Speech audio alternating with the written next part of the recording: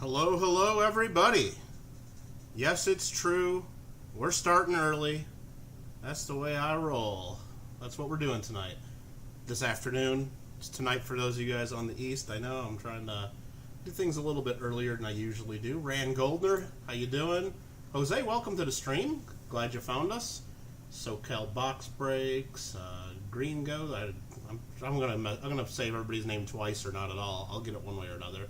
Lucky James, and I saw, who else did I see in here? CM Silver, I saw Mr. Prism, I saw Don Berry. Very cool. Colin, how you doing? Good to see you. Yes, got the Egg Lord emoji in there. Gotta have that.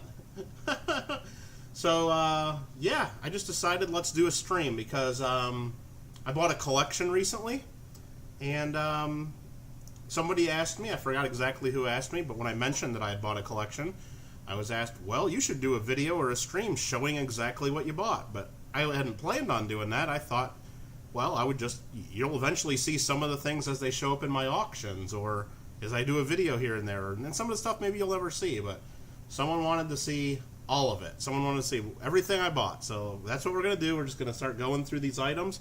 Some things will be pretty cool. Some things are going to be really common and maybe boring for you. But we're going to go through everything. Oh, that's a nice 78D. Actually, it's Cent, just so you know. SoCal. Yeah, I just put that under there real quick to make sure my microscope was in focus. That is not part of the collection I bought. But, yeah, and it's probably a squeeze job, you know, just with another impression of Lincoln there. It's probably, I don't think it's a real mint air. But I actually found that in another collection I bought a while ago, so just something fun that I use to help focus because it has some different depths there and everything. So yeah, I'm just going to go through this. I'm going to show things that I got. One thing that I already have here on the screen because we got a lot of it is I got a lot of 90% silver. I call it junk silver. Some of you crazies here on YouTube call it constitutional silver for whatever reason you call it that. Believe me, I'm an attorney. I've studied the Constitution. Somebody can try explaining that to me, but you're going to be wrong if you try to. But anyway, I got some 90% junk silver. That was Kittle Rant's #1 of the evening. It's not constitutional. It's 90%, and it's junk. It's called junk silver. It's not meant to be mean to it. It just means that the numismatic value is not high enough to eclipse the silver value, especially when silver is relatively high, like it is now. Silver's at $19.50 or so an ounce. It's getting close to $20 an ounce, so that is fun. Yeah, I think that's fun. So, what we got here is a bunch of 90% junk silver. It's coin silver, says Bill. Well, there's a happy medium we can all agree with. It's coin silver. But it's 90% junk silver. So, we got a bunch of Walking Liberty $half. They're average circulated coins. And we got a bunch of Barber Quarters. There's a few Barber Dimes I got as well. But mostly I got Barber Quarters. And I put a couple commands. Let's see if this works. We'll put in Barber, and then I'll put in Walker. And we'll test to see if Nightbot works. Maybe it does, maybe it doesn't. But remember, everything I'm going to show today is for sale. I don't have it all set up like an auction or anything like that. If you see something you want, let me know. Hopefully I see you in chat. And what I want you to do is if I show an item, like for example, the first item, if I just show this right here, and you want to buy this, you just tell me, Kittle, I'll pay this. Kittle, I'll pay this. And we'll add whatever actual shipping is. And if I like the price, I'll say, yes, sold. And if I don't like it, I'll say, no, I'm keeping it. You know, I mean, I don't expect to sell very much or every item. It's not going to be an auction. I'm not going to wait until everything's sold. I'm just going to show you a bunch of stuff. And if you like it and I like the price, then bam, let's sell it right now. Maybe I could definitely get more in an auction, I would think, but you know what? This way you might get some deals, and it helps me because there's a lot of stuff here, and it would take me several auctions to get through it all. So anyway, you saw Nightbot bring up some things on the silver, and I want to show you this before you make offers, Don, because it's not maybe what you think it is. It's weird. LCS, local coin shop probably, Costa Mesa, California. Pretty interesting envelope there. But anyway, so Nightbot told us that we're selling rolls of Barber Quarters. That's $10 face value for $1.95 delivered. That covers the PayPal fees. That covers the shipping. If you want to mail me a check or money order, I'll do it a little bit cheaper because I won't have the PayPal fees. The rolls of Walkers are $1.75 delivered. Again, that covers the PayPal and the shipping. Again, if you want to mail me a check or money order, we can do it a little bit cheaper. Or if you want to buy multiple rolls or a lot of silver, let me know. And SoCal says, I said 12 bucks. Recognize my authority. Well, we're talking about the silver first. So, and I want to just show you, and I did mention the APMEX prices. APMEX has rolls of circulated walkers right now for $189, and they charge tax as well on top of that.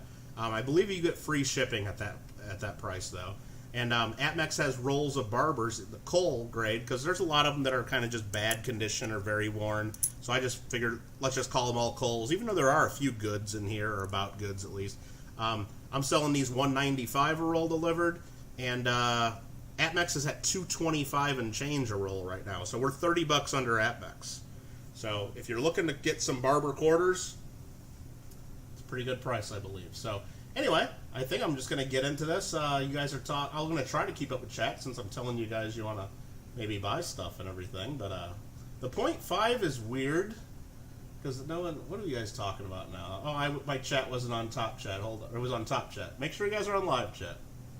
Only American coins. There might be a few world coins, Rand Goldner. Not many though. All the notes, I believe. Well, there might be one or two foreign notes, but most of them are U.S. Actually, easy. You said $12. Recognize my authority. Okay.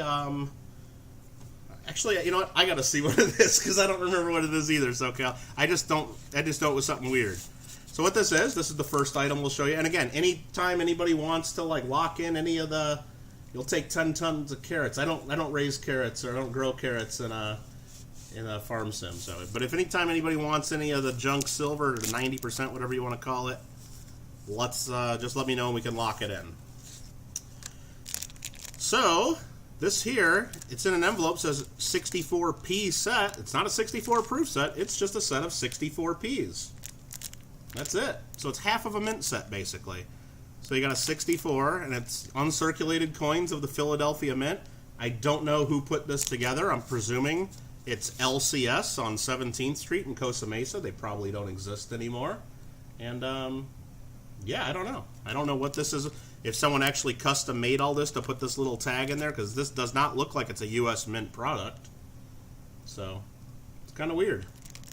But it's got a 90% silver Kennedy half, a 90% silver quarter, and a 90% silver dime. So, and they're all in brilliant uncirculated condition. So it was part of the collection, so I bought it.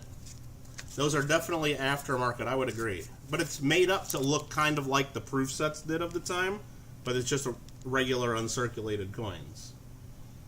So it's kind of interesting. Something different. So that is one item I got. And I'm just going to keep going through. And if you guys want to see something that I've already showed, let me know. And we can go back to it. This here, 1982, San Francisco, Washington, George Washington, silver $50.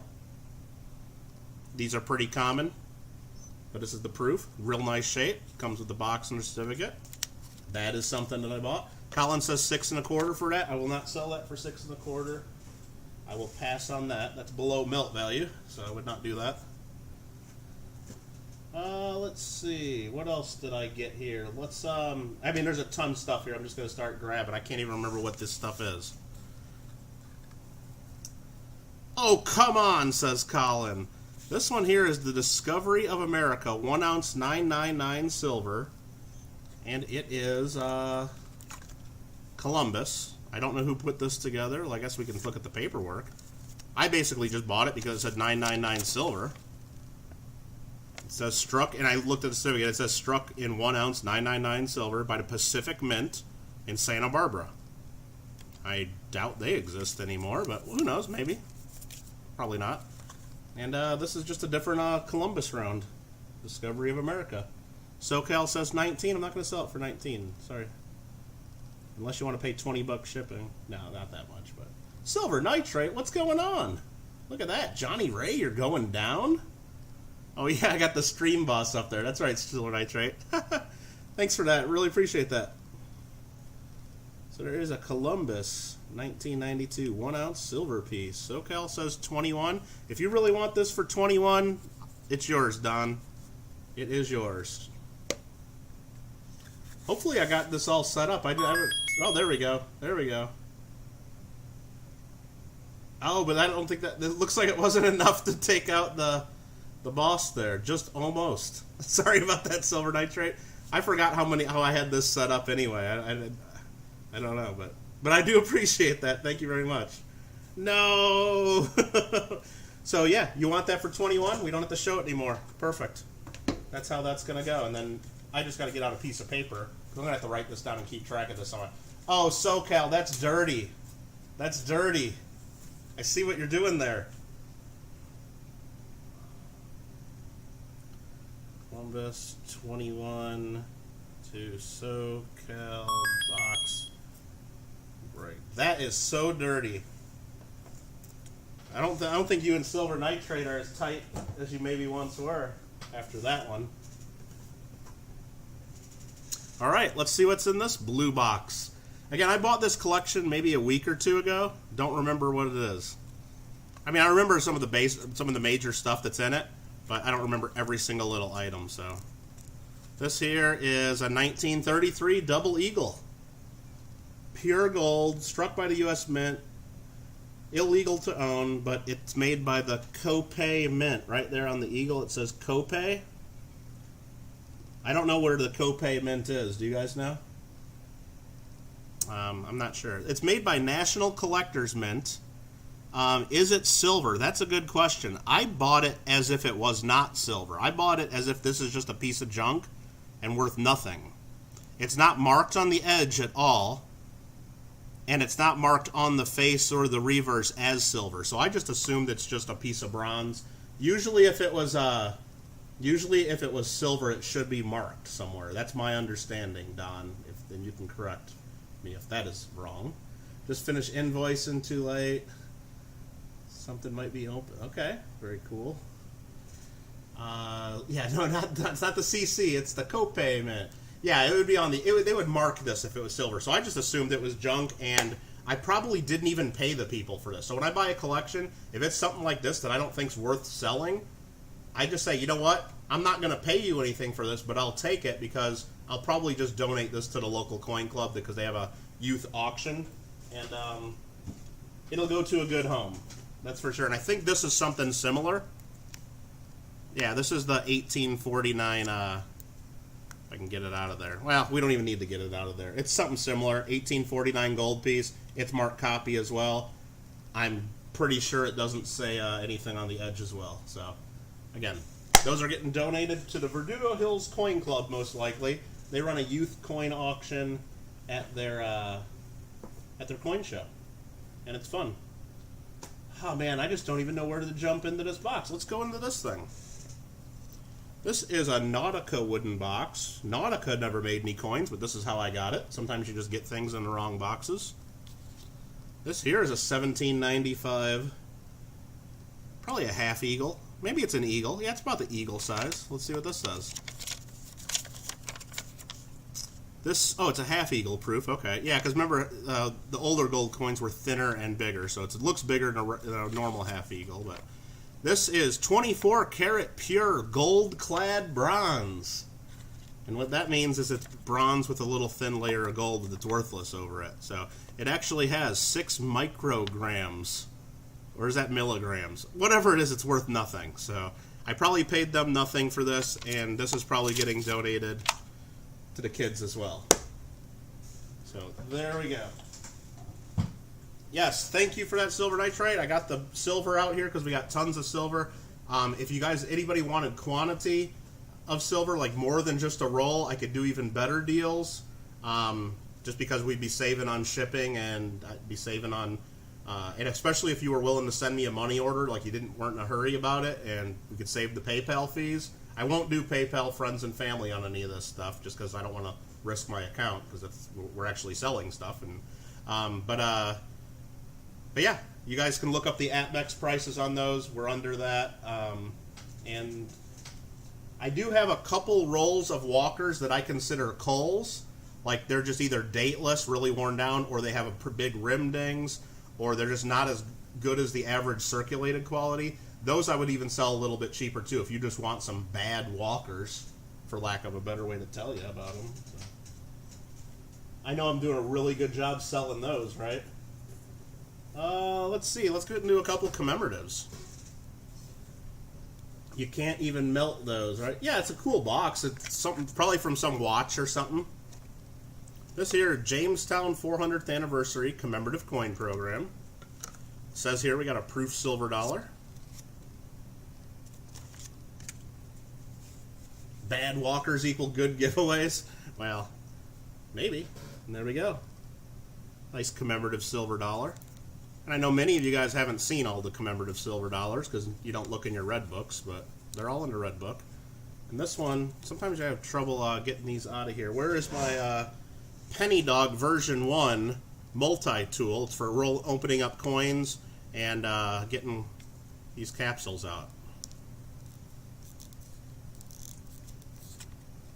This one's in there real good. I don't want to break the capsule, but... And I don't want to pop the capsule open either. Let me get in there. There we go. Probably hasn't been out of there since it was minted. Back in 2007, founding of Jamestown. If you were living in America, you'd definitely be ordering a roll. Bad walkers equal good giveaways. Bad walkers equal inexpensive. So yeah, this is a really cool commemorative. Got some ships on there too. So there we go. That's the proof. And again, if anybody... most of this stuff is going to end up in an auction, or I'm going to just sell it to my local coin club, or I don't even know what. But if you, all I know is if you see something you want, throw a number up. If I like it, it's sold. Oh, thanks, Jose. I really appreciate the subscription. And if I don't like the number, I'll tell you I'd rather sell it at an auction later. Simple as that. Hopefully you don't get offended, and I promise I'll try not to be offended either if I don't like your offer. All right, this one here, Little Rock Central High School desegregation silver dollar. And it says this is a proof. Let's see what we got. I may have to use my Penny Dog multi-tool. We'll see. Yeah, these are in there real good. But I want to see what the other side is, because when I bought these, I just, you know, kind of just counted up how many of them there were. I looked to see if they were better examples, and oh, look at that. Brilliant design. It's got a school on the other side. Okay, Little Rock Central High School. Very cool. Desegregation in Education, 2007. They clearly don't want you to look at the... Yeah, I mean... And a lot of the... Some of the holders will have like a little piece of fabric or something in there that you can like... That goes under it, helps you lift it. Others have a depression on one side so you can push the coin down so the other side pops up. But some years, I'm sure Mr. SoCal Box Breaks can tell you, because he probably pops open hundreds of these a day at the coin shop. Some of the years are just a little more work than others. Nick Molnar, how you doing? Onibushu, I don't think I said hello to you. Found an open bank for nickels tomorrow. That's cool. Yeah, I gotta go through some of my I got so much change here that I haven't turned in a while. But there's gas stations like asking for money around here. I mentioned it in my gaming stream the other night, but there's a local gas station here. If you bring them $5 or more of change, now not cents, they won't take cents, but if you bring $5 or more in change, they'll give you a free coffee or a free fountain drink, because they just need change that much. It's pretty wild. So this here is the Black Revolutionary War Patriots commemorative coin. Now again, they use a big case like this, but it's still just the little box inside. I think they use the same case like if you get the multi-coin set as well, but they just put the little box in there. And that's Crispus Attucks. And this capsule I can already tell is popping open, so I won't try to do that by hand. And again, I'll use my custom Penny Dog tool, and I know Penny Dog does have the version 2 coin roll opening device and coin lifting device. Some have said these can also be used as a screwdriver. I would not attempt that. It's designed to be a coin roll opener. $22. Let me take a quick look if that works for me. Mr. SoCal Box Breaks. This is the proof. Let me look up where we're at on that. I'm going to pass on that one. I think it's worth quite a bit more. Yeah, I mean, not tons more, but I think I can do a little bit better than that. But I appreciate the offer. It does sound fair. If it, common ones. This is a better one though. It has a pretty high gray sheet number in proof, so that would be a good device to clean the back. Yeah, I've heard people try to scratch their backs with it. Now it is a little bit sharp, so you could do some damage if you're not careful with these. But the version 2 one, I might have to reach out to Penny Dog because it has a magnet on the back, which is really cool. Coming to an auction or club meeting near you. Yes, it is. Yeah, and for most of the other ones, SoCal, that'd be a real fair offer, and I appreciate it. But this one here, I just see that the gray sheet bid price on this is $38. I know that I can get someone to pay me closer to that number than 22. I don't expect to get 38 for it because sometimes getting gray sheet is tough. But that's that. Colin says 25. You know what, Colin? I'll sell it to you for 25 if you want it. You want that for 25? You got it. Let me write that down. So let me write down Black Patriots 25 Colin S. And I don't need to write all your numbers down. I know who you are. Now, 54 for the first two. What the heck are the first two? These two here, let's just confirm. The Little Rock and the Jamestown. I just want to confirm that that's what you're talking about before I make a decision there. Yes, I will take that. So let me write Little Rock plus Jamestown dollar 54 to CM silver. All right, very good. Thank you guys for the help on those.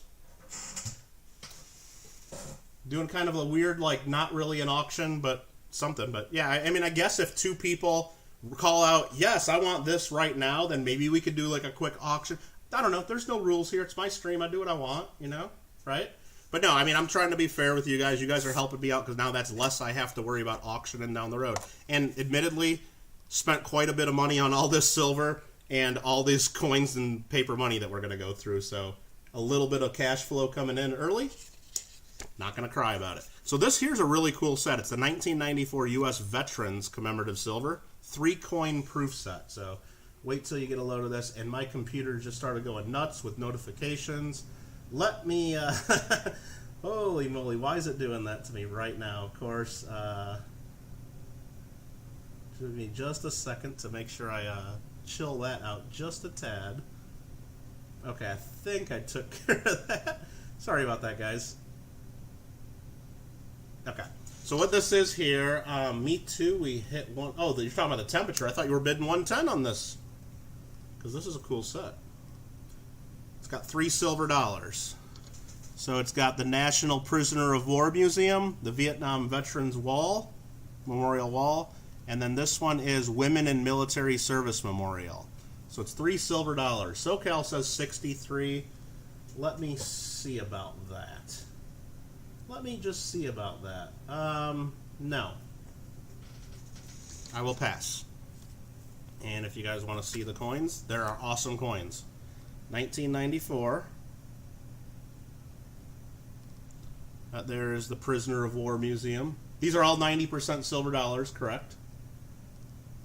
So there's that one. You know what? And I guess we'll leave it the way it was here. And then the Vietnam one is really cool. The wall with the names on it.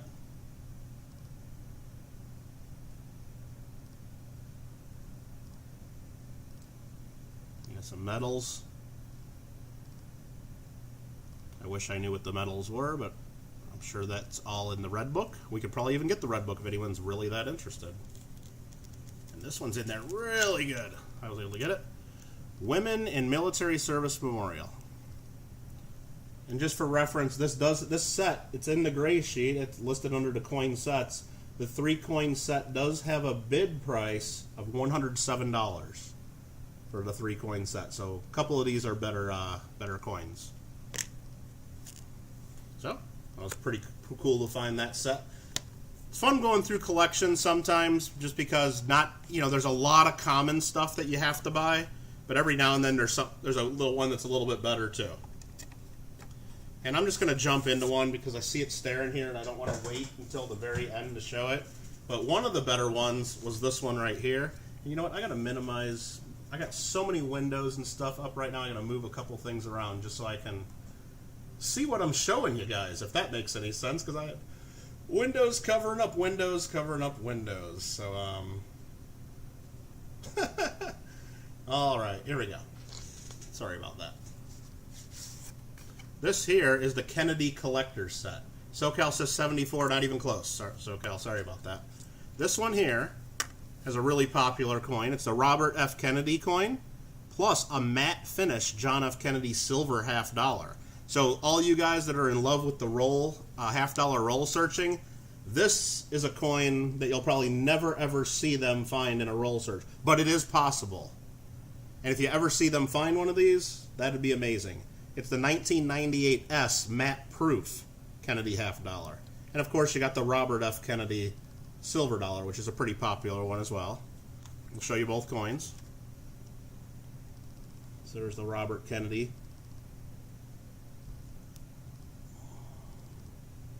And this is from 1998. SoCal says 120. 120 I'm kind of liking a little bit better than the previous number, and I'll probably take that. Let me just make sure I can do that. I think I can. Yeah, let's take that. 120 is good. So now that one's sold. But if you guys want to take a look at this, this is the one that you want to look for always. And it would stand out like crazy because it's 90% silver, the edge. But it's a 1998 S matte proof. And I know many of you guys probably never even heard of that coin. But 74 was for the one before this one. Hold on. Are you guys getting a lot of lag? Because I set this on ultra low latency. I hope you guys aren't getting tons of lag, which, I mean, I don't know if you guys would even know or not. So I guess we can test the lag right now. I'm going to type number 1 in the chat, and I'll say when I hit enter. I'm hitting enter right now. Now you guys will see how much lag you have. But let's just take a look before we get into these. SoCal's probably getting both of those. I just want to show you guys under $50, because look, I'm going to show you this collection, but I'm also going to educate you a little bit too. Right there, you got your Kennedy $50. You got all these boring NIFCs here. Well, I guess the NIFCs are on the other pages. Nobody cares about NIFCs. No, don't let them tell you any different, but there they all are. If you're ever interested in them, all these little D's after mean NIFCs. Nobody cares. But over here, this is the one we care about. 1998 S silver matte finish, 62,000 minted, and they got it listed there at 125 bucks just for that. Not too bad. Okay, so it looks like most people have a pretty quick delay then, or pretty quick lag, or I don't know. I probably said that totally wrong. So SoCal said it was instant. I don't believe that. I don't believe that. So anyway, that is really, yeah, and it is silver. So I just wanted, because most people don't know about the 98S matte proof unless they've seen this set, because this is the only place, that set's the only place you can get it, or if they just flip through their red book to find that. So let me write that down. Kennedy Collector Set. 120 to SoCal. That is done deal. And you want the Veterans coins? For 74 you offered. Let me just look real quick. I know what it's worth. I just got to kind of now look to see what I paid for it. Kind of. I don't even know exactly what I paid for it, to be quite honest, because I bought a whole bunch of stuff together. You know what? That's close enough. Sure, I'll take 74 bucks for it. I'm sure that's close enough. That's 3-coin veteran set. So now if you buy anything from me, go ahead and you'll have to send me an email. Do not send me PayPal gift. Please, I'm trying to avoid that. Too many people have been having their accounts either shut down or suspended or restricted, or whatever they're doing to people's accounts. I don't want it happening to mine. I have a strong suspicion that it has to do with people taking lots of gift payments when we're really selling things. You can call it donations, you can call it whatever you want to call it. We're all selling stuff here, and I want to do it be above board. And so wait until I send you an invoice, or if you know how to send stuff the right way. But we'll have to add a few dollars shipping on things, so don't jump the gun too much. All right, latency is short. Yeah, I set it on ultra short, so that means that we might have some failure. You know, that we might have to refresh, like if we get some jumps. I mean, that's happened to me before. So, anywho, hope we don't have that happen. Let's Nick, thanks for hanging out. Appreciate it.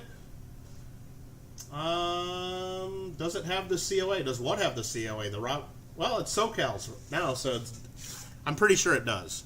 Most of this stuff it does. This next one's the 2005 Chief Justice John Marshall Silver Dollar. There's the COA. This one comes with a whole bunch of little fuzz on the outside of the box. That comes free with whoever buys this. Or if nobody buys it, maybe I'll clean it up before we auction it. But this one looks like it got some dust or some cat hair, or I don't know what the heck's on there. But there is the Chief Justice Marshall Silver Dollar. This, I believe it said, yeah, 2005. And there we go. It looks like the inside of the Supreme Court.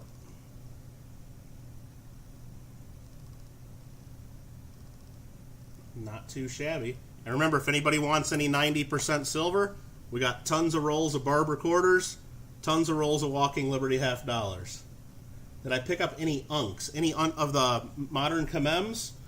There may be a couple. I'm not sure. I mean, I know that Robert Kennedy was an unk, I believe, wasn't it? Nah, maybe it was a proof. Well, it was a 2-coin set, and that's the only way it came, but I don't remember, to be honest. We're just going to keep going through it, and maybe we'll come across some. Library of Congress coin. So yeah, we're going to go through. There's probably another 10 boxes of commemoratives here, and then we'll get into some other stuff. So it's not all commemoratives, don't worry. I'm just going through the box as we go through them, as I can grab stuff. Retrospective says hello. This one here is the Library of Congress dollar, 1800 to 2000. That's just a really sharp-looking design there. Got the book and the torch. Pretty darn cool. How much is a roll of Barber Quarters? Right there, we hit exclamation point Barber, and it's I just call them all culls. There are some that are AG coins. There's even some that may be goods, but there's some that are kind of bad too, that are either cleaned or really worn down. So I'm just calling them all culls. We're doing $195. That covers the PayPal fees, and that covers priority mail shipping. If you send me a check or money order, it'd be a little bit cheaper. Maybe $5 off or something, because we'd save the PayPal fees. Or if you wanted to buy multiple rolls, we could do a little cheaper as well. But if you look up APMEX's prices we talk about there, they're for the same exact product, they're at $2.25 a roll. So there's that coin. Let's see if we can see the reverse. And it's a building. In the early 2000s, they did a lot of buildings on coins, for sure, on the commemoratives.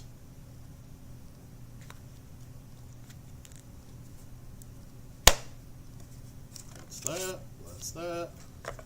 And that was the Library of Congress. Orda.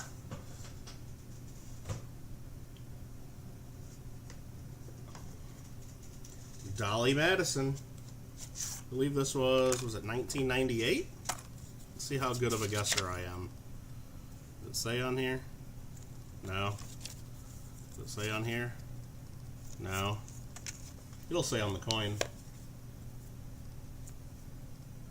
Oh, 1999. That was close. Ugh. Nope, that ain't coming out of here. We gotta use the penny dog tool on this one. And I am being real careful not to, like, get into the side of the capsule and then lift the capsule and then scratch the coin. I'm trying to go underneath the capsule. Like that. And then they pop right out. So there, look at there. That's Dolly Madison. Yep. 32 watching, giveaway time. Are you serious? We just started. There's a lot of coins to go through here. Giveaway time. Giveaway time. What are you talking about? Sometimes they're pretty hard to get out, Lima. You're right. So that is the Dolly Madison coin. Pretty cool. Real detailed design, too. Maybe in 15. Oh, I don't even know what I would give away. I mean, I guess I got a whole collection of stuff to pick from here, don't I? Oh, SoCal box breaks. I guess you are the stream boss, aren't you? I might have to listen at some point. Alright, yeah, let's just keep grabbing these. National Law Enforcement Officers Memorial Commemorative Coin. Yeah, that was a mouthful. In this box, it looks like someone just put it away the wrong way. Maybe it was me when I was looking at this collection. A Barber Quarter. We could do a Barber Quarter. And that is the National Law Enforcement Officers Memorial coin right there. This one's got a little bit of a light haze to it. I'm sure if you knew how to dip coins or whatnot, that would come right off. Probably. To serve and protect. I bet you that one's real popular with everybody today, isn't it? Yeah, well, some people. Most people, I would hope. Kittle rant number 2 of the day. No problem. 1997. And again, if you haven't seen these before and you're wondering, wow, I haven't even seen these coins before. What are these? Well, these are modern commemoratives. They are in your red book. You should look at that red book every now and then. There's a lot of cool stuff. Rant number 2. And again, if you see anything you want and you know the price, shout out a number. Maybe I'll say yes. Maybe I'll say no. Those are the Bill of Rights coins. The Madison coins, I believe. These are probably 1993 if I remember. And it's got the Madison silver dollar and the Madison silver half. That is an actual silver half. One of the few silver, modern silver commemoratives. Hey, hey, hey, says Burning Coin Collector. See Colin. Colin shouted out 20. For which one? Oh, the law enforcement one? Well, shoot, let me look at that one now. 20 for the law enforcement one? I will pass on that. That one's got a pretty high gray sheet price, so I'm gonna hold on to that one, Colin. I appreciate the offer, though. Just got done eating chicken and fries for dinner. Well, that's good. You want to score you some silver? Well, we got silver for sale, that's for sure. This is the Madison 2-coin set, though, from 1993. Again, silver dollar and a silver half. James Madison. Ow, that hurt. What is the cheapest commemorative half dollar and what is the most expensive? The cheapest ones are probably, what do you think, Don? The Statue of Liberty from 1986? That's got to be one of the cheapest ones because it's clad and they made tons of them. Coin shops probably give those out for a couple bucks. So, nope, Bill, can't sell that for 17 bucks. The 2 coins melt for quite a bit more than that because the half is silver too. The Burning Coin Collector, let's do a silver round real quick. LOL. I don't know if I have a silver round handy here to show you, but I'm just going to keep going through these. Appreciate that, though, Burning Coin Collector. Hawaii half? What are you talking about, Hawaii half? You think the Hawaii half is a cheap one? The 83s? Well, 83s, they didn't have the half dollars, did they? Oh, there we go with the super check. Well, let's take a look. I don't even remember. I know there's a couple really cheap clad commemorative half dollars. This one's a little. This one goes for a little bit of a premium. The '92 Olympic. The Constitution ones or the Congress one's a little bit cheaper, I think. The '86 Statue of Liberty is definitely a cheap one. Talk about silver half dollars. Okay. Well, then the Hawaii one is not cheap, so Hawaii's like the most expensive one. I don't know. I guess I missed the question or didn't understand the question. Sorry, Rand. I'll check you later on that one. I'll check you later. All right. The cheap silver are 17. Hey, Michael, you'd like to buy a few of those Barber Quarters? I'm selling them by the roll, Coin Doctor, so if you want to buy a roll of them, I can put a roll of them together for you. How much are the silver Barbers? Do exclamation point Barber. They're $1.95 for a roll. That includes the PayPal fees. That includes shipping. This is the Capitol coin. U.S. Capitol Bicentennial, 1994. There go, silver dollar. The capital. Pretty self-explanatory what we got right there. Beautiful thing.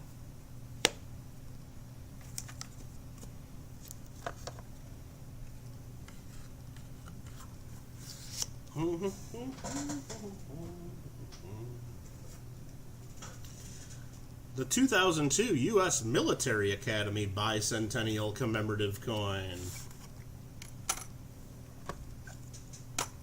So obviously this collector liked commemorative dollars and probably liked the proofs. Now that's why I mean, when you think about it, look at all the mintages of the modern commemoratives. The proofs are always higher than the uncirculated, because if collectors are going to buy one, most collectors are going to pick the proof over the uncirculated. So not everybody buys both of them. So this is a cool one right here. It's got a little bit of haze on the coin. Not much, though.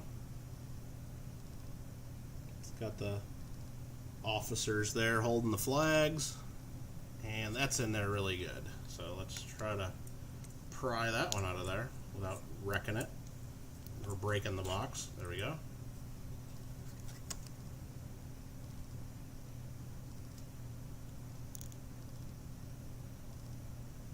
West Point 2002 Bicentennial. Not too bad.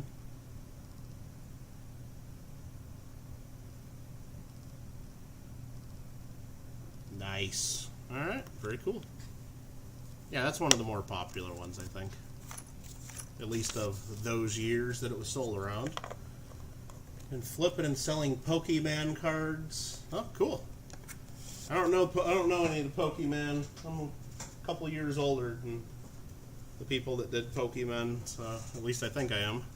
Thomas Jefferson 250th anniversary silver dollar. And this is a proof, it says there. This is for Jefferson's 250th birthday. A little bit hazy. Not too bad. Pokemon. Isn't that what I said? I don't know, Lima. Did I say Pokemon? I don't know. I couldn't even name one of the Pokemon, so I'll tell you that. And then it's got a Monticello. Is this full steps? Look at that. That's definitely full steps right there. Absolutely.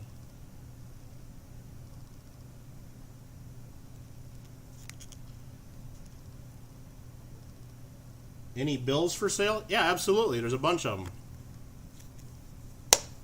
They will be coming up a little bit later. You said Pokemon. It's Pokemon. All right, Mikey. Sorry. I guess that proves I don't know what the hell I'm talking about when it comes to the Pokemon or Pokemon. Like Jamaican Yaman? Is that what we're talking about? Yaman. It's Pokemon. Everything going to be cooking curry. Yaman. That's what they say. This is United States Mint. What was this one? Lewis and Clark Bicentennial. Perfect. You need to sell your Pokemon coins. Onibushu says it's pronounced, and I don't have those keys on my keyboard, Onibushu, so I don't even know how you type that. Short for monster? Alright. Found it buried. How you doing? Here's the Lewis and Clark coin. Real cool one. 1804 to 1806 was their journey. And you got some feathers and a reproduction of the early piece metal design there. The Indian piece metals. Nothing wrong with that. Who doesn't at least know... Oh, Pikachu. I've heard of that. I didn't know it was... Is he a Pokemon? I think so, right? I mean, I don't know the Pokemon, but I know the, what are they called? The guys from South Park. The ones that they were making fun of Pokemon. I forgot what the heck they called those. Oh, Chinpokomons. That's what they were, Chinpokomons.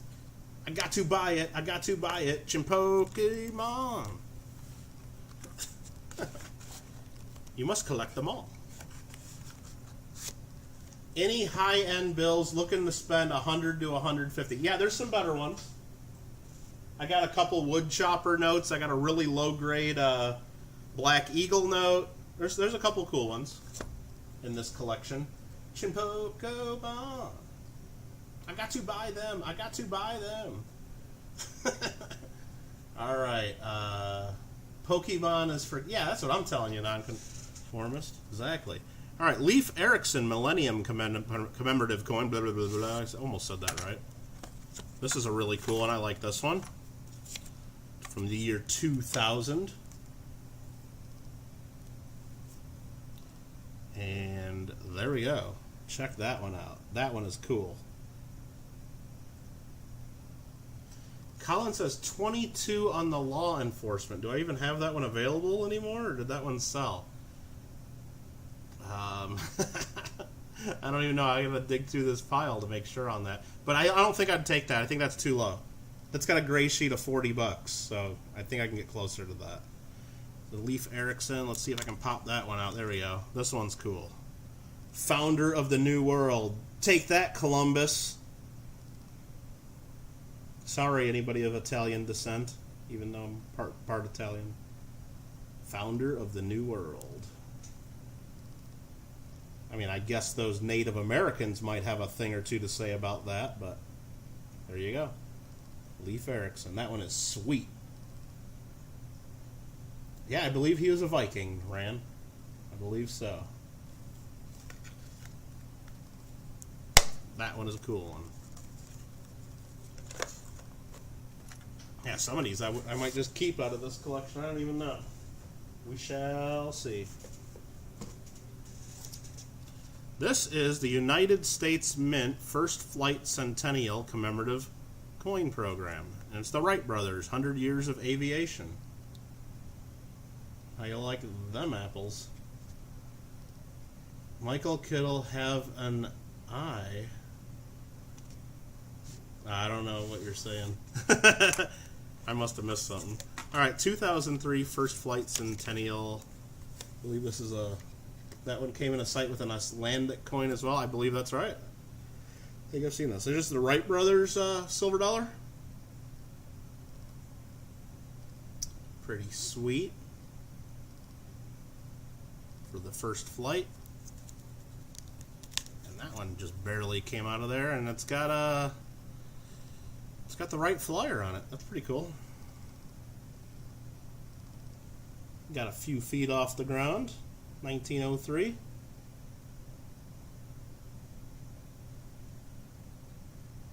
Just send me something random through the mail and I'll...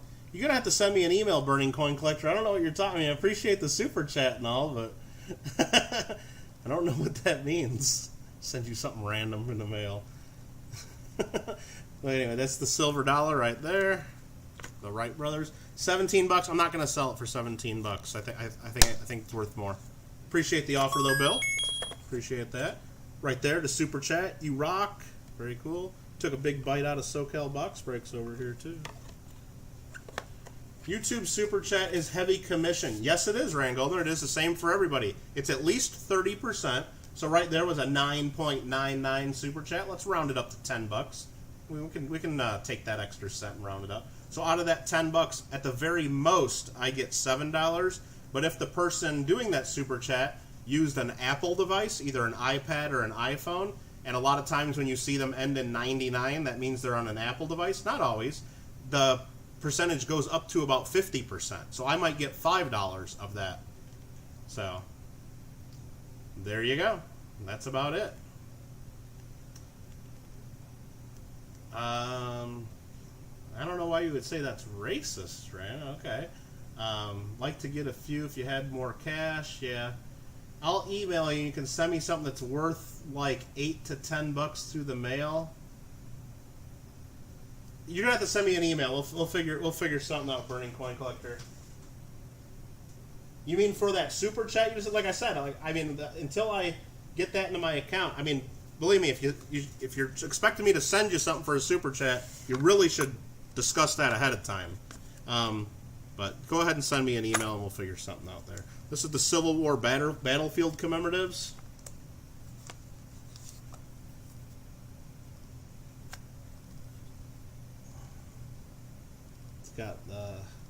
$1/2 and the silver dollar is real hazy on this one. But it's got a soldier giving a drink to another soldier out of the canteen. And you can see reflections of my cameras there.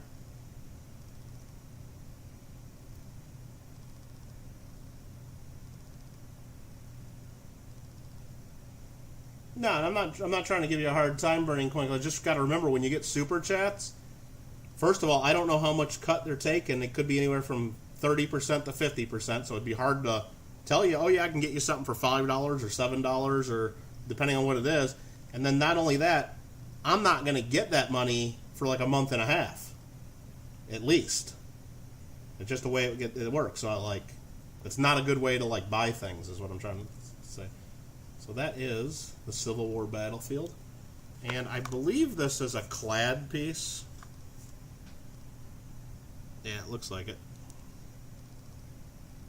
That's my thumbprint there on the case, but still a pretty cool little piece with a cannon on it.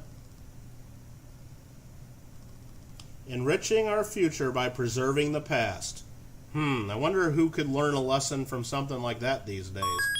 I don't know, maybe turn on the damn news and there's a whole bunch of people that never heard of that before. Look at that, CM Silver with a $5 super chat, you rock, and you just became the boss. Right there. Enriching our future by preserving the past. So we should maybe preserve the past instead of tearing down every monument and every historical marker? What?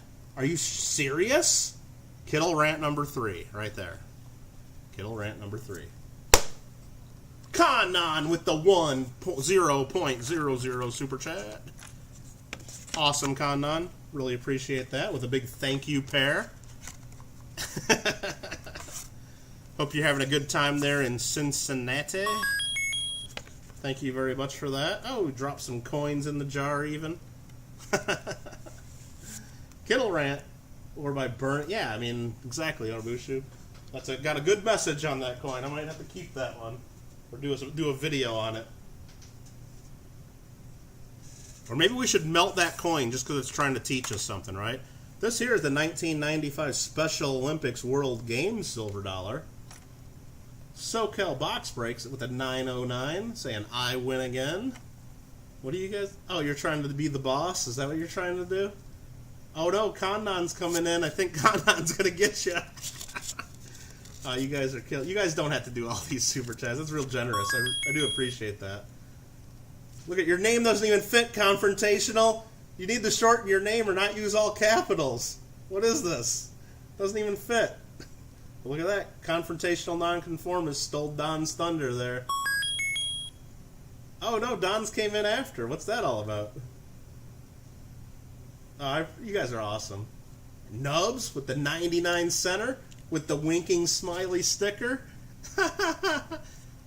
Honest life, no scam. Yeah, Kanan, you definitely a straight shooter in all your streams that I've seen.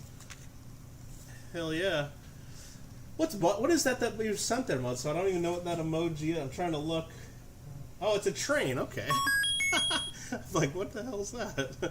Thanks, Nubs. I do appreciate that. Oh, 2 of the Indian cents flew out, but 1 stayed in the jar. That jar's full.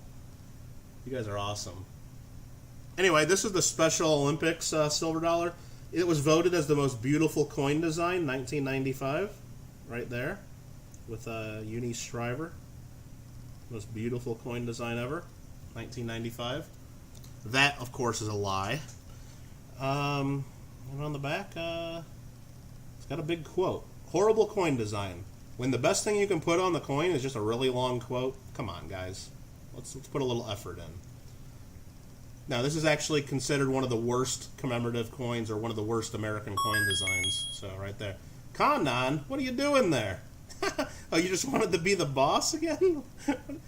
Awesome. Again, really generous. Don't have to do that. I do appreciate it, though. And all the money I end up getting in YouTube at the end of the month when it goes into my accounts and all that, it goes back into the streams and all that. And because of that, you know, I think I got one of these hiding over here. Check this beauty out. You guys saw me do a video on some of these Swiss coins. It's a nice uncirculated 1963 Swiss franc. I think we're going to give one of these away right now. So if you want a chance to win this, all you got to do is type the next word that I type, and all you got to do is type it once. You have to spell it correctly. This Swiss coin, yeah, it's 835 pure silver, and it's beautiful. And we're going to give it away right now. So all you got to do is type the next word I type, spell it one time per person. Spelling counts, capitals and small letters, they don't matter. Johnny Ray, uh-oh, that's a 25. Okay, everybody, watch this. That's going to drop some silver dollars into this jar when that registers. And these coins are going everywhere. Johnny Ray, Highway Coin Collector, awesome. Really do appreciate all your support. That is just very generous of you.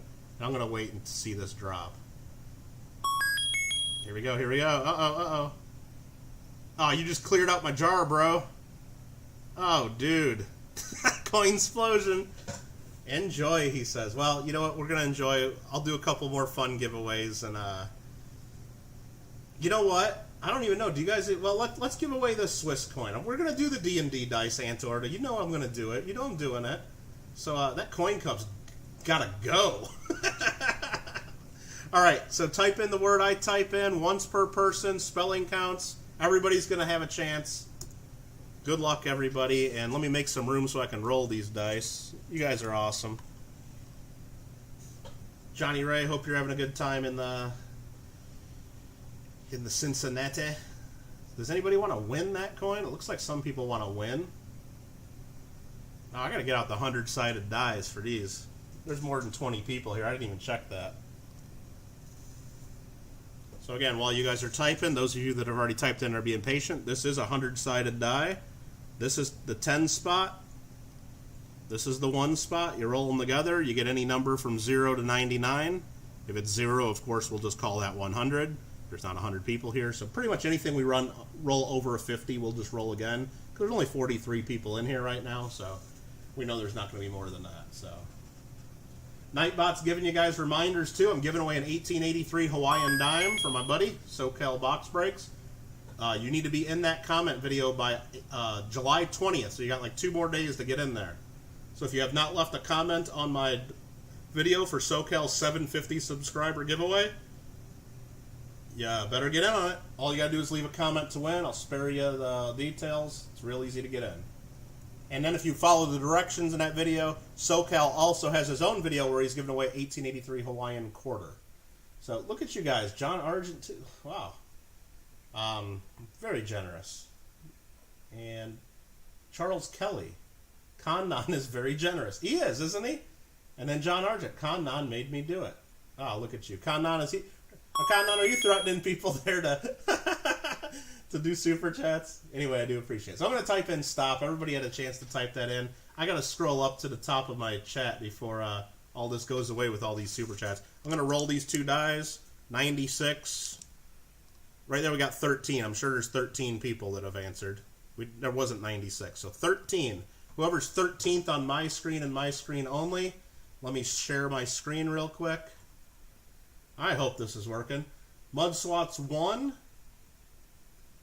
2, 3, 4, 5, 6, 7, 8, 9 is Alex. Let me go this way. 10, 11, 12, 13 is Nubs. Let's just double check that. 1, 2, 3, 4, 5 gets us to VC. I can't even highlight. 5 gets us to VC. 6, 7, 8, 9, 10, 11, 12, 13 Nubs Hunts Treasure. Now, look at this craziness in the middle. I love that. We got to make sure Nubs followed the rules and did not enter more than once. So here's where I started, right up here. Let's make sure. Nubs, did you screw this up? Did you just totally blow it? I hope you didn't, Nubs. Did you do it? Oh, that just jumped on us. Let's try again. I think Nubs won. Yep, there's me typing stop. You got it, Nubs.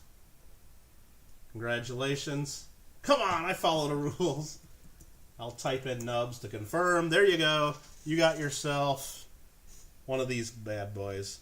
And if you guys want more of these Swiss silver coins, I did a video maybe about a week ago. I'm selling these. I got a bunch of them. I got a big hoard of these. They're beautiful coins. This one is actually, if you think this is one of the beautiful ones, this is one of them I actually put in the lower end pile.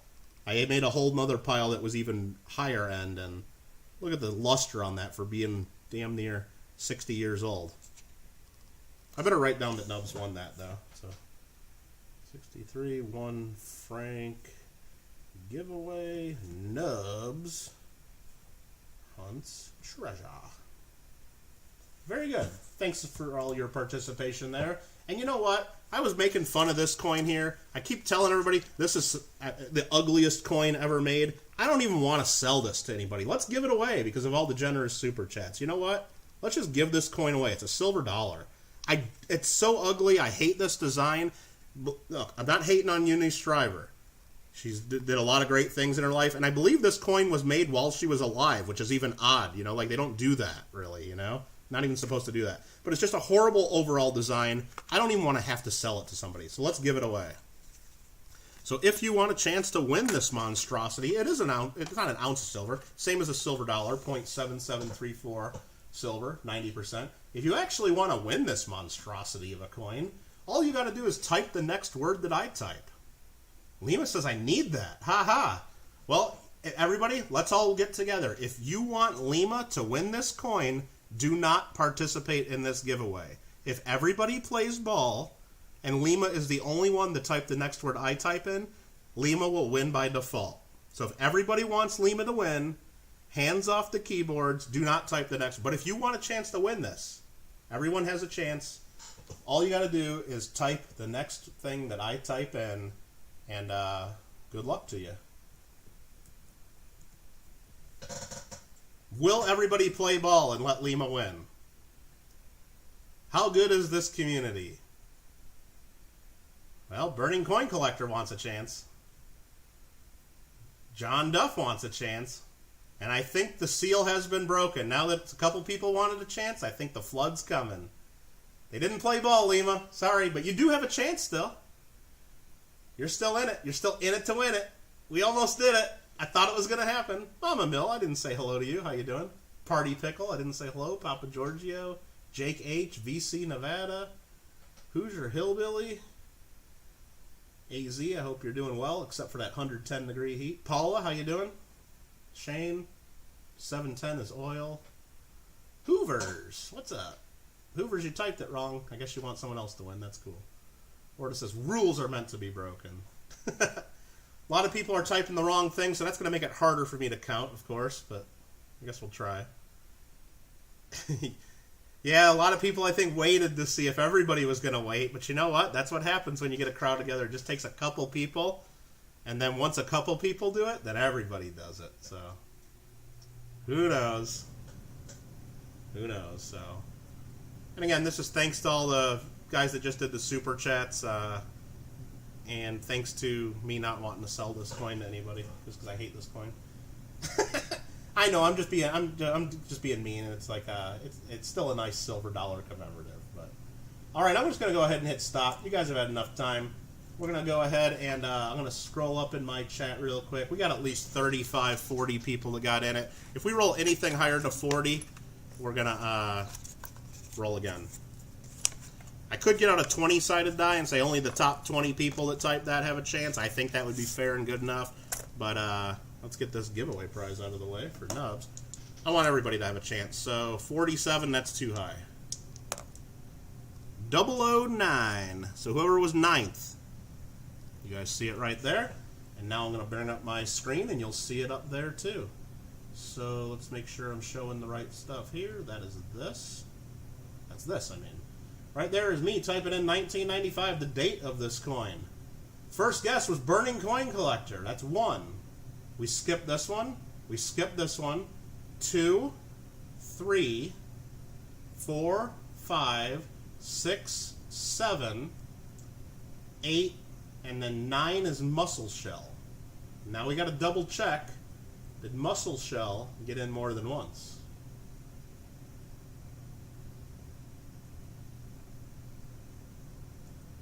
I think the answer is nay.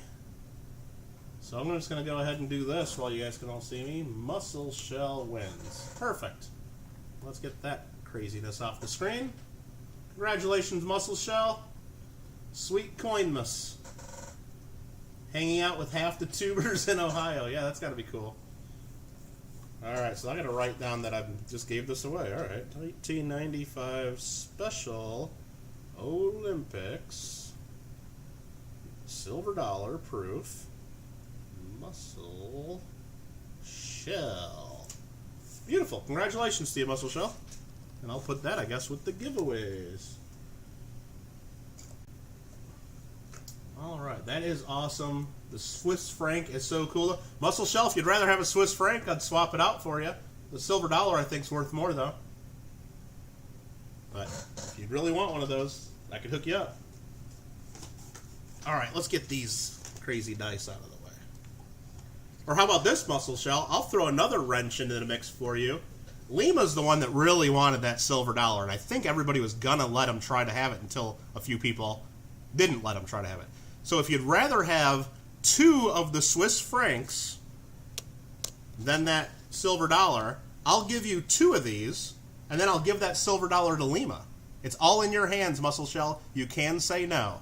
I'll give you 2 of these instead of the silver dollar, and then I'll give Lima the silver dollar. But if you want the silver dollar, these go back and we'll do those. We'll deal with those maybe later. Totally up to you, Muscle Shell. Lima is in your hands right here. Totally up to you, no pressure whatsoever. You can say no. Silver dollar is yours, but you could swap. 100% your choice.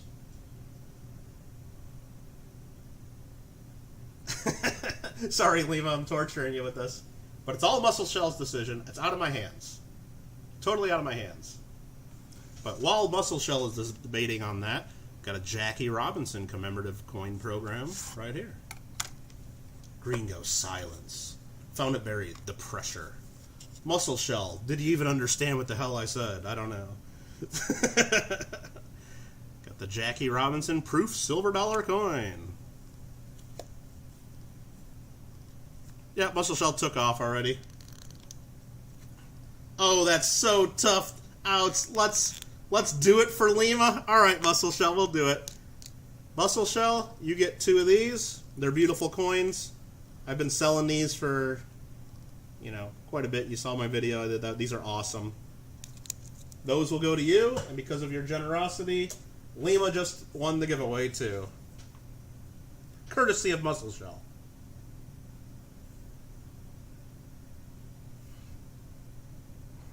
Sorry I had to put you under the spot there, Muscle Shell. But you did it to yourself. You said, I like them Swiss coins. You did it. It's your own fault. But very awesome of you to do that. Very awesome. Again, if you guys see anything that you like that I'm showing here in these streams and that you want to buy, I don't have them priced right now. Throw out a number. If I like the number, it's sold. If I hate the number, I'll say pass, and then maybe it'll be in one of my auctions someday, or I'll sell it to the coin club or whatever. I do have 90% silver coins. I got rolls of Walkers, and I got rolls of Barber Quarters. So, Randy says, you've been selling those? Where? How much? I've been waiting to see where. Just go back a couple videos, Randy. It says Swiss Silver Hoard for sale. There's a video on it. I got a couple different grades of them that I put together, and I've been selling a lot of them. Colin says 25 on the law enforcement. You beat me up enough, Colin. I'll do it. That's fine. Exactly. I think it's worth more still, but since I'm already shipping stuff to you, that's fair.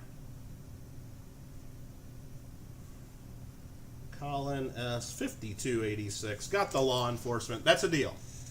That is a deal. I'm sorry. I'm just totally... They are awesome in that video, the Swiss coins. I was mesmerized. There you go, Muscle Shell.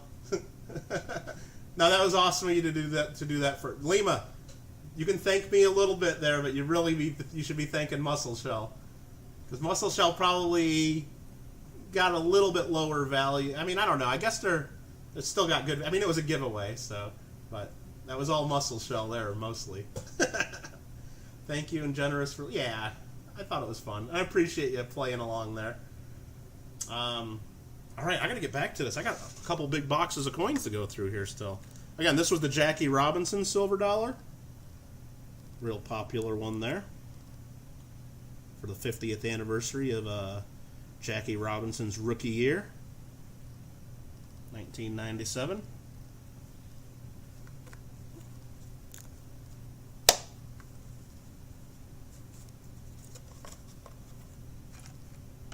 Baseball. Baseball actually starts in a few days.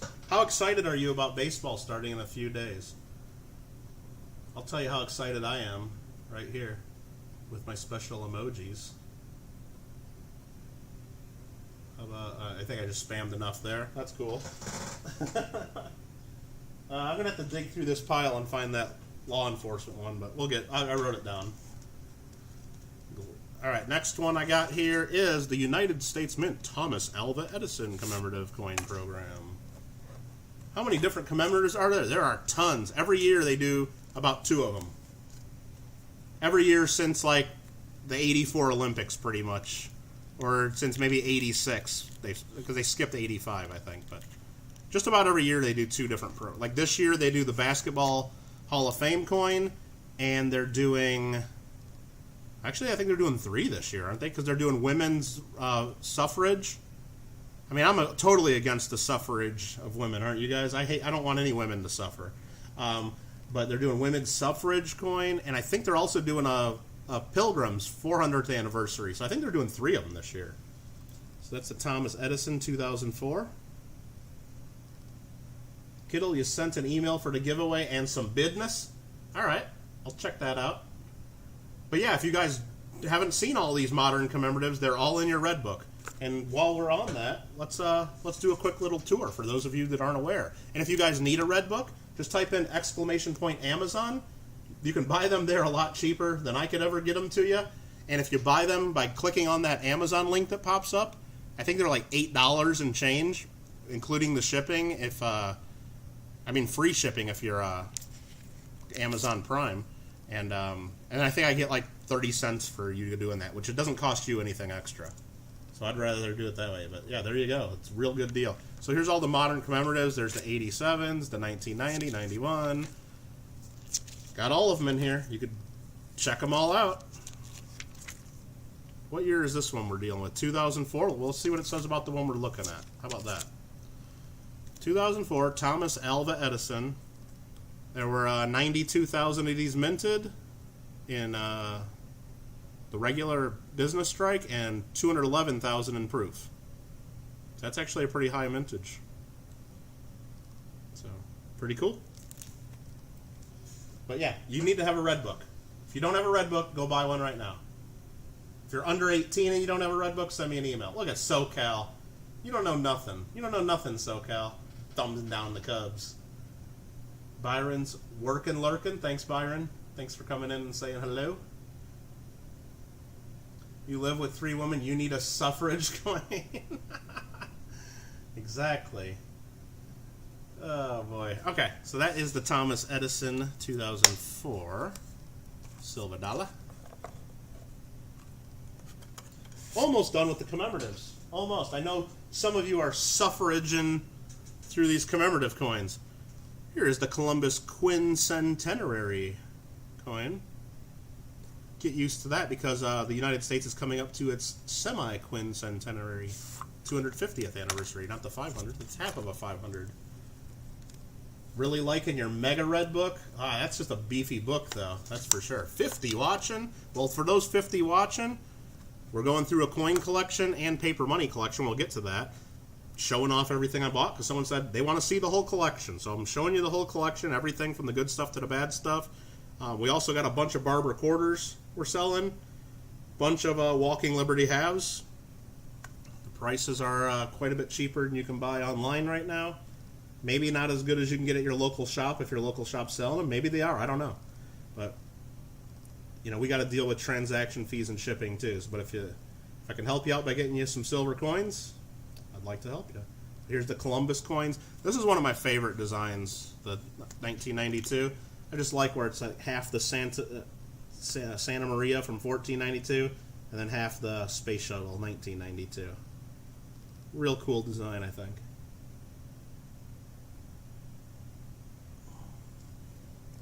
I like it a lot.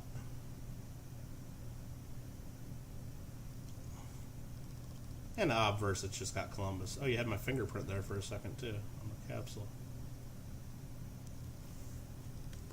So that's that. And the clad $50, not too bad either. Yeah, and you get Columbus walking the other direction this time. And that was blurry, but you get another view of his ship. Very, very cool. That was loud. And let's keep the certificates with these. Some of these got a lot of dust and dirt on them because some of these boxes were in their garage. And it looks like now we're getting, that might be all of the commemoratives, at least all of them that I see right here on top. So we're getting into some proof sets. And I'm going to go through these real fast. Probably not even going to show them all. If any of you guys need any of these and want them, let me know. If not, we're going to go through these pretty quick because you guys have seen proof sets before. This is just a 1994 proof set. If anybody wants to see any of these any closer, like if it's your birth year or you need this date, let me know. But don't dilly-dally. SoCal, that'll not be happening today. We're not farming today. So, looks like a big mill hunt. So, yeah, that clad, I can't get that one back together. That one's giving me a little trouble right here in the corner. That's fine. I'll put it away later.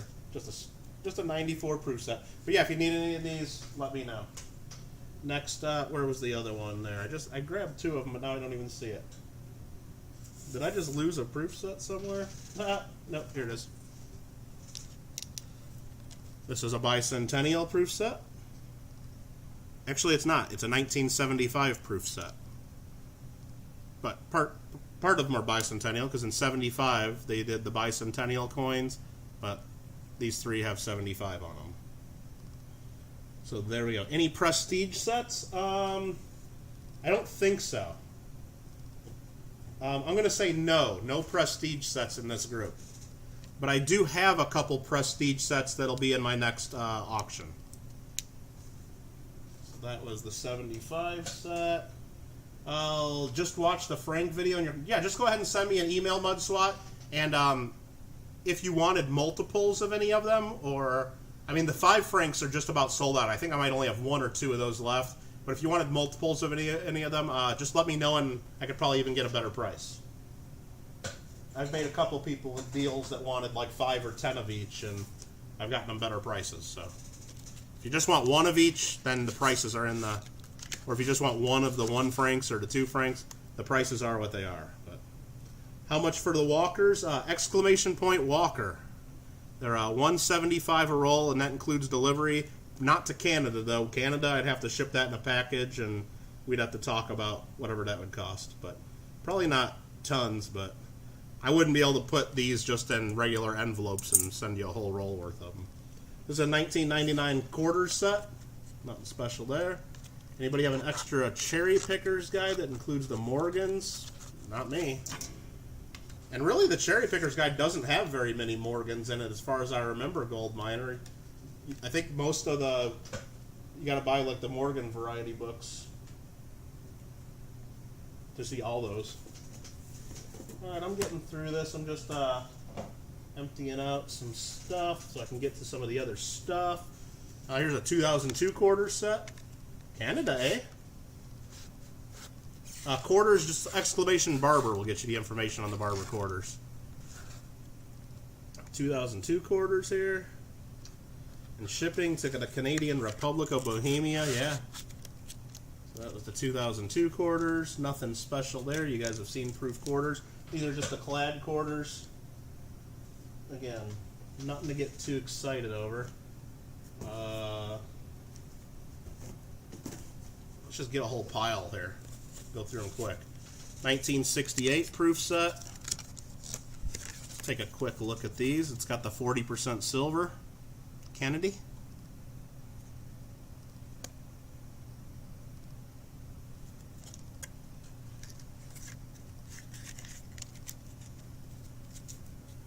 There's that one there.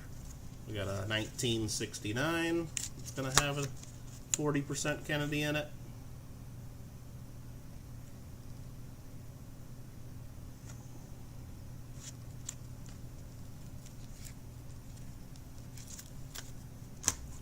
Got a 1982 set that's going to have a nice little treasury token. Your government saving big money for all of us Americans. They thought there would be a Susan B. Anthony, but they canceled the Susan B. Anthony. So instead of making a whole bunch of new proof set holders, they're like, nah, we'll just mint a whole nother piece for you. How about that? There's the 82 proof set.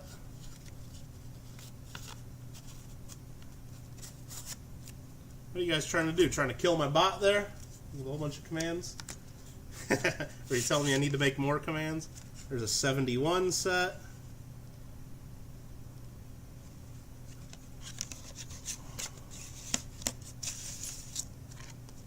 Yeah, don't overpay for the Cherry Picker's Guide. The new ones are coming out.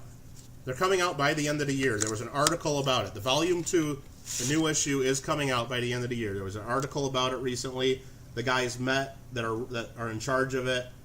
They're working out the details. They worked out what's getting added to the new edition. It's under works, and it's supposed to be done by the end of this year. So don't pay anybody a bunch of money for an old copy. Everybody will get one at the end of the year for whatever the heck they issue them at. There's a 71 set. So yeah, I know not all this is exciting, but I wanted to show you guys everything. When you go buy a coin collection, it's just it's not really easy to do if you just want to pick the good stuff. You got to take everything they got pretty much, because if they know you're just picking the best of the best, it makes the people real uneasy, and they know you're not trading them fairly. So you buy everything, and you got to get these sets that are only worth a couple bucks each, even though you don't want them. And no, I didn't want any of these. But I can give these to my coin club for prizes, or sell them to them real cheap, or donate them to other channels that do good stuff, or I definitely do stuff with these, or use them as giveaway prizes. I don't know. Can always do that too. So luckily, I'm able to give them a home, or if I just wanted to really cash out, I could take them all up to my local coin shop, ! Coin shop, and give him the SoCal box breaks, and he would cash me out at some price. Probably not a very good price for some of those really common ones, but it at least would be a price. Alright, we got a couple pieces of currency here. This isn't the main part of the currency though, but this was just in this part of the box. Kittle, don't give him the Randy. Believe me, I'm not giving Randy anything. He'll open them up, and not only will he open them up, then he'll start throwing them around and like scrubbing them and scraping them with his knives. I don't even know what the heck he did with them, but opening up a set is fine. So what this is a silver certificate, 2 silver certificates, and nothing really too special about these. Both Series 35A. They do not say "In God We Trust." It's early 1935. But what's cool about these is someone hand wrote on these, "This bill has been to China, L. This bill has been to China, L." So whoever L was took these bills to China. And SoCal Box Breaks wants these for $5. I mean, it's $2 face value. Okay, they're yours for $5. Done. Sold. Now that they've been they used to be in China, then they were in Pasadena. This is a collection I bought from a lady in Pasadena. It was her father's collection that passed away a while back. And now it's going to be part of the SoCal Box Breaks collection. So 2 times $1 silver certificates from China. $5 to SoCal Box Breaks. And Colin asks real quick, what did you pay for the law enforcement dollar? Didn't you said 25, is that correct? Or I don't even remember. Please be honest with me. I'll watch back the chat, but I just didn't write it down. But I can't remember if it was 25 or 30 or I don't know. I don't remember where it was. So Colin asks, tell me what it was for the law enforcement. I can watch back the chat, but it would be easier if you just knew offhand. I wrote down that you wanted it, but I didn't write down the price. 25, okay. I hope you're not getting one over on me. Okay, so this is a 1969 uncirculated set. Some of these sets, they have written on here, the collector wrote like which coins are in here, which you don't need to do on your things, except when you pull a rende and cut coins out. Now this one, there's nothing cut out, and this does have the 69S, which is cool, the cent. But this collector pulled a rende on some of these sets, I remember, and there were some coins missing. 25, okay, I believe you. Like here, look at rende got to this one. No $50. So that's another thing you got to remember when you're going through collections. You do have to open up every envelope. You do have to look at everything, because these 1969 mint sets, they're worth basically nothing except the value of that 40% silver half. I mean, they're really not worth much more than that. But if that half is gone, they're worth quite a bit less. Who is Rende? The guy that was just typed right next to you there with the smiley faces. Rende. I believe that's how you pronounce it. $50 won't make you holler with that one, right? And this one is a complete set. So, yeah, the one was missing. I'm like, yeah, you got to check every one of them, and it's a pain. Well, especially, now, if you're going through a whole bunch of them and all of them look fine, eventually you're going to get tired of that, and you're going to get lazy, and you're going to say, you know what? They're all there. We'll just trust the person. But early on when I was going through this collection, I came across this one that had the half missing, and it's like, well, now that I know that collector cut the one out, I got to check every one of them now, and that sucks.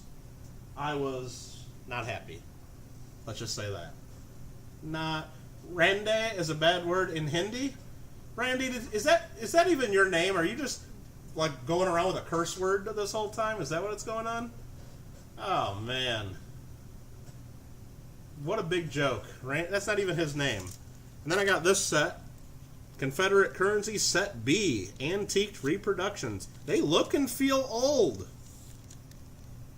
Oh, isn't that cool? Let's see. This was $1.95 at one point. Wow, you know what? These look and feel old. Just a bunch of reproduction, old currency. It's worth nothing. It's going to get donated to the local coin club youth auction, because the heck am I ever going to do with this?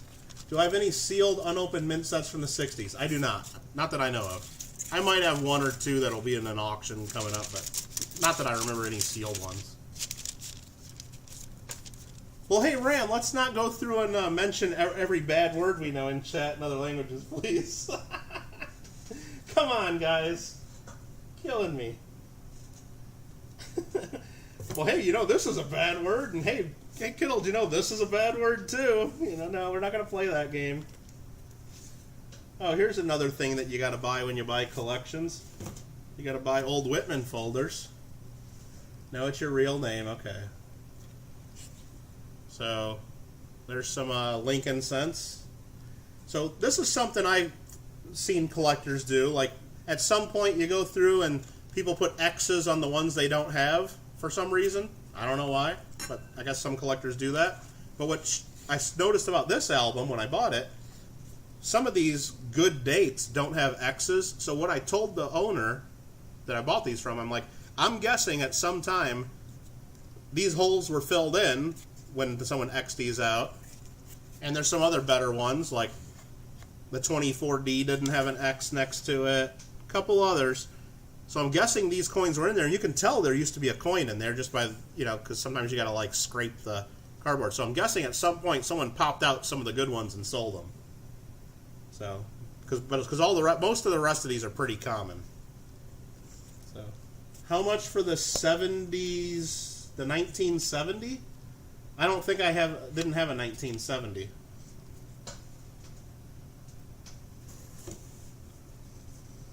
Your mat is dirty? Oh no. I hope it's, I mean, does that bother? SoCal? Okay, look, we got to take a time out. We gotta clean the ice. SoCal doesn't like the mat dirty, so I'll show you how I clean the ice. First, I like hit it a few times to knock up some of the dust that sinks down into it. I take look at Charles Kelly, the 2.64 super chat. My pain is hurt. Oh no. Well, it says Charles Kelly, but it's Hoover's. Okay. And then John Argent. What's going on here? You guys all sending the same amount there? Oh, it was Charles Kelly and then John Argent and then Hoover's. Oh, jeez. What are you guys doing? My pain is hurt, too. I'm all for you. You guys are nuts. Now I'm going to choke. Oh, my goodness. Well, anyway, time for the Zamboni. We'll keep letting all these super chats fill my jar up with the Indian sense over here. Thanks, guys. My pain is hurt. Mine is, too. Actually, my back does hurt. Let me lean back for a second. Oh, man. Let's just watch these super chats roll. Hey, keep going, guys. That's awesome. You guys are nuts, though. All right, so here I do. I just take a little tape, wrap it around my hand, and we'll clean the ice right here. It's my homemade lint roller.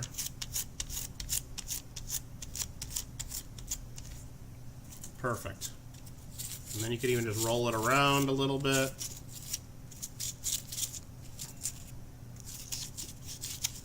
Yep, first intermission. Rende! Alright, you guys want me to do another giveaway, it sounds like. Let's think of something. Alright.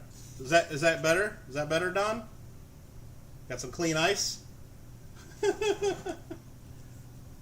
What does that even mean? I have no idea. They're all sitting around in Cincinnati having too much fun, and they're like, hey, let's all send the same stupid thing to Kittle to see what he says. That's probably what it was, and I do appreciate it. Very generous of you guys. The 70s proof sets, Lincoln, I don't know. I already put those away over here, but they're pretty cheap. If you want to send me an email, I'll tell you how you can have them all. We'll figure something out. Say what my pain... Say... Nice. Alright, hey guys, whatever. I'm getting back into it. I don't know what the hell's going on. You guys are tripping me out. Well, we got a Jefferson Nickel Whitman folder. This is a bunch of garbage. I mean, there's a couple war nickels in here, but nobody would ever buy this. So, what the hell am I going to do with it? I'm probably going to... I might pop out the couple war nickels and then just donate the rest of it. But, yeah. Or I might even spend the rest of these. I mean, really? That's what you pretty much do with that. My pain is hurt, too. My pain is hurt. Oh, you guys are tripping me out.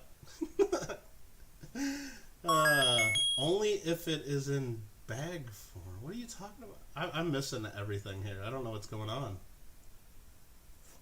I don't know what's going on. All right, what is this album? Jefferson Nickel, another one of these? Or is this the one I just put away? I think I just showed you this one. Yeah, this is the one I just showed you. I grabbed from the wrong pile. But we're getting to some good stuff here in a second. Bear with me, guys. If you made it this far, Canadian small scent collection. Ooh. I don't think anything's good in these. I mean, there's some of the older ones there. But none of the, like, real good dates or anything. But, yeah, some early Canadian. Fun. Kittle making faces at me. So, hey, does your pain hurt? No, my pen is hurt, though. My pen is hurt. My pain is not hurt. My pen is hurt. Come on, guys. We got another wheat scent folder here. And, this one's pretty full. Got most of the coins there. Kittle says, I do what I want. Mama Mill, they're possessed by Grant. Well, if Grant comes in here, he better watch out, Mama Mill. I ain't putting up with any of that crap in my chat like Big Mill does. I ain't going to feel bad about it either. Nobody better come in here being Grant. But yeah, I've actually been doing a lot of writing. I got like one of those marks right there from holding my pen. I was doing a lot of work because it was tax time. Yeah, my pen is definitely hurting. Absolutely. The pen is mightier than the sword, though. I've heard that. So yeah, just another Lincoln set. But honestly, what do you do with something like this? Like, if I put this in an auction, is anybody going to pay more than $1 for this? No. And then are you going to pay to have this shipped to you? No. So that's going to go back in the pile. That's probably going to go to some kids. Lose the address. Yeah, exactly, Daniel Roberts. Lose the address on your way out. Oh. You know what, Mama Mill, I was lurking through a lot of that stream, and then must have been like doing something else when that part of the stream happened, so I totally missed it until they were talking about it on farming later. And then when I went to go watch it back, I'm like, I gotta watch this back. The chat wasn't working yet, so I couldn't really see all that was going on, but it was pretty funny, though. Is that a Rio pen? Yeah, this is from the Rio. I got it from the sports book at the Rio, I'm sure. Years and years and years ago. I probably have other casino pens here, too. Let's see if I got any others handy here. We got the Flamingo, Vegas. Sure, if I dig deep enough here, there's a Caesar's Palace. There's another Caesar's Palace. I got a bunch of those because I used to stay at Caesar's all the time. They called me Mr. K when I went into the high roller room and all. It was good times. All right. Murder Hornet, huh? Now, I knew you guys were trying to get me to say something, but I didn't know what that was until a little late in the game there. No, my hurt is not pain. I hope that doesn't mean something else. You guys are funny. Kittle, you are like a gypsy stealing pens from hotels and offices? No, mostly I steal from my local coin shop. Exclamation point coin shop is where I get most of my pens. They have really good pens. Now, these pens here, the Coins Plus pens for their bid board, are okay, but they had an older version of the pen that was much better. Let me see if I can find any of those. I used most of them. I mean, here, I just grabbed a handful of pens. Let's see what I've got. That's from an art museum. There's Caesars, Long Beach Expo, Caesars, PCGS, American Numismatic Association, and Long Beach Expo. This looks like Kittle's never bought a pen in his life, right? That was just one handful in my pen drawer. So yes, the pen is mightier. Absolutely. Now we're getting into a good album here, folks. Back to it. Let's get back to it. It was so funny. Yeah, you know, Mama Mill, I was, when they were talking about it earlier during the mail call, I was almost ready to throw it out there. You know, really, Big Mill, you don't need to feel bad. It's really Mama Mill's fault. But again, I didn't see the chat to see exactly. I just kind of heard, like, kind of saw what was going on, and yeah, exactly. But no, it's funny stuff. What you got in the dance go? Proof. Pen thief? No, they give them to you. That's not stealing. I didn't take them out of a gift shop, Orda. But yeah, whenever I stay in a hotel, if there's a pen there, I bring it home with me. You know, I'm not going to just leave it there for the next person. Are you kidding me? Your eyes just sweat. And Mudslot, that was just one handful, just so you know. But anyway, here's this album's a pretty cool one to find after looking at all those garbage Lincoln sent folders. Look at this. Franklin Halves. Beautiful. And it's missing one of them. It's missing a 1949 Philly. But all the others are in here. Nice coins, too. SoCal says $240. I'm going to say no. I think it's worth more. Yeah, those are nice. It says, I do what I want. So, yeah. So every now and then you're going through a bunch of stuff in a garbage coin collection, and then this pops out, and you're like, ooh, okay, I want to buy that for sure. So then you have to buy everything else. So, a nice Dansco of B.U. Franklin. So what I'll probably do is I'll find that 1949 uncirculated, because that's not, I mean, there's no key dates in the series. Some people will try to pretend, oh yeah, this one's a better date, or this, yeah, there's slightly better dates, but there is no key date. You know, I mean, they're all easily found. So yeah, I'll get that, and then I'll be able to sell it as a complete set, and I think that's the better way to go there. How many are in there? Well, there's supposed to be 35 in a set of Franklins. Missing one, so there's 34 coins. You want to check all these for Bugs Bunnies? I haven't checked them for anything. This right here is the most I've looked at them. When I'm buying the whole collection, I open it up real quick. I'm like, oh, neat. So what I'll do, so just so you guys know how this works, you just don't automatically just say, oh, yeah, look. You got to at least look at a few of them. Are those really a 48p and a D? Yeah. And then you look at another one, 53. Is that really, do they have the right mint marks? You just spot check here and there. Because, believe me, you can buy albums like this, and there'll be a 63D, a 61, and they'll be all different spots. So you spot check to make sure it is what it says it is. You look at the quality of a few of the coins. You roughly calculate what it's worth, and you move on to the next item. Otherwise, you're going to be there for hours and hours and days and days and days. So, 34, nice. Beautiful Franklin halves. Not selling for $240 and a quarter or $240.99. Not gonna do it. You're not taking the pens in Ohio? Does it hurt though, Hoovers? Does it hurt not taking the pen? All right. You want to check those for bugs. What room? Husband takes pens for anywhere and everywhere. Oh, Mama Mill, not only that, I do get a little overboard. Well, here's what I do. Like, when I go to the Long Beach show, when you walk in and out of the Long Beach show at the registration desk, there are pens everywhere. They want you to use them and take them to have a pen at the show.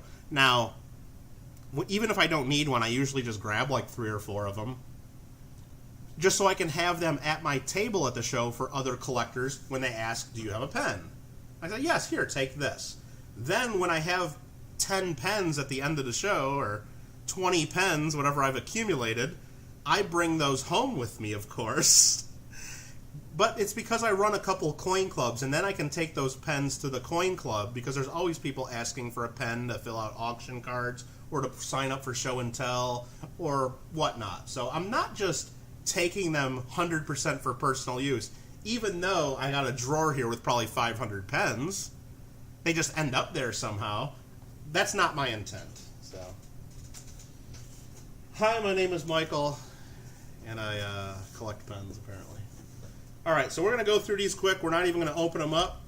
There's a whole bunch of these. I got a 2000 proof set. If you guys need any of these and want them, let me know. Throw a number out. Maybe you get it, maybe you don't. The 2001 proof set. 2003 quarters. If you want to look at any of these, let me know. Or if you want to buy any of them, let me know. So your husband takes pens from anywhere. Came home with a pen with a straw taped to it like a flag that said cut. No, Mama Mill, come on. Did he ever come home with any of them with chains attached to them, like from the bank or the post office? Oh, come on. That is hilarious. Do I have any rare pens? Let me take a look. That one's pretty cool. What is this one there? Just seeing what I got. I mean, I got a couple from coin companies that are out of business. I mean, that's kind of fun. Then I got a couple freebie pens that say Michael Kittle on them that when companies send them to you trying to get you to buy a whole bunch of them. But oh, here's the other ones I take from the coin shop. These were the good ones back when they had these. The red and white ones. Yeah, I used to take a bunch of these. These are worth their weight in gold, pretty much. Alright, we got a 2004 quarters set. Then we got, it looks like, part of the rest of a proof set from 2004.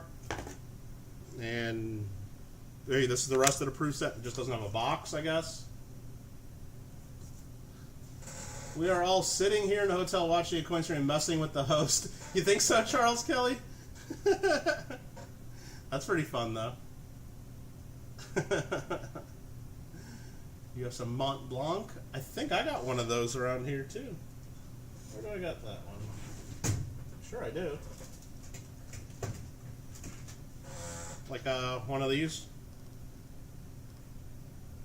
One of those ran. Hee. No, they're not cheap. These are old ones, though. Which they're probably not cheap at all, too. Yeah, it's just a little set with some gold. That's in my pen drawer with the 500 ones from Vegas. Jeff Brown, look at you becoming a Kittle Fan Plus. You're awesome. Really appreciate that. And that'll get you some of my special stickers. I do got a few of those available. Let me know if you want any of these, and then I'll hook you up. I got the Buffalo Nickel one. I got the Philippine centavo, and I even got a hologram. Whatever you want there, let me know. I'll hook you up. That's part of the deal. Alright, don't you wish you was here? Believe me, I wish I could be going to coin shows right now, absolutely. Will you marry? No, Rand, I will not. But I appreciate it, I'm flattered. Does the 2004 proof set have an Iowa coin? Of course. So right there is the Iowa quarter. And that's the proof set. This does not have a case. So, but this one here is just the proof quarters only with a case. And that also has an Iowa coin. These are not silver, these are just the clad ones. Cool, not sure why I hadn't already... Oh, no, that's fine, Jeff Brown. I mean, it's totally optional. I appreciate it. It just goes to support the channel, and everything I get from any of this stuff, it goes back into the channel one way or another anyway. So I do appreciate that. So, yes, those do have the Iowas. Show is over, and you're... Now, is there any more... So there's no more show, nothing tomorrow then, huh? Send them the JW Gringo? I'm sure I could do that. I'm sure I could do that. So let's get these to the side here for now. We got a bunch more here. We got some of the better date sets too. There is a 2005 proof set, 2006 quarters only, 2007 quarters only. Can you buy the 3 stickers, Rande? Yeah, what I have I got my regular stickers. I give these to anybody who just wants to do a sticker trade or to buy something, and pretty much give those out for anybody. I have these special ones that I give to people that are donors to the channel, whether you become a member or whether you've donated or done something for the channel, gave a coin or something. So, like I said, if you want to buy these or something, Randy, just send me an email, and I'm sure just for $1 or $2 or enough to cover the postage and the cost of making the stickers. And I just can't give them away for free because I basically told everybody they're special, and I give them to people that have donated. So now if I start giving them the free to everybody, then the people are going to be like, well, Kittle, you said they were for donors. But anyway, you know how that works. So there we go. There's the first 4 presidential dollars on its own little set. I could just see, but I thought so. How much? Oh, on those quarters, I don't even know how much those are. Let me just look up in the gray sheet what they even go for real quick. And then I'll give you a number, and then that will be that. I think they're real cheap, though. And if they're for Mama Mill, we'll make sure they're real cheap. That was the 2004. I just know some of these dates get pretty stupid for the prices. The 2004 quarters is $4 just for the quarters. The 2004 total set is $8. So I'll show you that again. This I'll sell for $8. The whole set that does not have the box or the certificate. This one, just the quarters with the box, is $4. Don Berry says $4.35 for the dollar set that has $4 in it. I mean, you know what? Even though I know the gray sheet value is like nothing on those, I'm going to say no, because I would have more fun cracking those out and using those as 4 giveaways. So I'm going to say no on that. I appreciate the offer, Don, and that is actually a very fair offer for this pretty common set, but I'm going to hold off on that because I'd have more fun cracking them. I'd actually have more fun cracking them out and spending them than to sell them to you for $4.35 and then having to take change from you like that. So, you think he works at a coin shop? Yeah, no doubt. You were going to buy them for him? Yeah, no, Mama Mill, and I could send them straight to him and everything if you want to. So, you want both of them, the 4 and the 8? Absolutely, we could do that. Let me know if that's wrong, though.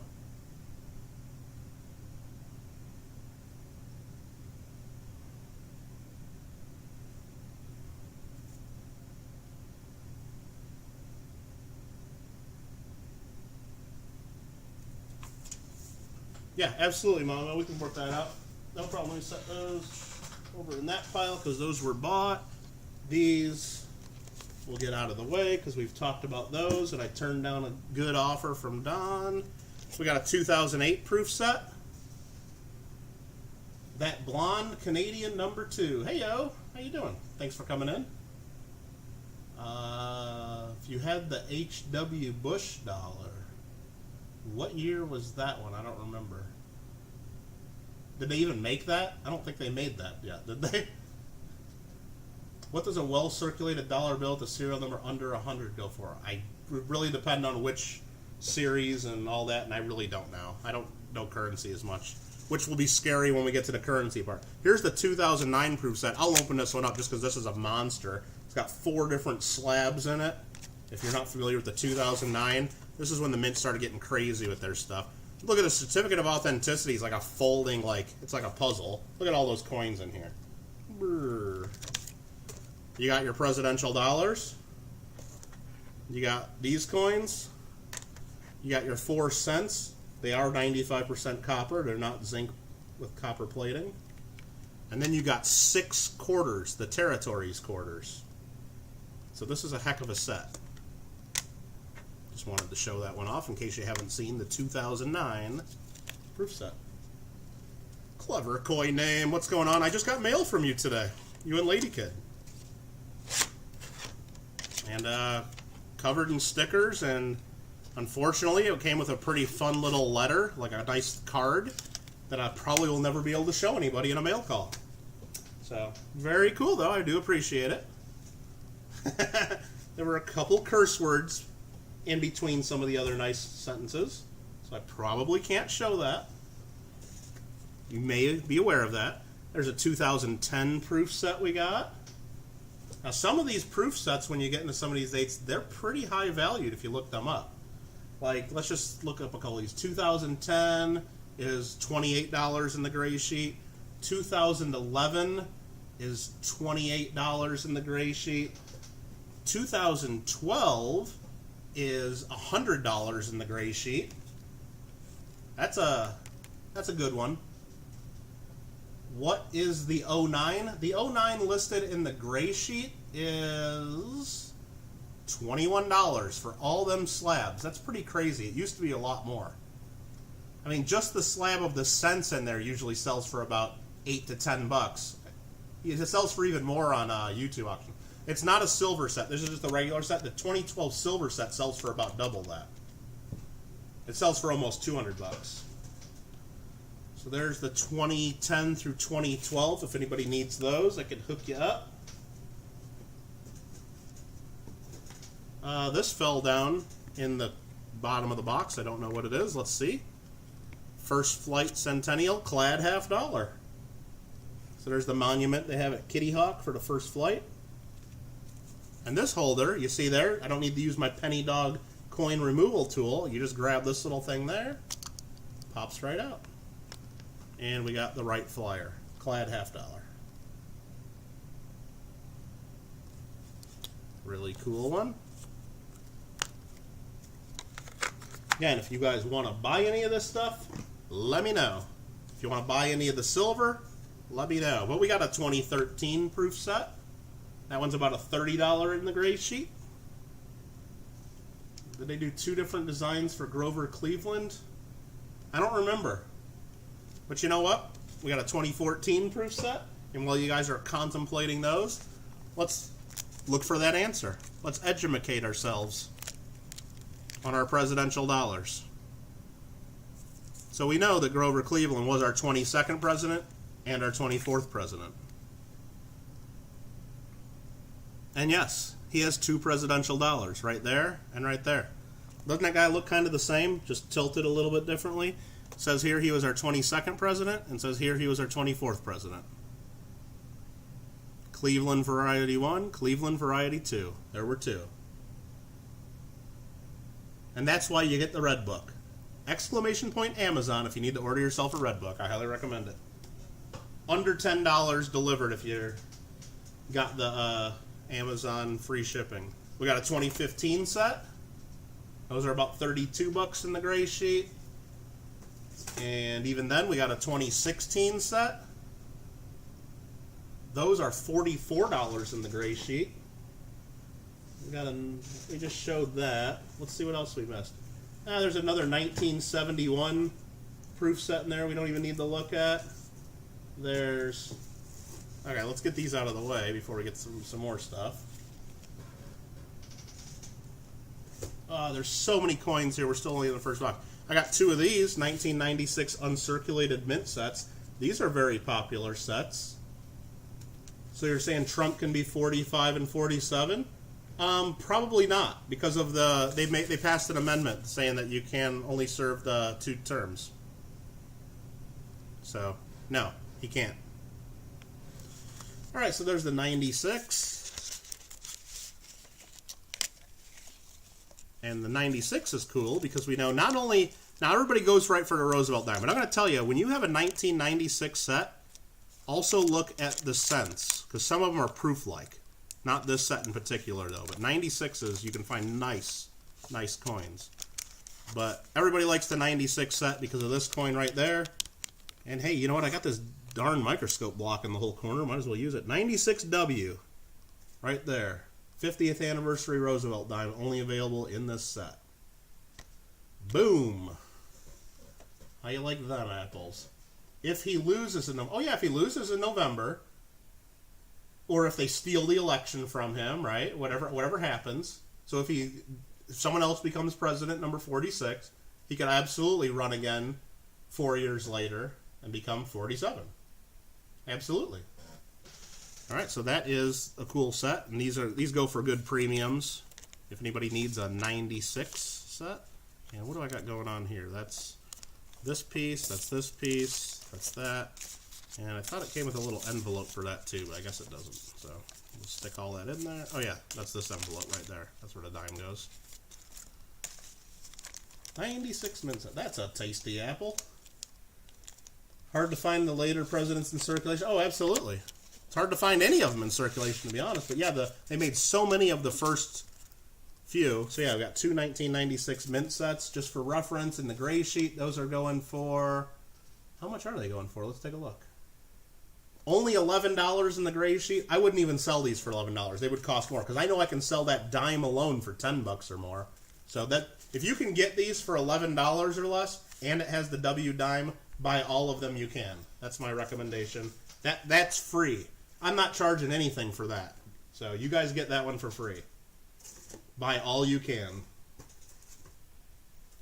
We got a bunch of these. 1965 Coins of Israel proof likes. Coins of Israel proof likes.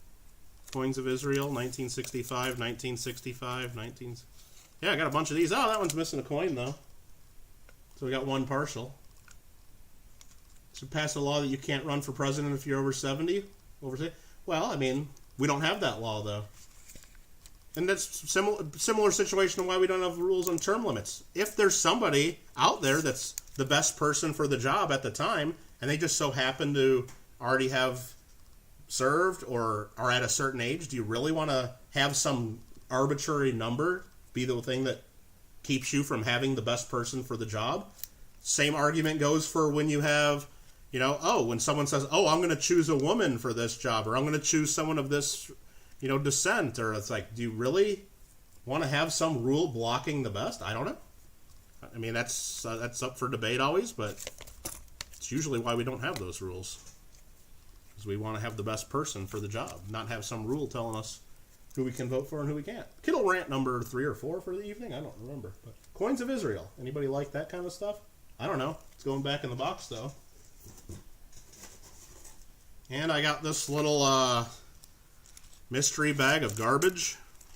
Looks like there's a couple toonies in here. Those got to be worth at least a dime a piece, right? What's $2 Canadian? Like worth like 10 cents? I think there's like 3 or 4 of those in here. I don't know. Maybe I'll look through it someday. That's not in the Hebrew years? No, probably not in the Hebrew years. We have a lower running age. There should be an older... Well, the lower running age is in the Constitution. It's been there since the start. So, and they wanted to, basically from the start, and it's in the Federalist Papers if you read it, they wanted to basically... They didn't want people just to jump right to the Senate or right to the President. They wanted first, if you're going to go into government and go long term, they want you to serve in the House of Representatives first, because you represent the people. Then you can go into the Senate when you go into the House when you're 30 or when you're 25. That's the lower limit. Then you go into the Senate. You can go into there when you're 30, because then at that time you're serving your state, because the people didn't vote for the Senate. The state legislators voted back in early days. And then once you're 35 or older, you can run for president. So it was kind of like a career path. Mystery bag of garbage. Yeah, that's basically what I looked at for it. $10 for that and 3 stickers. Okay, Randy. Sure. What the heck?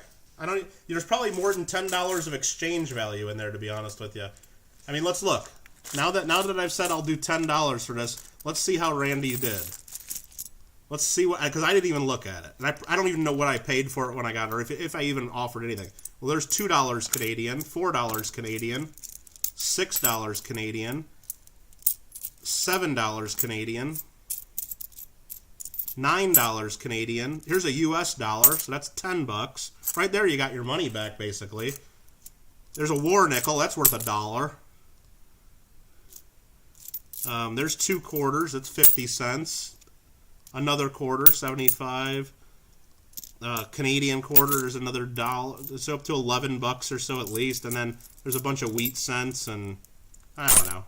Randy got a good deal apparently because I never looked at any of this stuff. So there you go, Randy. Now I guess you're getting stickers too. And the bag comes with it. Don't worry. But I'm going to charge you a ton for shipping. Just you wait. Just you wait.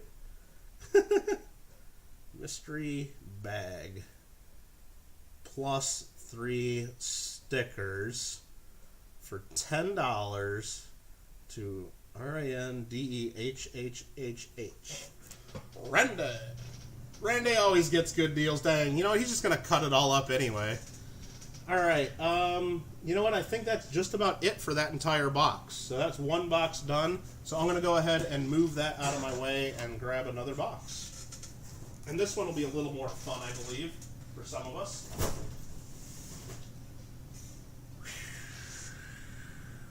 Alright.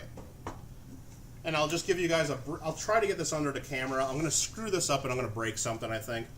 But I'm just going to try to give you a little preview what's in here. Bunch of plastic holders of coins in this metal box. The bag is worth $5. If I have any proof yen, they seem to be. Yeah, I don't think there was too much. I think that was mostly just exchange stuff, and I don't even know what half the coins were. So, and if I can try to find the sheet when I was buying this stuff. I kind of wrote down what I was buying. I might not even have paid them for that bag. I probably did, though. Because if I see stuff in there, exchange value stuff that I know, there was at least a couple $2 coins, I probably gave them a few bucks for that. I wouldn't have, totally just thrown that in and not paid them. Probably not. But I'm looking real quick at my list of stuff when I bought this, and I don't see that written down, but I might have added it to something else. But whatever. It's Randy's now. Alright, next up, I'm going to just start grabbing some of these coins, and I guess we'll take a look, huh? Let me find out where we're at here. So I'm going to do these in little groups. So let's just grab a pinch of these. We'll move my stickers, because I got to have my stickers here to be the boundary of where the camera's at. So I know I got to be between these 2 stickers. Let's clean the ice a little bit here. Pick out some of the big snow caps there. Alright, so let's just see what we got here. We got a 1865 2-cent piece. We got a war nickel that's probably XF, a 45S. We got an 1827 capped bust $half that's in kind of bad shape. Look at this thing. It's all carved up in the field.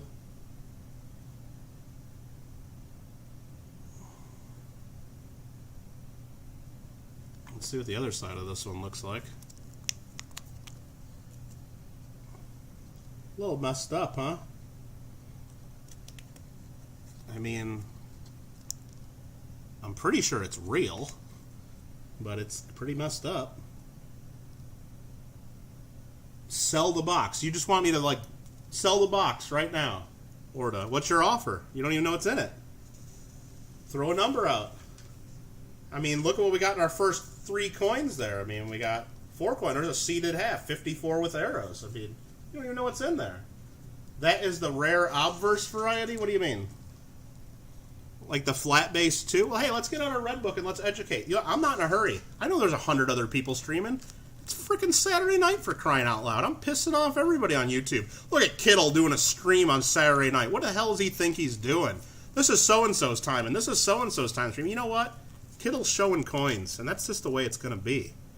All right, so 1827, square base 2 or curl base 2. I mean, they're both the same value in low grades, if that's what you're talking about, Don. With raise. Oh, dude, come on, man. You're trolling. Yeah, rant number 4 or rant number 5. You're going to go, dude, look, you know what? If I want to stream on a Saturday night, you know what? I'm just going to do it. I'm going to do it, okay? And look, we're going to get like 40 people in here, too, and we're going to do it. And you know what? I know you guys. I believe it. You know what? I do it because I believe in you. I trust you guys, and I know you guys are capable to open 3 to 4 to 5 streams at once. I know you can handle it. I believe in you. So I'm doing it because of you guys. All right, so Don's just jacking with us there because that's not a special variety. It's just a damaged piece of crap bust $50. That's probably worth nothing. There's a 54 with arrows. Ooh, it's a 54-0. Oh, really? Does anybody live anywhere near the New Orleans Mint? Oh, I know Clever Coin Name and Lady Kid Nichols do because they did a video of it not too long ago. 54-0, that's pretty cool. I have no idea what those are worth. Let's take a quick look. That's an actually cool looking one. Stupid Kittle. Hey now, no bullying in here, Clever. My mods will time you out. No, they won't. 54-0. Well, I mean, they just say in good for it's a $50 coin. I mean, that's got to be about there, right? That'd look good in anybody's album as a good for, I would think. Got to be at least that. I think so. People, you need to make choices sometimes. You know what? And you know what, AZ? If you make a choice to go somewhere else because somebody's doing something and somebody's doing something else, or somebody's teaching you how to cook some noodles, or somebody's like driving down the highway, or somebody's doing whatever they want, or doing cartwheels in their front yard, or lighting off fireworks, or I don't know what they're doing. Go for it. This is recorded. You can watch this later. You might miss some deals, but that's okay. You live near the Delanaga Mint. If you have any gold to send your way, Onabusha, I'll keep that in mind. Cleaned? If it is, it's not harshly. That's a good looking coin for the grade. I wouldn't have a problem with it. Let's see what this one. This one also has a big O mint mark on it. This is an 1847 with a little bit of detail on it.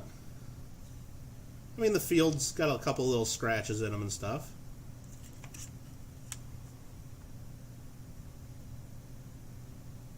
Not the best coin, but hey, whatever. Whatever. Is this the next one you like, Lima? This is a 1952 Washington Carver. This is uncirculated. It's got a mint mark on it. I can't remember where the mint mark is on these. I don't think it has a mint mark. But you know what? We could always look in our red book so we can remind ourselves, because everybody should have a red book. If you don't have a red book, you should buy one. Hit exclamation point Amazon. It doesn't cost you any extra to use my link, but I get like 30 cents. It's another way you can support your favorite channel, Kittlecoins. All right. Let's look at the Washington Carver, 1952. And they don't tell you where the mint mark is on these, but usually it sticks out pretty good, so I'm sure it's not the one of the mint mark. And I'm sure it's this one here. Look, the mintage, 1952, 1.1 million. The D and the S only 8,000. I'm sure we got the one that's 1.1 million. So that answers that. It's got no mint mark on it. That's why I can't find it. But it's a nice uncirculated piece. Don Barry, hold on. 25 for what, Don? 25 for what? I missed that one. You got to tell me what you want. 20. The red book is the must-have. Native Warrior, you don't have to buy them every year, though. I'd recommend getting one every few years. But if you want to get one every year, I don't discourage it, because what you can do is give your previous copy to a new collector. You know, I do that every year. I get a new red book every year, and I take my old copy and I send it to somebody for free that needs one. The 1847. All right, let's think about this, Mr. Barry. You're putting me on the spot. $25. It's not an 1847. It's an 1847-0. I just want to look in the Red Book real quick because I want Red Book prices for my stuff. 1847-0 in good 4. It's worth $50. This has full rim with denticles on both sides. It's got lines in the shield, some of the wing detail. You can see a couple letters of Liberty popping through. Full rims. This is more than a good. Now, is it a details coin? Let's get it out of this ancient flip. Let's let this sucker breathe under the scope. Yeah, it's not a perfect coin. It might not even be gradable, to be honest. It might be able to be worked on, I don't know. But it's better than a good, I think. So is 25 where I want to sell this? I think I would do quite a bit better in auction, so I'm going to decline. I'll do a one-time counter offer, Don. I'll give it to you for 35 if you want it right now, but it'll be more in an auction, I guarantee it. It'll be more in an auction. It's yours for 35. Red Book is only $9, Randy? Yeah, exactly. I buy them wholesale, and I pay like about $8 for them, but for me to actually sell it and ship it and then pay the fees, I couldn't do it. Amazon beats me. Rand says he'd take it for 35. Don's got it first, and then Rand says he would take it. So if Don says no, Rand gets it. I offered it to Don first. Don has tears coming out of his face with an open mouth. Randy's using the link to get a Red Book. Like I said, it doesn't cost you any extra to use that link. And actually, that's a way. Anytime any of you ever, well, we'll let Don think about this. Anytime any of you guys ever buy anything on Amazon, go to one of your favorite channels. I'm not saying it has to be me, but just don't buy things on Amazon without clicking somebody's link, because it costs you nothing extra, but that person who you click those links. So like if you were going to go buy some minute rice and some new shoes and a GPS for your car and all this random stuff on Amazon, but what you need to do is first go to my list, click on the Red Book, and then go into the search bar and type in, oh, I need shoes, and oh, I need it. And then basically everything you buy, I don't get to see your name and what you bought, so I don't know who's buying what or whatever. I'll just see later on my annual statement, look, someone bought a pair of shoes and I got like 38 cents, or someone bought this book and I got $1. So it costs you nothing extra, but it's a way you can support your favorite channel. I'm not saying you have to do it with me, but if you're going to buy stuff on Amazon, you should at least click somebody's link so somebody gets credit. Because Amazon's the one paying that money, and Amazon's got billions and billions and billions of dollars, and it's just a great way you can support your favorite channel.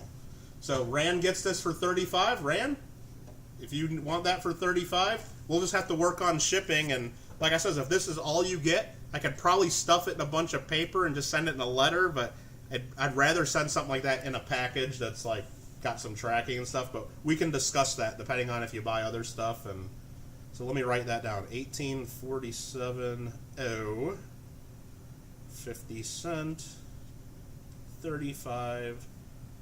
Ram gold nerd. Thank you very much, sir. I'm just going to set that to the side. That's the closed mouth variety. But hopefully you guys understand. If you guys have questions about those Amazon referrals, now there's another way you can use Amazon. I don't want to completely hide the ball from you guys. Now, I always recommend clicking on somebody. So if you want to support JW, but you can't afford to do super chats or be members, or my channel you want to support, but you can't afford to do the membership and be drop-in super chats, this is something you can do. You can almost everybody buys something on Amazon from time to time, so that's a great way to do it. Yeah, found a berry. I mean, if you're not supporting somebody else, and you're now the other way people can do it though, they have charities you can support through Amazon the same way. You can't do both. You can't support a person and then also charity. Like I know the American Numismatic Association has links to Amazon to where it basically sets up your Amazon to where everything you buy, a small percentage goes to the American Numismatic Association. Things like that. So if you'd rather support a charity, do it that way. There's all kinds of charities that take advantage. It's called the Smile program in Amazon. You might have seen that. So instead of going to www.amazon.com, it'll be like smile.amazon.com once you're signed up for that. Bottom line, You should always be getting somebody some credit for your purchases because Amazon is the one paying that. You pay nothing extra. Kittle rant number 5 is over. Thank you, Rand. Thank you, Don. All right, there we go. We got that 1952 Blazin' Washington Carver. We got ourselves a 1937 Philadelphia Walker. That's a nice XF. Maybe a VF. We got ourselves a 63 Franklin. 1963. Got to use all 4 digits if Sheldon's watching. 1969. Let's see at that mid mark. It's got to be a D because that's all it could be. No, it's an S. 69S. So I guess this came out of a proof set. Yeah, it's proof. It's just a hazy proof. So 69S proof, 40% Kennedy. Rant number 5. Is that what we're up to? Usually I only do the Kittle rants on the gaming channel, but never knew about that. Heck, why not? Yeah, found it buried. It's a great way. I mean, that if you want to support people's channels and they have Amazon links, great way to do it without spending $1 of your own money that you weren't going to spend otherwise. This here's the 1923 San Francisco Monroe Doctrine Los Angeles commemorative $50. It's got a pretty hazy look. It's got something on the surfaces to it. We'll take a look at that if you haven't seen the design. It's got North and South America, basically the Western Hemisphere, basically 2 ladies holding their hands at the Panama Canal. Really cool design.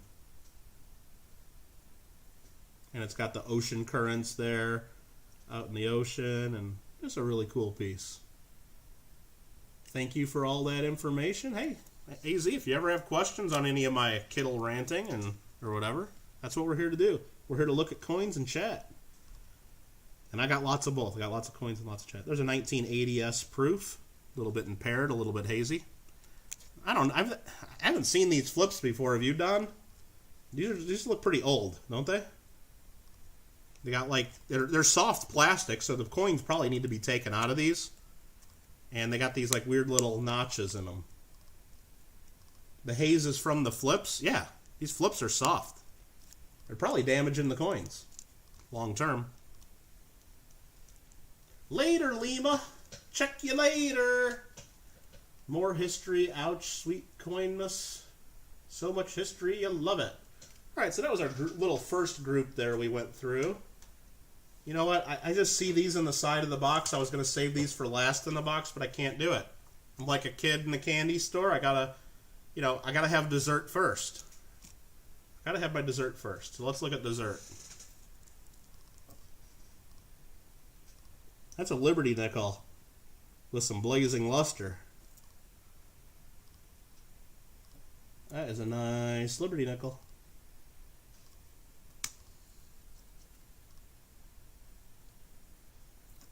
$18.83.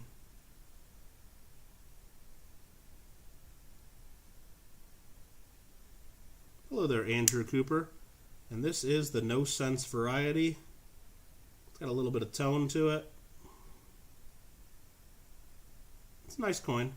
So it's an uncirculated 1883. What does that go for? I don't know. You tell me. If you want it, Gringo.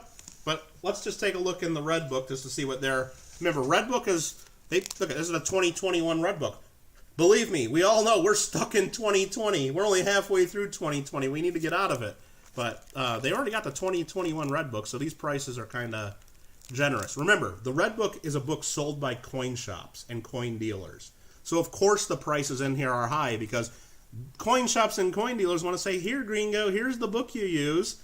Open it up and see all these prices, and then they want you to pay these prices. So, of course, the prices are a little bit high. But it gives you a good relative price, and they're not super crazy high. So it's kind of gets you in the ballpark, in my opinion. So we'll look at Liberty Hat without cents. And let's just say it was an AU50. It's a $20 coin. MS6035, a 63. It's $50. I say it's at least a 63. Now, is it worth $50? I don't know. Let me take a look at it in my loop, and I'll give you the accurate grade. It's got full-on hair detail. There's a nice die crack at the top. There is an actual gouge. Here, let me look. I'll show you. You know what? I got a cool microscope here. Let's use this damn thing, huh? Let's zoom in. Can I get this to focus now? Unfortunately, there is some damage right there under that star. Other than that, it's probably a nice MS64 coin. So, yeah, that'll hurt the value quite a bit. That is a nice little gouge right under that star. Damn. Thought we had a good one here. I mean, it's still a good coin. And it's a little bit of a weak strike on the reverse, but it's uncirculated. Is that a die crack or just something on the 2x2? I think it's something on the holder. Let me look at it under my loupe because I can't tell under a microscope sometimes. No, that's a die crack that we were looking at there. Going through E pluribus unum. Yeah, so unfortunately it's got a big gouge there. Bummer. Alright, so Colin asked about the LA commemorative half. Oh, the Monroe Doctrine. Yes. Let's pull that back out. What did you ask about it? I'm sorry. He wants to buy it? He wants to know what I'll take for it? I don't know. I don't know. You guys, this is hard. Being a coin dealer is hard. Let me scroll up. Asking how much for LA commemorative. Alright, let's figure this out. Is that a gouge? Or, no, it's... Well, let me look at it under my loupe now that you guys have me. I think it's a gouge. I mean, you know what? It actually could be a planchet flaw. Because let's really look at this. And you know what? Let's turn on the stupid microscope light that I hate. It kind of runs like right up to the point of the star and under it. A gouge I would expect to see like more fresh metal. That might be a planchet defect.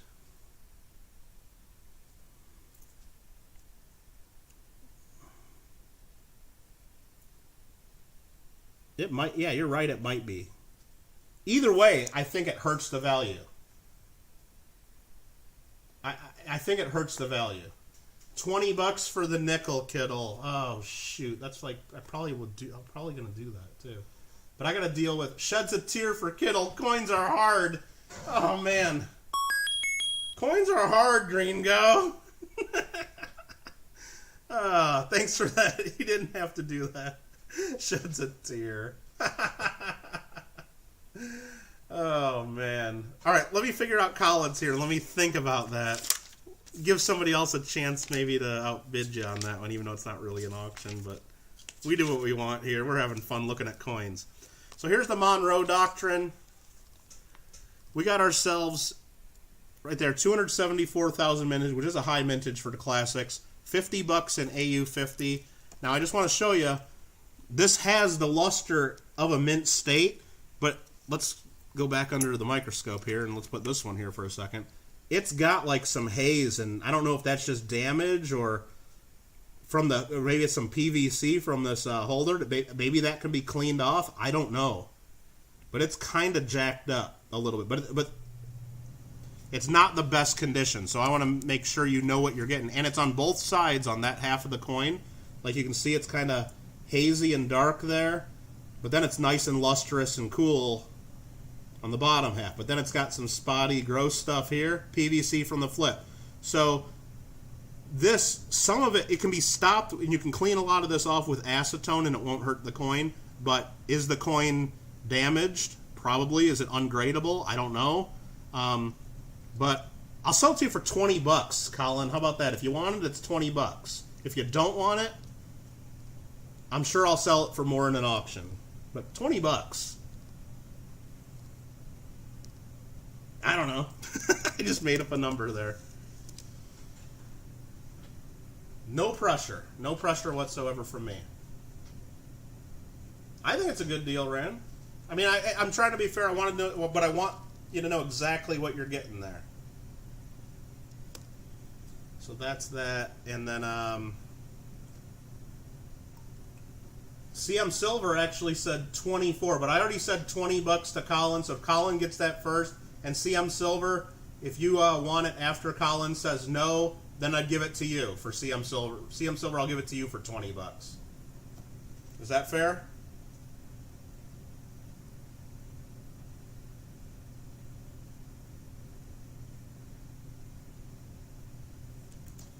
Just want to make sure. So CM Silver, it's yours for 20 bucks if you want it. Hopefully I'm not missing somebody else or anything. But yeah, I think it's just a little PVC from the flip, and soak it in acetone. Acetone eats up any plastics, and so don't put on rubber gloves and then use the acetone. You'll have a bad day. But if he didn't want it, I think he's passed. He says, I'm okay without it. CM Silver might want it. So that's yours. CM Silver, 20 bucks. Even though I could have probably got 24 out of you, but that's not necessary. I'm cool. It's 20 bucks for the nickel. Let me look at the nickel again. Sure. Heck with it. Let's do it. 20 bucks for the nickel. We got to get through this. 1883 nickel, mint state with a nice lamination air that he's probably going to get slabbed and make a bunch of money on it, and then I'll get to sell it later. 20 bucks to SoCal box breaks. Michael Kittle is so fair. We need more awesome people like him. Hold on, I don't know if I said that in a microphone. Well, let me read that one more time, as I shall. Michael Kittle is so fair. Hold on, let me read that with the proper emphasis on the right syllables. Michael Kittle is so fair. We need more awesome people like him.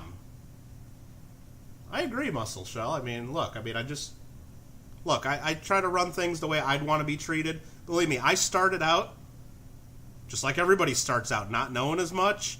You start out as a collector, the dude walking around with the backpack of stuff at a show, not behind the table, but buying stuff. And it's, yeah. And I was treated good by some dealers, and I was treated like crap by some dealers, and I try to do it the way I'd want to be treated, whether you're a beginner collector or advanced. So, unless you show them a pen from a hotel, but the pen is hurt. The pen is hurt, exactly. That's why I take them, Ran. Oh, dude, like, here, you guys think that's funny, don't you? Hold on, let me just, let me see what we can do here. Let me see, let's grab another area of the drawer. Let's see if we get something new. Just grabbing another area of the drawer. Ooh, we went deep in the drawer here. I got some stuff that's like at least 20 years old here, probably. All right, this is just a little handful from back in the drawer. There's Flamingo again. That's an old Bic stick. Another Caesars. Look at these. Remember these mechanical pencils? Those are cool.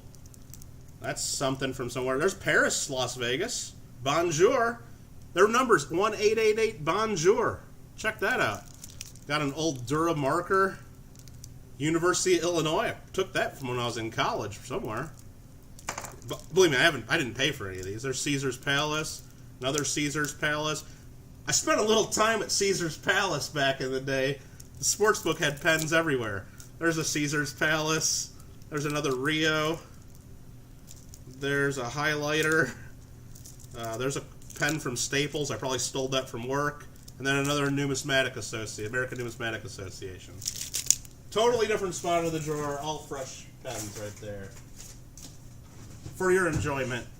Thank you very much. Oh, you guys are killing me. All right. So did you say you're sending an invoice? Everyone needs to send me an email saying that you bought stuff from me, and then I'll tell me what your YouTube name is if it's not obvious, and then I'll prepare an invoice through PayPal. If you'd rather pay by check or money order, let me know that too in the email, and we can do that because that would save us the PayPal fees, and but it would just take a couple extra days. But I'm not in a hurry for any of this stuff. If you're not in a hurry, so. 2:20 a.m. Gotta sleep. You'll write tomorrow. Yeah, no rush, Ron. No rush. Thanks for hanging out and for buying a couple things, or at least one thing. I don't know. Okay, what's next? Oh, this one too. Look at this. The IHC Indian head cent. That's got a little bit of feather detail there. Full 4 diamonds. 1900.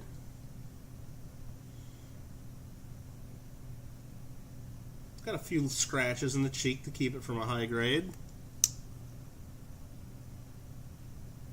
Look good in most people's albums.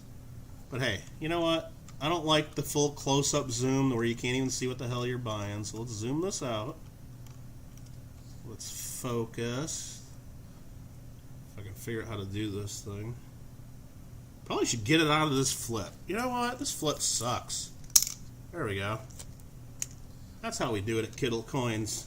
That flip sucks. Oh, there we go. There we go. Now we're cooking with gas.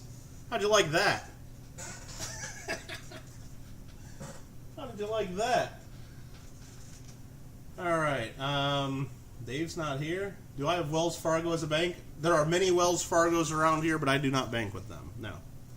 I use other banks. So let me turn off the crazy microscope light that makes things look weird. There we go, 1900. Now, it's got a red color to it. I don't know if that color is 100% natural. It might be slightly recolored the way when I look at it. But it's a nice Indian head scent. She's a beaut, Clark. But I mean, it's a nice coin. I don't know if it would grade though. It's possible, but I don't think so. I think it's been recolored, like brightened up a little bit, but it's still got nice mint luster. I don't know, nice 1900, and I'm going to put it in a brand new PVC free flip. So there we go, Indian head scent right there.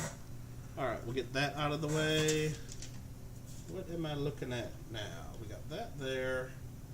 What do I want to get into next here? Any suggestions here?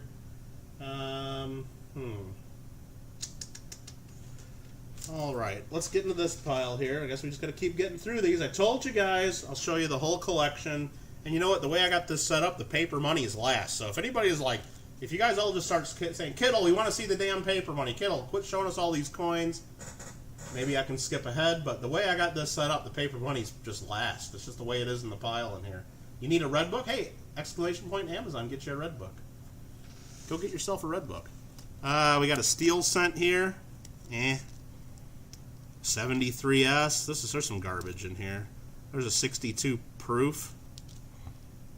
A 1961 nickel, big deal. Oh, an 1875 dime. Any mint marks? No. Decent little 1875 dime. 1908 Indian head scent. Let's check the reverse. It'd be amazing if it had an S mint mark, wouldn't it? In this PVC holder. It doesn't, of course. There's an 1867 shield nickel. Let me look at that under my loop real quick. Sometimes there's some fun stuff going on there. But not on this one. Just a neat little tight coin. 1867 shield. And I guess this might show it a little bit better. Let's see, does it have rays or no rays? No rays. It's Michael Kittle Rare Coins, not currency. Damn straight, Colin. The currency waits. SoCal's paper money, please. Looking for a Whitman Peace Dollar book. Got one? I don't have any handy now. Don Barry might be able to get you one handy. But I'm telling you, stuff like that, check Amazon. If you already get Amazon, like, free shipping, it's probably cheaper for you to buy it there than to buy from either of us. So, 61 nickels, what's about with it? I would spend it. Like, if I'm going through the rest of this, which I will have to at some point, I'm spending that. I'm not going to sell a 61 nickel to anybody. I mean, I'll double check it to make sure it doesn't have, like, some crazy error on it, but I don't think it does. Well, there's just 4 AU Merc dimes. Okay. It's an 1859. No, 1860. I thought it was a 59. I knew it was the thick one because it was a copper nickel. Just an 1860 Indian cent. A little bit of detail left on it. There's another 4 Merc dimes. Some of those might be uncirculated, but I'm just going to call them all AU because they've been in these PVC holders. Currency, please. You only get one vote, Don. I don't see anybody else going with you. Don's over here. SoCal's like, I'm not going to do what y'all think I'm going to do, and completely freak out. Just want to know, who's coming with me? Who wants to see currency? Who's coming with me? There's a nice 1950. He's got a mint mark. Nope. 1950 Franklin. Okay, that was that group. Guess there's some cool stuff there. Anybody want to buy the whole pile of stuff? No? Okay. Some of this will make it to auctions. Some of it will make it to McDonald's to buy myself a large Coke with light ice. You know, that's what'll happen someday, probably. Alright. Next group is this pile here. Guess we'll flip it this way. Freak out. You had me at rare coins. Coins first, then when Michael gets to the end of coins, then currency. I haven't seen any 64 nickels on a Bushu, not yet. David Carlos. Look at SoCal trying to buy his way into seeing some paper money. With the 14.10, dropping the Barber Quarters and flipping the Indian cents out of there. And did that make him the boss, or did that just refresh him as the boss? I think he was already the boss. I don't remember. But I mean, now if I show you paper money, everybody knows I can be bought. So what do I do? What do I do, Onabushu? What do I do, Gringo? I mean, Gringo says I complete him. I mean, Don just showed me the money. I mean, he's my ambassador of Quan right here. I guess I gotta... You know what I'm gonna do? What I'm gonna do is I'm gonna grab the paper money and I'm gonna flip through it real quick. I'm gonna give you guys the preview, but none of it's gonna get sold right now. We're gonna wait until the end, but I'm gonna reach down under all the damn coins here. I'm gonna grab all the paper money because I don't even remember what's in here. I remember some of the stuff, of course, the highlights. Show me the money. Do you know the human head weighs 7 pounds? All right, let's move these to the side. All right, money, big dollar. This is not objects in the mirror appear closer than they are. Great song by Meatloaf. This is a big dollar. It's got a funny looking back though to it, doesn't it? Not quite as funny as the funny backs though, but it's got a little bit of a funny back. So that's a nice note. 1923 series. Here's basically the same thing, but just worse condition. And here's basically the same thing, but even worse condition. I guess they call them horse blankies. No educational notes, Green. No, Gringo, no educational notes. I believe there is a Hawaii note in here, AZ. I'll tell you.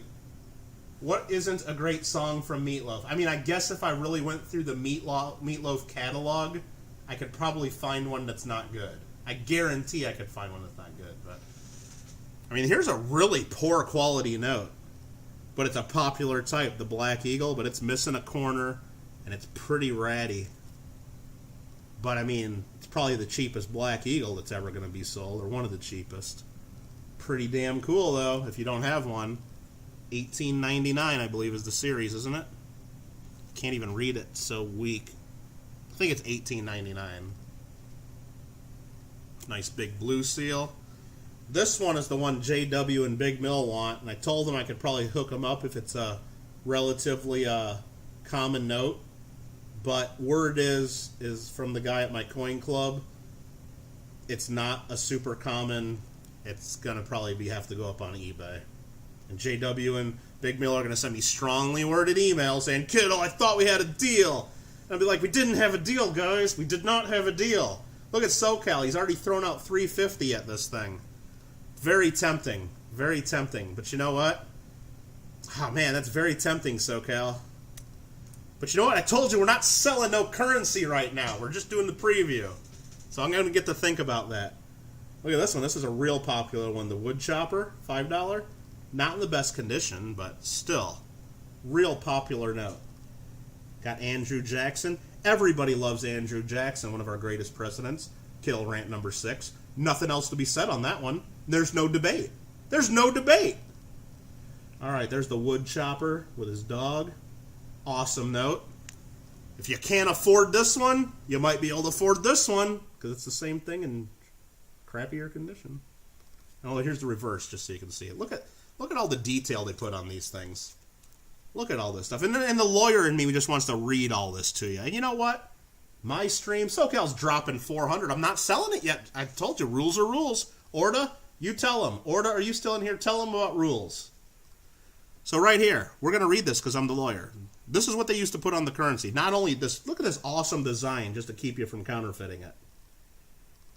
How bad is that?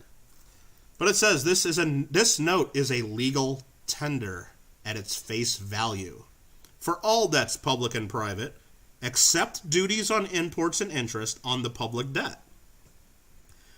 Counterfeiting or altering this note or passing, it gets a little crazy here, passing any counterfeit or alteration, and then it says, or having in possession any false or counterfeit plate or impression of any paper made in imitation of the paper on which it is printed is felony and is punishable by $5,000 fine or 15 years imprisonment at hard labor or both. They throw the or both at there. So there you go. Got your warning right there. Yeah, that's just a cool note. The wood chopper. We got here old yellow holder here, unless it just was a clear one and is yellowed with age. But the notes in here are crisp. $5 silver certificates, set of 8. These are 1934s. Look at the color of these things. Consecutives? No, they're not. They're just nice unks. Oh, there's different ones. Oh, you know what this is probably? Let's look. Let me wipe my hands because I don't want to get these notes messed up. Okay. Series 1934. Series 1934A, 34B, 34C, 34D, 34D. I love 34D. Don't you guys just love 34D? All right, 53, 53A, and then 53B. So it's like the whole run of all the different series, $5 silver certificates. I don't know if that's all of them, but it's a good, nice set of 8. Let me get these back in here without screwing them up. But yeah, 34Ds are one of my favorite notes, for sure. Come on, why stop now? Okay, what are we doing? Jackson was at least an interesting guy. I mean, hey, he did a lot of stuff in his life. If you read out, I mean, there's books on, books and books and books and books on that guy. And of course, not everything he's done has been, celebrated by all. But just his whole career as a military general and stuff, he's a fascinating individual. But of course, the world will never know him if we tear him down, all the statues, and take him off the $20 bill. He'll be forgotten forever. So, 1,000 grains of silver for trade. We're going down in price, SoCal. All right, I'm just trying to catch up with chat real quick. Don't own it. 40. I don't know what the 40's for. Oh, $40 face value? That's $40 face value. 8 notes. All right, I'm just doing the preview because Don dropped $14 there, wanting a preview with some currency. This here looks like it's just a few $5 bills. Looks like consecutive serial numbers, 23 and 24 from 1963. Nope, 1993. I lied. So, yeah, a couple $5 bills from 1993. Is that worth any premium whatsoever? They're not fancy serial numbers. I'd probably spend those, but whatever. Here is a 1928 funny back. Pretty cool. You get it. You love 34D. I like Series 34D as well. Very cool. 34C, not bad. Not bad. I'm not going to turn it down. Anywho, here's a couple more funny backs, and it looks like there's 2 of them in this one. Oh, look. 3 of them. Okay. And these are all Series 28B. This one's got a couple pinholes in it, but a few more funny backs. And Don's just trying to get me some more watch time that I absolutely don't need by having to go through all these again. But hey, you throw down $14. It looks like he showed me the money, so I could show him the money. So $80 for the Don. We're not doing this yet. I told you. This is the preview. There's a couple really. Let's just take them out. I mean, I don't want to really get it, but look at just how bad some of these silver certificates are. Oh, these are funny backs. Okay. Yeah, I guess they're still silver certificates. I didn't lie. Look at how bad, this one just feels like it's falling apart, and it kind of is. Should probably put that right back in the middle and not touch it anymore. But I think there's 5 of them right there. Really bad funny backs. And will I be able to get these back in here without totally screwing them up? Yes, I will. All right, we're going to go through these a little quicker. Looks like a couple more. I just want to make sure there's nothing too special in here. A couple more silver certificates from the 50s. Maybe there's 3 of them in there. There's a 57B. There's a 57. 35B, 35E, 35B, 35E. Should put a little 13 sticker there. Oh, it's a bar note, Series 63B. And it looks like they're not consecutive. So there's 2 bar notes that are unk right there. 34A guy, you know what? Beggars can't be choosers, and I'll take any one of the 34 series, actually. They're great. They're great notes. I don't know what you guys are talking about. These ones are consecutive bar notes. 86, 87, 88. 63Bs from San Francisco, California. So some uncirculated 3 consecutive bar notes. Actually, this one's got a fold in it, so it's not... They're still pretty crispy. There's a Hawaii dollar, Series 35A.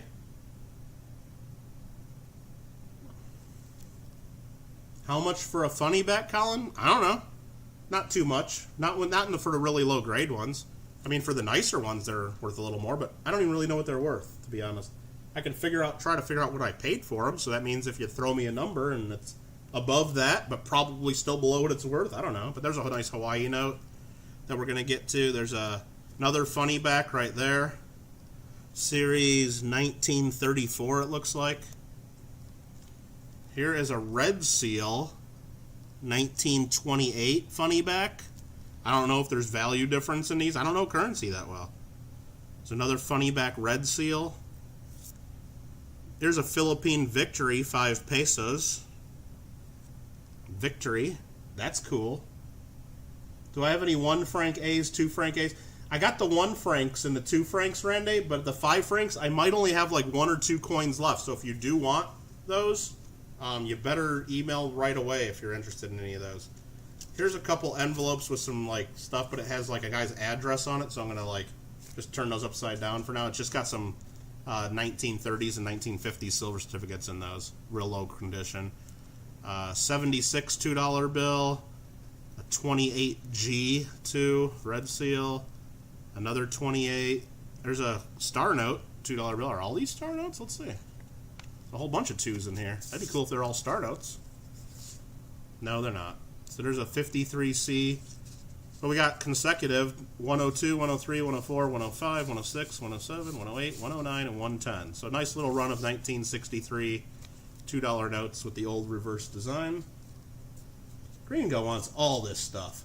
Michael Kittle rare paper money. It doesn't have the ring to it, does it? Maybe I should start a whole separate channel. Michael Kittle rare paper money. No? Michael Kittle rare banknotes. Michael Kittle rare currency. I mean, that's boring. Or Michael Kittle shows you the money. Another channel right there. Did I already look at these? Or is these just more of them? Looks like a couple more bar notes. Some more bar notes. More silver certificates. Let's see how many of these are in here. So it's 35G. All these are 35Gs. I probably bought all these for face value because I'm an evil coin dealer and I don't care about currency. Kidding, kidding, kidding. I did not. I paid what I thought they're worth, and I'm probably wrong on some of them, but I'm probably wrong on some one direction, I'm wrong on some the other direction, and figure it all evens out. So that is the currency. That's it. That's the currency I got. So let me go ahead and reverse the direction of these, because that's how I had them piled up in the thing, and it fit nice. I don't want to bend or break anything. That's close enough on some of these. Look at this guy's stack. You want that first horse blanket. And I'm just putting them back in the order they were, because then if I need to look anything up on my list, I kind of know when I was going through it what I kind of thought they were worth. You want this first horse blanket? You mean the nice one? Yeah, probably. The nice one's cool. Yeah, I don't really know exactly what they're worth, but they're pretty cool, though, aren't they? what are these series? 1923. Yeah. Okay. Very cool. Kittle's got currency. You'd like to get the Black Eagle? Yeah, the Black Eagle's in pretty low grade here, but I know to get a nice one, $500 for the single one and the $5 run. Shoot. Dude. Yeah, I do want to sell that. Yeah. I kind of do. But I told you I didn't want to sell. I told you I didn't want to sell until I looked through all the coins. So Hector's like, I thought we weren't selling yet. Exactly. I kind of want to do that. AC's like, go back to the coins. Your Michael Kittle rare coins. Let me put this currency back. Hold on. And actually, this is in a tackle box. I don't even know if I can show you guys this on the camera. All this is in a big tackle box. That's crazy. Alright, Michael Kittle rare currency. Let's see, where the heck did that go? Did I lose my phone? Did I lose my phone? Shoot. Boomba shoots, I'm trying to say right now. I lost my phone. No, I didn't. Let me grab that, because I did hear it buzzing and I couldn't find it. Yeah, like I said, I'm going to have to wait on the currency. And then, yeah, I don't know. Anyway, like I said, I think I'm going to have to auction that 120. Alright, what do we got in the chat? Let me catch up on the chat and we'll look at some coins. $3 for a crappy funny back? I don't know, Colin. I'll wait until we get to it. I don't know what they're really worth, to be honest, but just say sold later. Yeah, like I said, I think we gotta sell that one at auction. Unless you want me to sell to you and then I have to sell it at auction for you, but I don't know. We'll figure that out when we get to it. Randy, God, I'm so upset right now. I'm about $80 shy of my car payment, but you need more stuff. God, I need to see how much. Dude, Randy, believe me, there's always more coins to buy. So you gotta show some restraint at some point, and you just gotta do it. You just gotta do it. And you gotta remember, if you can't get the coins right now, there'll always be more coins when you do have the money. It's just they don't dry up. It doesn't seem like. There's a nice 29S Standing Liberty Quarter. 1962 proof with a little bit of cameo on it. This is just the next group I grabbed. There's a 42, a 41, a 43, a bunch of quarters. 45, 44. And then you got a bicentennial in here. 76D, big deal. 69S. Yeah, you got some clad in here. There's a 1908 Denver Barber. And then a nice 46S. Yeah, the quarters, they're nice uncirculated, so that's kind of cool. Some nice Unca quarters. Just want something to show off, yeah. What a beautiful sight to see on the desk, says Gina. Yeah, the silver's for sale. I mean, all this stuff's for sale, Gina. That's what we do. That's what we do. So if you see anything that I show that you're like, has to be part of the Gina R collection, just shout out an offer, and if I take it, it's yours, and if I don't, then it's not yours. That's how that works. So I'm just grabbing the next stuff here. First, I'm putting these back in that metal box I showed you guys, and I'm going to grab the next pile.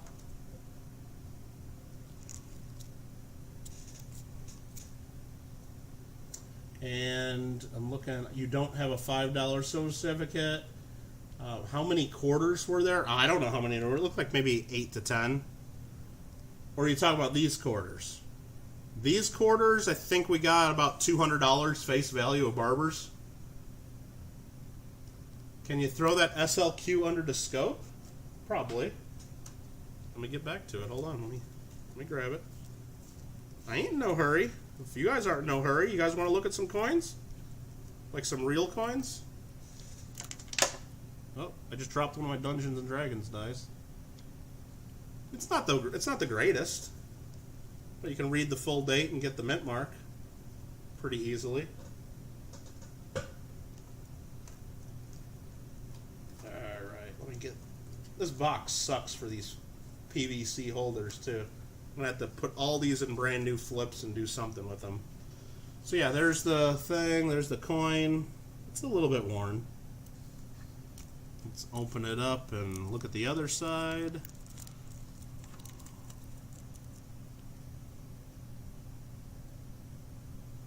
It's pretty decent, average, you know, overall. No big problems with it.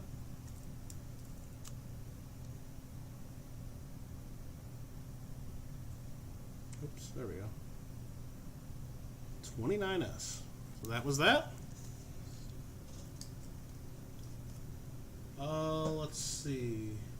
Very cool. So the next group has 1916 Merc with a hole going right through the mint mark area. How much you want to bet it's not a D? Wait a minute. Hold on. Let's take a look at this, guys. It's probably not a D, right?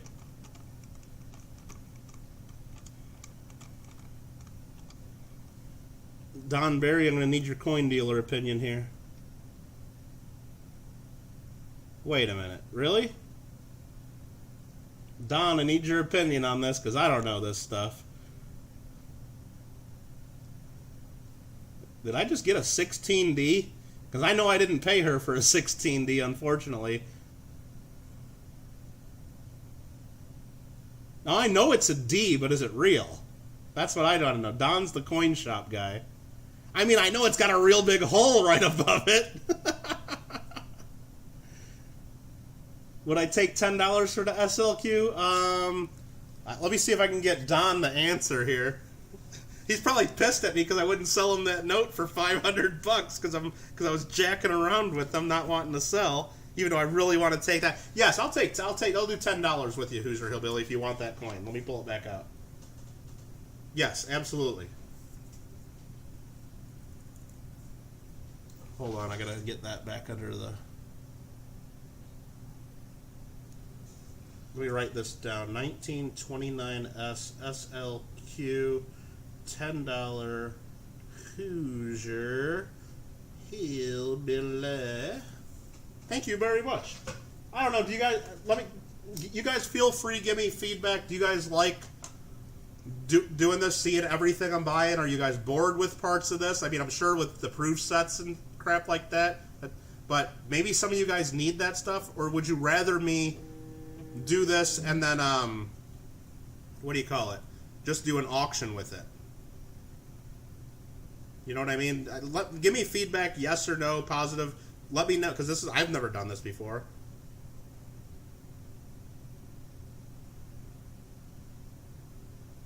I'd like to hear your thoughts, because I just kind of made this up. And somebody else, I forgot exactly who it was. They wanted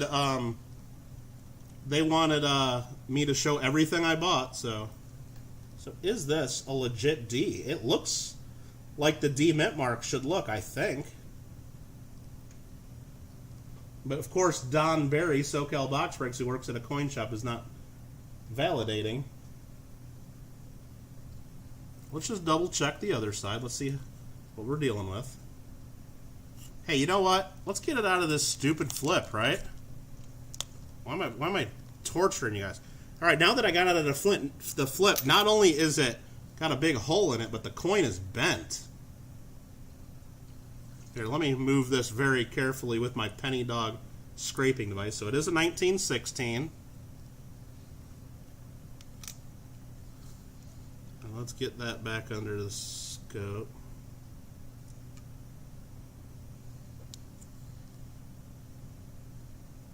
I can't get my... The thing is, I got the scope so zoomed in, I can't get... There, I can get my finger just under there. I think it's a 16D. That's crazy. That blows my mind. Hey, you know what? I did not see that when I bought the collection. I was going through these pretty quick, and when I looked at that, I just saw the hole was there, and I saw the hole was pretty much where the mint mark was supposed to be, and I just missed that. No, that is not worth $600 all day long. I'll tell you right now, one in low condition, we'll just look in the... It might be worth $100 or $2 to somebody as an album filler, but with a hole that big and the coin being bent, I mean, they say good for in the red books $800. You can get AG3s and stuff for like $400 to $500, no problem. They're legit graded ones. This one, I mean, it's got okay details though to it though, other than that little hole right there above the mint mark, right? Jeez. So I don't know how you would grade this really, but I guess I'll set this aside and put it in a new flip until I can have my coin shop verify it with me. But that one I might have to send in the PCGS if they tell me that's not an added mint mark, which it doesn't look like to me. I'll have to compare it with coins like on Coinfax. That's what I would usually do, just to make sure every detail of the mint mark matches. But, hey, show the back again. You mean the reverse? We say reverse. Silver Hair Seeker just became a Kittle fan. Well, thank you very much. I really appreciate that.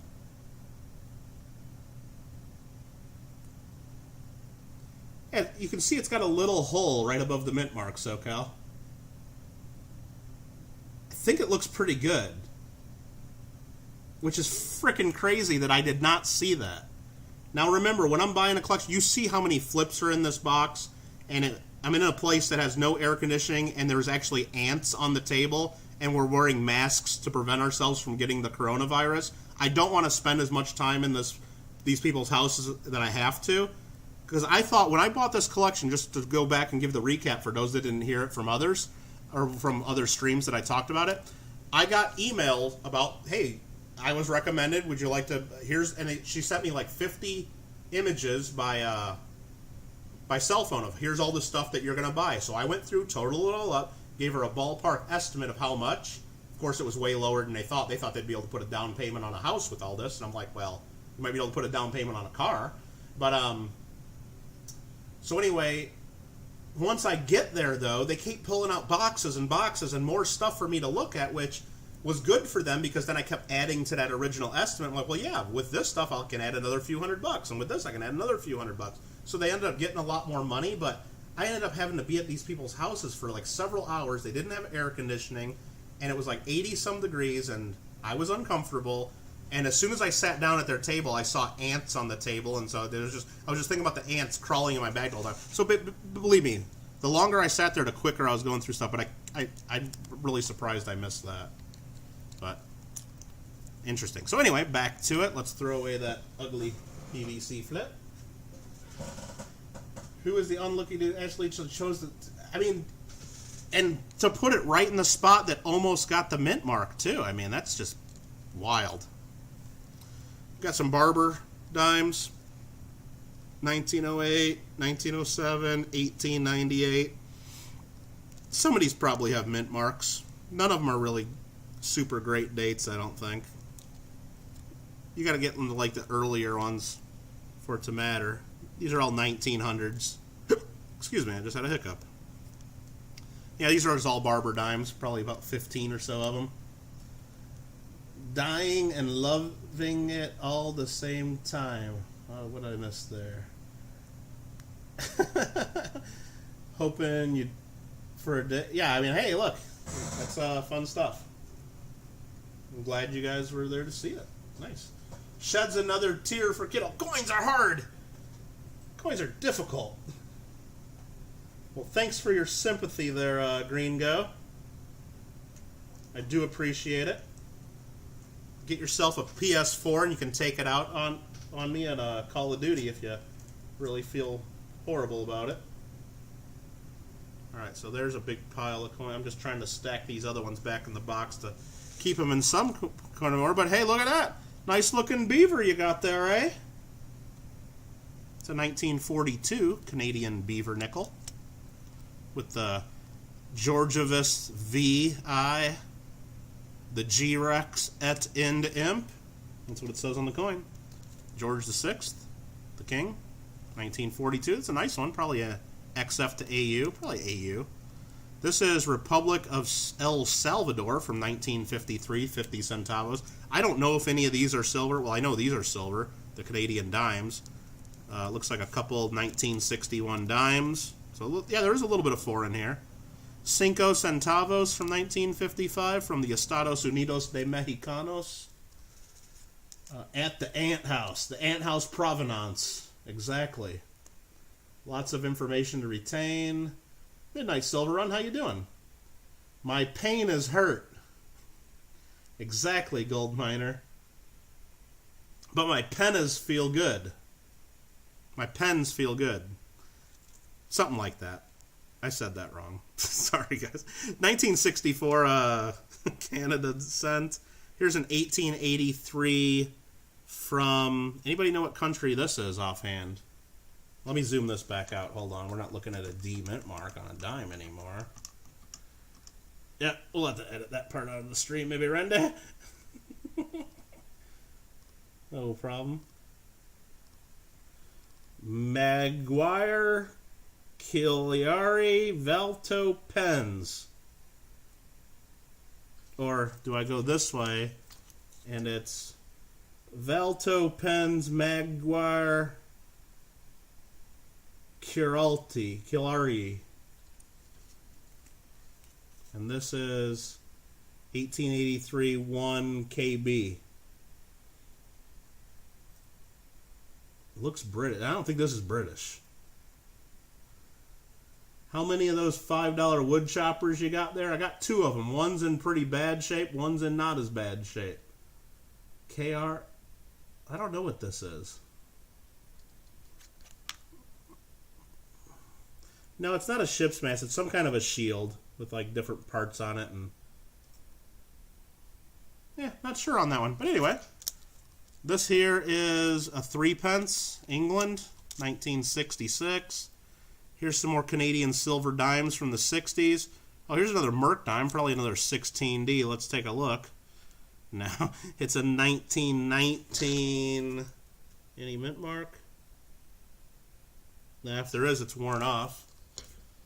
1913 Barber, a 57 Rosie, and a 43 Merc. Let's get all these out of here. Hungarian, you think that could be it on a Bushu? I would say European with that way that shield is. Something European. For sure. Alright, that is that. Next group. Let's just pull all these out. Let me get this holy dime out of here just to... so I don't get it mixed up with anything. I'll put that right in this pile over here somewhere. I don't know. You want to do a giveaway? What should I give away? Let's do it. We haven't done a giveaway in a little while, and we got 43 people up in the channel and up in the chat. One crack jar. Kraj car? Not a crack jar. Kraj car. One Kraj car from Hungary. Should I give away to 16D? Say hell with it, Gringo. I probably paid $1 for it because I said it's a... I'll give you this. I probably sat there at the ladies' kitchen. I'll give you the silver value for it, which is just under the melt value of $1.30 because it's got this big hole in it. So I'll probably pay you $1 for it. No, I'm not going to do that. I'm not going to do that. How about this Barber Quarter right here or this one? Let's give away a Barber Quarter. Anything from the 1800s? I like stuff from the 1800s better. And there's a 1909. That's fun. There's another 1909. There's a 1900. Usually the ones that are 1800s, though, they look like hell, though. I don't know. This is just a nice 1907. Anybody want this? Got a couple light scratches in it.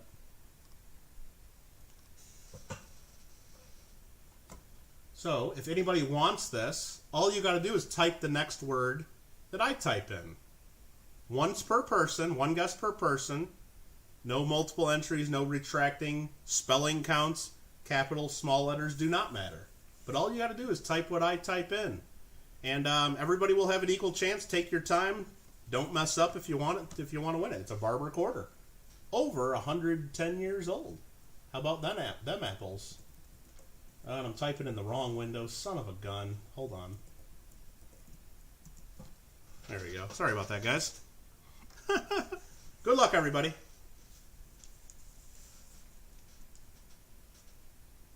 And if you don't want to win, don't enter. It's that simple.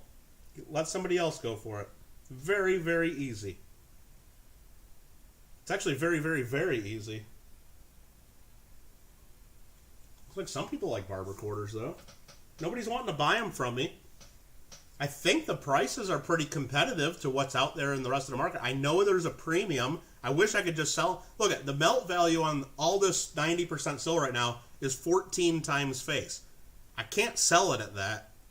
I mean, because I can sell it to the damn coin shop for that or more. Because they turn around and sell it for 16 and a half. I mean, it's just, there's a big premium for stuff, so I just can't do it. I wish I could. And if it was a normal market, I would be able to do that. But but if you're looking to get some silver, I think it's a good deal, and I don't know where else you can get it lower. If you tell me, hey, so and so's got it for less, and you're just overpriced, Kittle, then let me know, and then maybe I can rethink it. But I think I'm a good price here, so I understand if you guys don't need it though, or can't afford it, or just whatever. I mean, I'm not trying to make you spend money you don't got. Trust me. All right, I'm going to give you guys a few more seconds, and I'm going to go ahead and type in stop, and we're going to give this sucker away. I'm going to get these coins. There's probably a 22 no D, and there's probably a SVDB in here because it looks like some Lincoln cents. Probably missed those when I was reviewing the collection.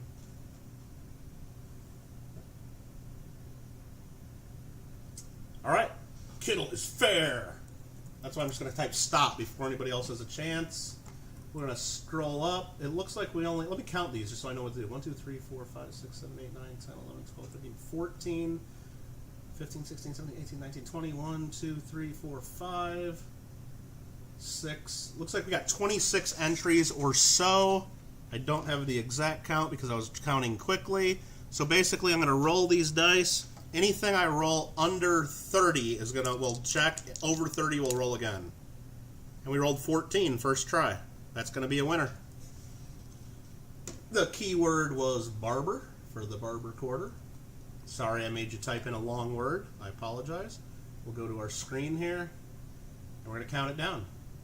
Mussel shell was 1, 2, 3, 4, 5, 6, 7, 8, 9. Colin was 10, 11, 12, 13. Found it buried. Appears to be number 14, but we will verify here. Let me just count one more time. 1, 2, 3, 4, 5, 6, 7, 8, 9, 10. Hold on. 1, 2, 3, 4, 5, 6, 7, 8, 9, 10 is Colin. 11, 12, 13, 14. Now, did found it buried screw up and type more than once? There's the winner right there. Looks like found it buried knows the game. There's stop right there. Found it buried. Congrats. Boom. There you go. And you know what? I do need to write this down. If I don't write it down, we'll have problems for sure. I need a new sheet of paper because I write sloppy and big. All right. That was a 1907. I didn't even check. Was there a mint mark on this sucker? Nope. 1907 Barber. Giveaway. Found it buried. So found it buried, just to give you the heads up, I did send the Swiss coins you ordered. They're coming to you in 4 separate envelopes, just to give you the heads up. We sent it the cheap route, as we discussed. The cheap, slow route.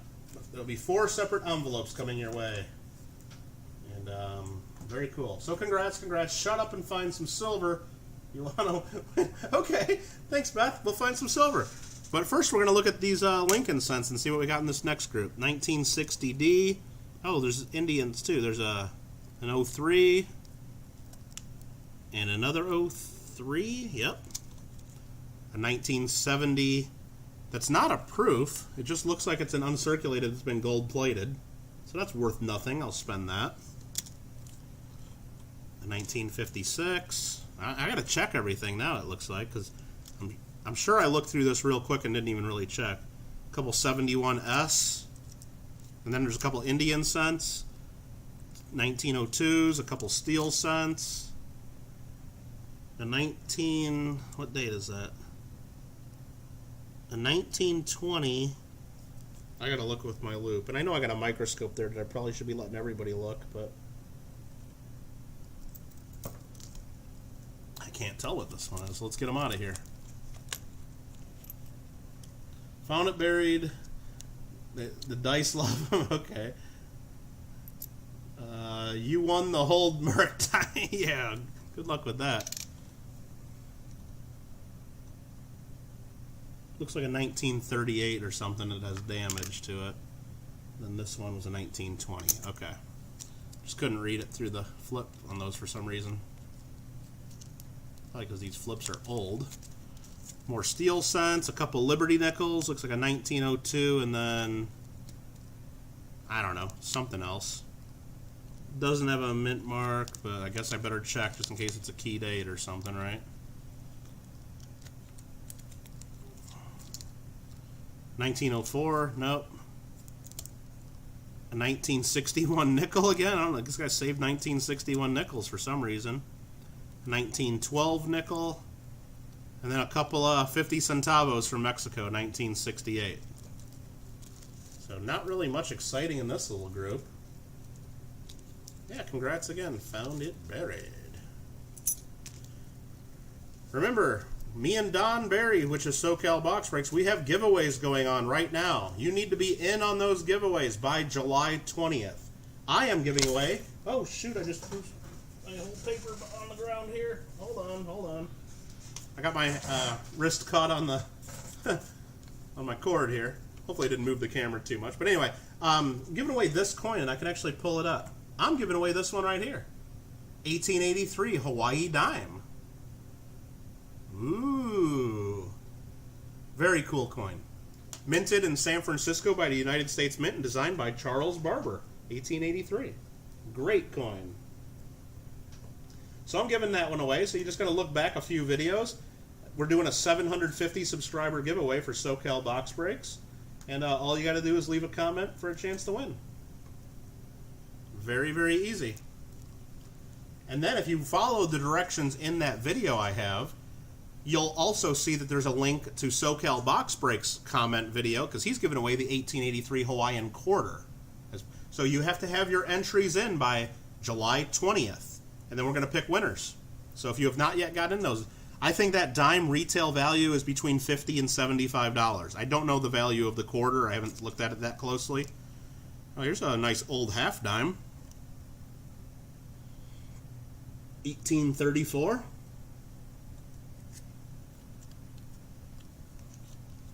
But yeah, definitely want to get in for a chance to win. Yeah, look at that. Nice little old half dime. 5 cents.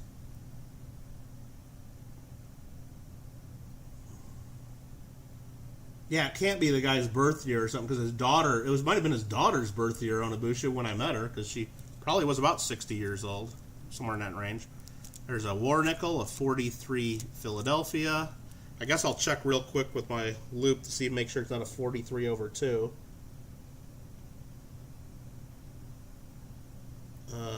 Or a double I. No, I don't think it is. 1904 nickel, 1902, 03, 04, 06, 08. There's an 1854 with arrows seated quarter. That's a pretty nice one too. Look at that, full detail in the Liberty, lots of detail in Liberty's dress. No, not, I mean, there's a couple little rim dings, but nothing super major. We'll look at the reverse. I mean, this is a pretty nice seated quarter. Wow.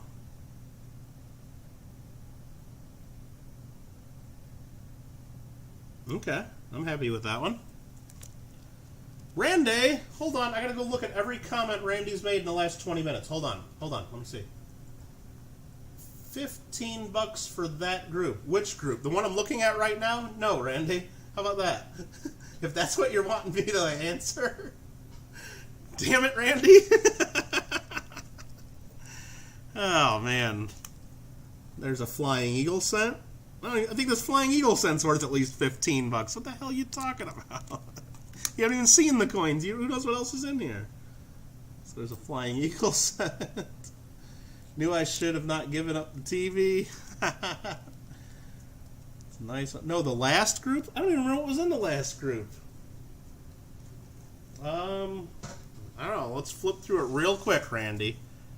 There's some nickels, some steel cents, a bunch of wheat cents, some Indian cents, some steel cents. I'm already sending you stuff, Randy. I think I am. Let me just look at my list here and make sure I can do that, because I might even do a little better for you. Let me see. This, I just want to make sure I'm looking at the right list. I'll do it for $10, Randy. $10. This whole group is yours if you want it. $10. 15's too much. Yen? Okay. Let me put a rubber band around it right now. I got way too big of a rubber band. I'm not even going to look at them again.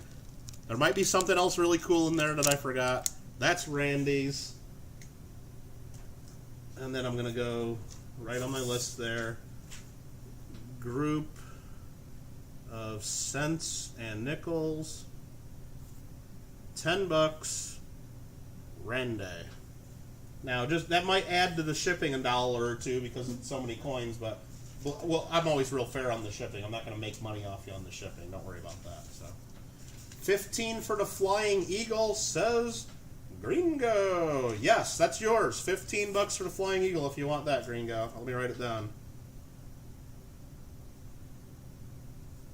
15 green go. Let me pull that out of here now. There you go. That's Gringo's. I'm trying to make this easy. Trying to make it easy. What do we got here? This is... Dude, are you serious? Hold on. I gotta pull this out of the flip. Let me make sure it doesn't have a mint mark. Hold on. I don't think it has a mint mark, but it's hard to see in the flip. Just wish you found a 16D. Yeah, Randy wished he would have said, hey, let's buy that whole group real quick. Oh, no, it doesn't have a mint mark. It looked like through the flip it had a mint mark, but it doesn't. Just a regular 1909. Okay. Thought we might have found something really good there for a second, because it is a VDB, but I thought it had a mint mark for half a second. Dang it.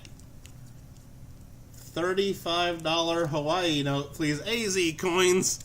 You know we're not on there yet. Ooh, look at this. Look at this one. 1834 half cent. Email sent. Okay, found it buried. Is that seated at an S, an O, or a CC?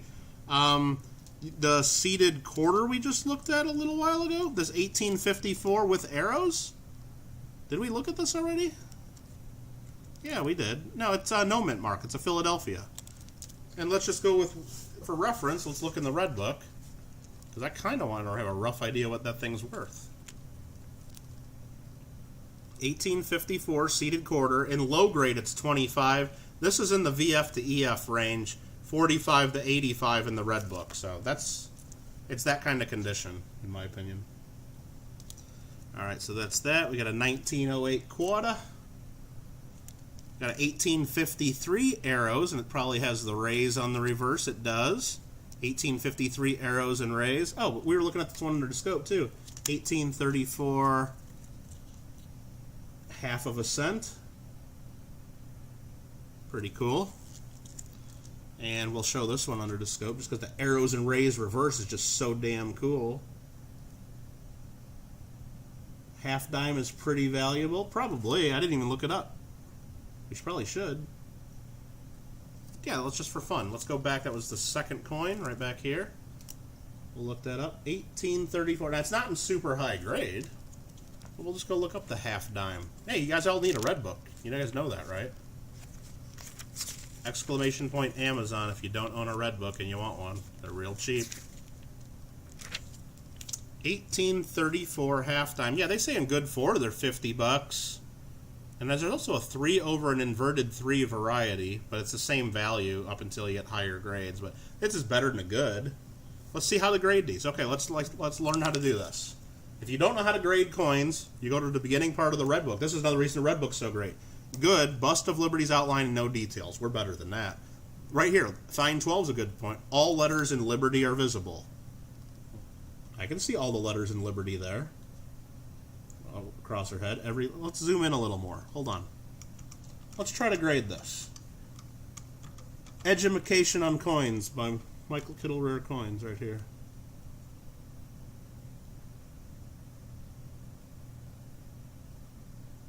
turn on the light here, get blinded by the light. Now there's some kind of a spot or something, or maybe it's even damaged right at the ER of Liberty. We could take a close look at that, but all the letters of Liberty are clearly visible, very nicely. So that means it's at least fine 12. Full rims, ear and shoulder clasp show plainly. Well, that's where we're getting it. The shoulder clasp would be like kind of right there on the dress part. Full rims, the rim is kind of blending into the fields a lot apart. So I don't think it's quite a VF20. So it's between a fine 12 and a VF20. So you really just go with fine 12 on that condition. So 1834 and fine 12, they say it's $80 in the red book. So yeah, that coin has some value. Indeed. Indubitably. Alright, very good. I hope we all learned something. Alright, and then what do we got next? That was the 53 arrows and rays we looked at. That freaking 50. Randy's just getting tortured here. Well, here we got a bust quarter, if you want to further torture. Let's just get this right under here.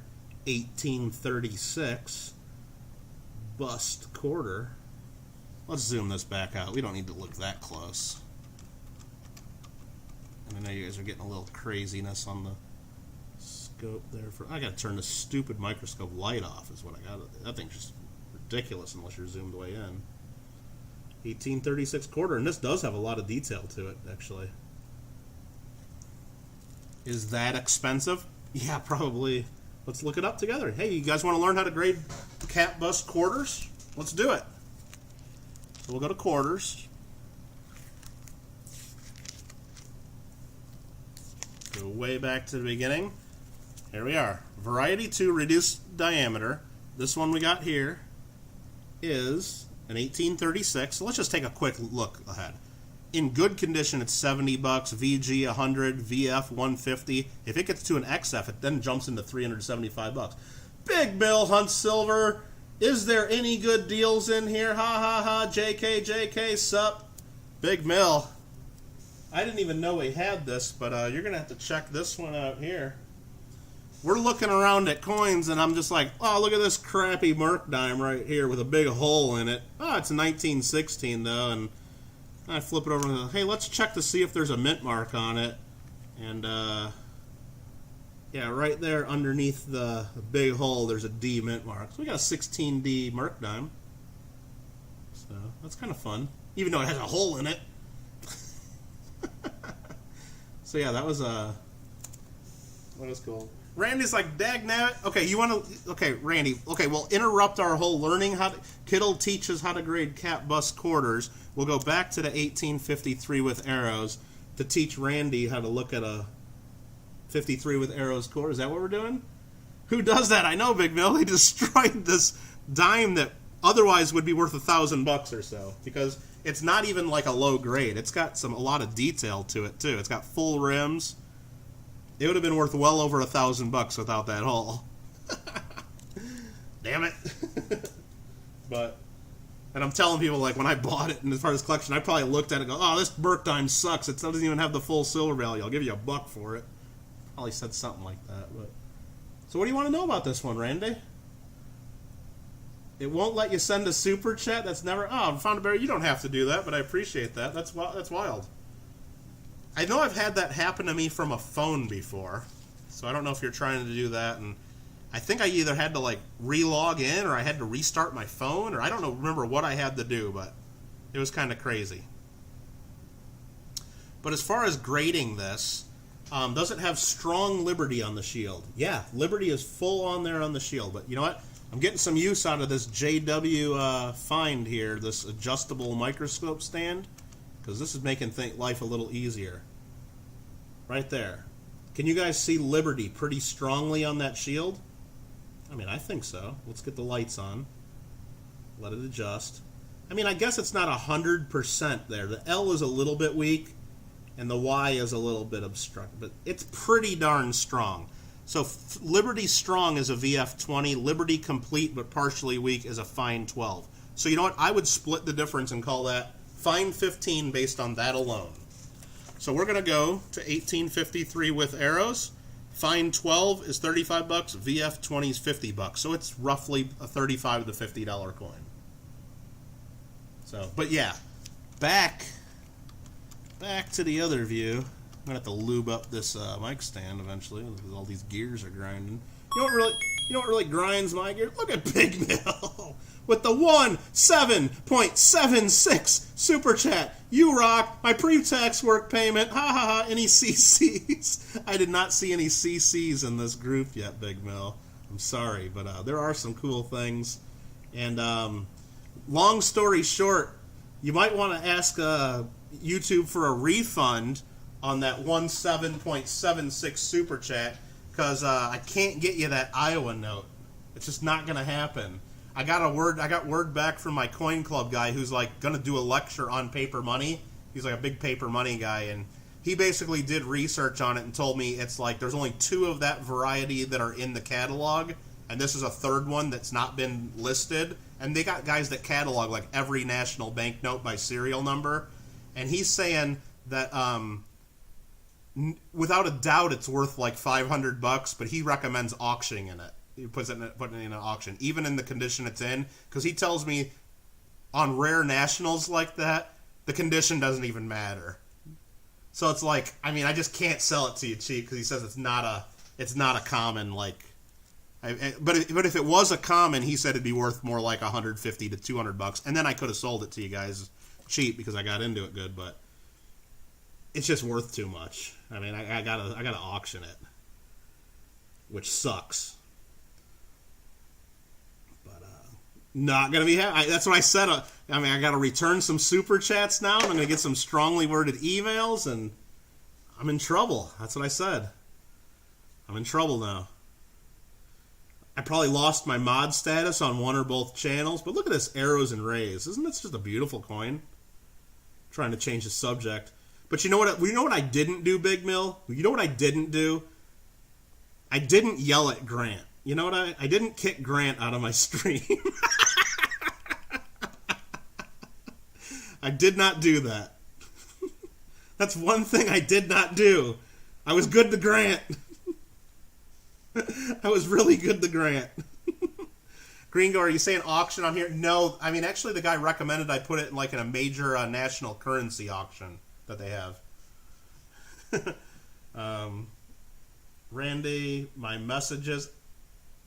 Randy, I'm not opening up my email and reading your emails if that's what you're talking about. But if you sent messages here, would I take $25 for it on Friday? Oh, this quarter right here? Yeah, Randy. It's yours. We'll quit looking at it. Randy, $25. If that's the one you're talking about, 1853, arrows and rays, $25. Rand a pay by next weekend, we'll just say. Something like that. Perfect. Done. That's how Kittle does business. But, oh, my chat hasn't been moving. What did Big Mill say about, he didn't say anything about, poor Grant. Justice for Grant. Is that JW scope listed on my Amazon store? Yeah. So, Gold Miner, what I got is if you go to the Amazon page, !Amazon, it's the pluggable microscope that everybody gets with the stupid little suction cup stand. The one that Rob Finds Treasure uses, the one that pretty much every channel uses, probably because Rob started recommending it, and then everybody that gets their own list recommends it. So, the microscope works great, but it's a pain in the butt to adjust it. Big Mill, 7.77, low, Kittle. I was wondering why you weren't typing back. You were setting up the super chat, Big Mill. Got an email from it. Oh, God, I'm glad. Oh, dude, that would torture me. I knew I could feel your pain. I almost wanted to drive up to the MASH to buy you a beer, but I had to do this stream. I had to entertain my peeps here, but I could feel your pain during that mail call, and even a little bit during the farming stream last night. But I think it was a little too new. But you were hurting this morning, and everybody was picking on you. But you know what? I think Mama Mill still might be in here. I almost did it during chat. I almost did it during JW's chat for the mail call this morning. I think it's Mama Mill's fault. There's at least some contributory negligence on her part. She should have known better. Come on. I'm not saying it's totally her fault. I'm not going to point fingers, but I am naming names kind of, but I'm not going to name names. But there's some contributory negligence by Mama Mill. I'm on your side, Big Mill. And thanks for the super chat. That's awesome. All right. Yeah, you were hurting. Hi there, Jenny Hansen. How you doing? No, I'm glad to hear you reached out to him. Okay, so Randy, that one's yours. Sent email about invoice, asked for... Yeah, I'll take a look at that. Yep. So now we're going to get back to this capped bust quarter that we probably started talking about 20 minutes ago. Oh, yeah, Mama Mill's in trouble. Sorry, Mama Mill, if you're still in here listening. That was Kittle rant number 7 for tonight, right there. All right, back to the learning how to grade a capped bust quarter, because I think this is actually in pretty good shape. So let's just go right up to VG8, because this is at least VG8. Nobody would ever argue it's lower than VG8. Come on, nobody. Nobody. So right here, VG8 says full liberty. Look at that right there in the hat. We got all letters of liberty, plain as day. So we're at least VG8. Fine 12 is all hairlines are visible, drapery partly worn, the shoulder clasp is distinct. I mean, you can see that. Let's zoom in, because I'm sure half of you guys are wondering, shoulder clasp? What the hell are you talking about, Kittle? Well, I'm going to show you. So anyway, back to the microscope. Pluggable microscope, and then there's an aluminum adjustable stand. It's like another $20, or I don't know what it is. Right there, that big dot. That's the shoulder clasp. That is about as distinct as it can get. So you buy the pluggable microscope, and then you buy the aluminum stand, and together, it's amazing. It's all together, you're probably going to spend $40 to $50 for the setup. It's amazing. How about 35 doll hairs for the tube of caps? What the hell's the tube of the caps? I don't even know what you guys are talking about. What is a tube of caps? Anyway, I'm trying to grade this thing so that their clasp distinct is fine 12. VF20 is only the top spots are warm and the clasp sharp. I think that clasp is pretty damn sharp, and then the ear has to be distinct. That ear is not only distinct, that ear is sharp. So we're at least VF20. Hair details, this is EF40 now. Hair details been clasped bold and clear. Now let's zoom back out. And are the hair details, can we consider them bold and clear? What the hell is a tube of the caps? What am I selling here? I mean, I think these hair details are pretty damn clear. Now let's read again. EF40, hair details and clasp bold and clear. I mean, they're worn on the high points, but there's a lot of hair detail there. I still hesitate calling it an EF40 because that's pretty damn strong. But it's got to be at least a VF30 based on the ANA and Red Book grading standards that are in this book. Very basic grading on this. So what I would want to do is I'd want to compare this with PCGS because, of course, where we are, VF20, we know it's at least that. They're saying this is a $150 coin in VF20, but it's $375 in EF40. I think we're right between there. But I want it makes a big difference if it's a VF20 or a VF30 or a VF35. And of course, if we can call it an EF40, we're in the big money. We got some Kittle cash then. So I think this is a really nice coin. So it might look, worn now, but this is a lot higher grade than you think. I think it might be an XF coin. And if anybody disagrees with me, keep it to yourself. This is my stream, damn it. No, if anybody disagrees, feel free to share your opinion. But remember, you got to back it up, too. But I think this is a nice coin. This is at least a $200 coin, in my opinion. Maybe a $300 or $400 coin possible. Now, there's something going on at that star. Now we got to zoom in and see what the hell that is. Because that could be damage that kills $100 of the value instantly. And it might be. Damn it. Looks like the start of a hole there. That's why you got to not look at your coins under a friggin' microscope with a aluminum adjustable stand. You just got to look at them in hand for a minute first, guys. That right there just took $100 off this coin, and now I don't want it anymore. Yep, someone started drilling a hole there. I just looked at it with my loupe. $100 gone. Now instead of being a $250 to $300 coin, it's probably a $100 coin. Anywho, that sucks. Probably took $200 off the value. Seriously, that sucks. I'm mad. Anybody need any pens from the Caesar's Palace? I got a few of those. All right, let's go back here. Read some chats there. How about 35 on a tube of caps? I still don't know what you're talking about, Big Mill. Taking offers. Yeah, what I'm doing is I'm just showing off everything I got in this coin collection. If you see anything you want, shout out a price, and I'll just say no if it's too low, or I'll say yes, it's yours if I like the price. What aluminum stand from where? Hector, exclamation point, Amazon goes to my Amazon list, and it's on my Amazon list. There's two categories. One's for coin supply, and one is for streaming equipment. I'm pretty sure I got it under the streaming equipment category, and it's right there. And if you still have trouble finding it, let me know and I can help further. So that's a no on the 35. Big Mill, I don't know what you're talking about, dude. And I'll meet you at the MASH and save on the shipping. Oh, the cat bus, I'm not selling for 35 bucks. No. Oh, shit. Yeah, that sucks. 40? No, I'm not going to sell it for 40. I still think it's worth 100 bucks plus, even with a partially drilled hole. I might be wrong on that. It might only be worth 75. I still think somebody would love to have that in their Dansko 7070 album, because it's got full-on VF to XF details. Just really pisses me off that someone started to drill a hole in it. And it pisses me off further that I talked about it going on 5 to 10 minutes now without seeing that first, because I was looking at it under a microscope. 20 walkers, 5 times phase low. Big Mill. I mean, come on. Are you trying to get timed out? You want me to tell you to lose the address, bro? Come on, man. 5 times space. All right, let's get this. I think we've discussed this. Everybody feel comfortable about this one now? We've discussed this one to death? Okay. We had the half cent. We had the Barber Quarter.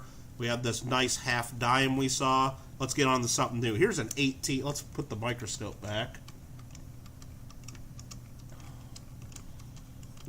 Lose the address. Oh, shit. Hey, I don't swear on my channel. What am I doing? All right, that's a nice 1857. Well, first of all, let's not get excited. Let's look at it under a regular. Let's look for that big hole that's getting started to drill. Or what are we missing here before we get it under the microscope? Just take a good look at the coin. To me, it looks lightly cleaned off the bat. Unfortunately, I'm gonna get the zoom to get the focus. All right, we know there's not a hole in it though, so let's take a look. Too much fun, exactly. Half cent, I can show you that, Jenny. This has got tons of detail. This is an AU details coin for sure. Full-on star detail, all the details in the dress, full shield, all the rims there, hair detail. I mean, it's damn near an uncirculated details, to be real straight with you guys. Eagle is all there. I mean, some people would sell this as Unk details, for sure. All the detail is there, all the way through. All the high points are strong. This is a nice quarter. Beautiful, exactly. 1858. Or sorry, 56, I'm sorry. Yeah, let me look at it under my loop now, and I'll see if there's actually wear or not. Yes, there's a touch of wear on the very high points, so I would call it AU details, and it is lightly cleaned.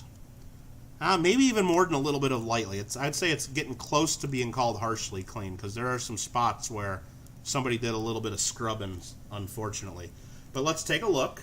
1856, and we'll try to see what kind of value this could have been if someone didn't screw it up. 1856 and AU50 is 185, MS60 is 350. So it's probably like a $200 coin, not cleaned. Cleaned, you got to knock it down a bit. It's probably a $75 to $100 coin, I would guess, as is. Not sure though. It's beautiful though. Yeah, it's cleaned, Mud Swap, for sure. The half cent you wanted to see real quick. That is this one right here, Jenny. 1834. It's got a rim ding there just on the side, a little tiny one. 1834 half cent.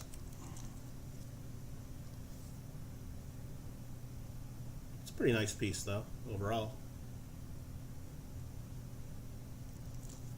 Let's take a look at this under my. It's just in a dirty old flip too. It's part of the problem. But 1834. How much?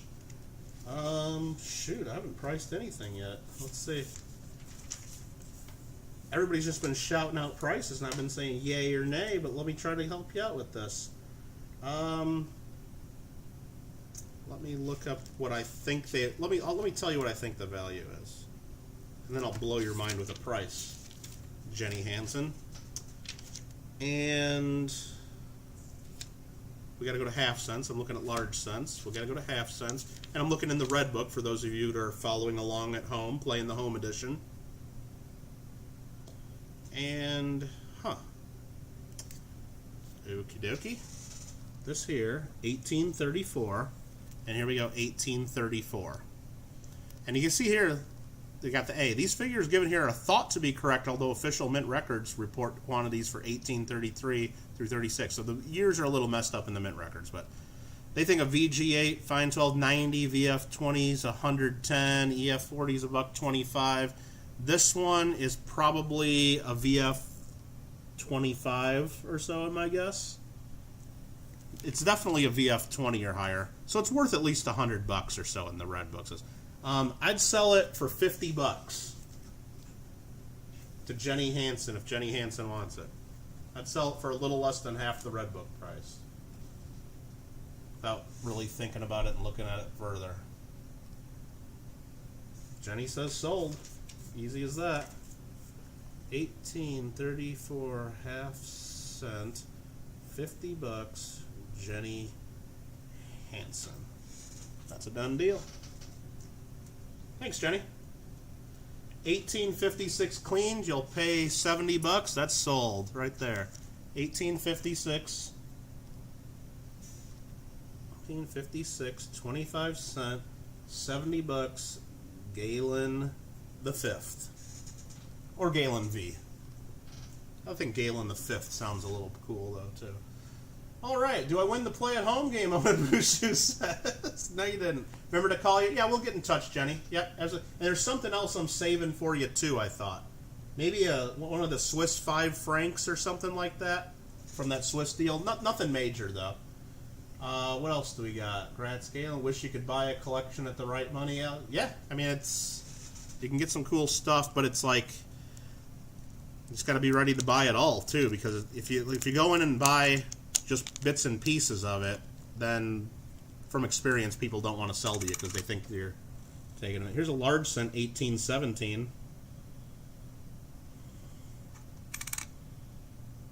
It's actually pretty good shape, all things considered. I mean, it's 203 years old.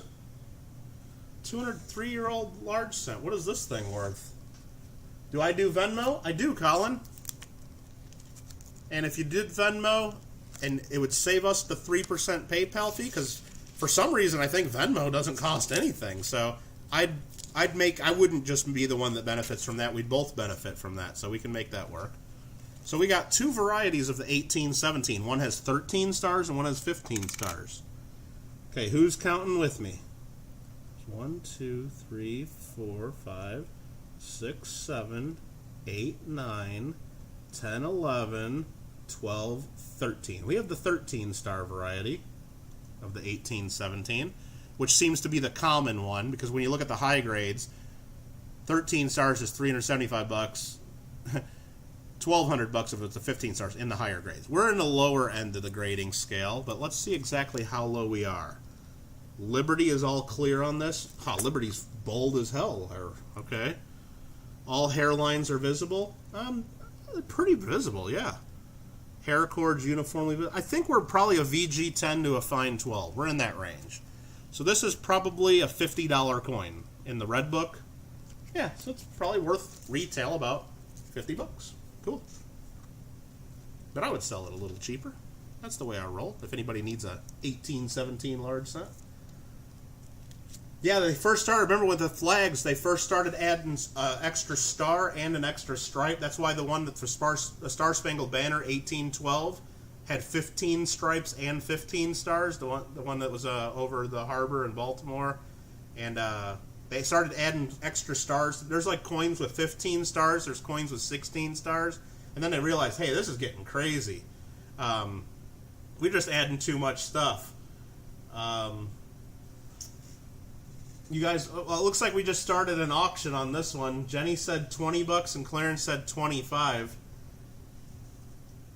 Jenny said 26. I can't just pick one of them because I love them both, and I can't just say, yeah, you were first and I'm sell it cheap. So I want you guys to pay what you think's fair, but don't pay too much. I'll put it back on. I'll get it out of this flip and put it under here. How you doing, Clarence? Hope you're doing well. And thanks for letting us know that Gordon had Eagles available, because we did reach out to him and the club got a roll of 2020 Silver Eagles. So we'll have some 2020 Silver Eagles as prizes at our next meeting. Yeah, it's just a pretty dirty original 203-year-old large cent with no major issues that I can see. I mean, there's a couple little tiny rim dings and a couple little tiny marks, but it's a pretty cool piece. Clarence at 30. Says Clarence got it at 30 bucks, so there you go. Thanks, Clarence. And I'm going to put that in a new flip, because these old flips suck. And they got PVC in them, I know, so they need to be replaced anyway.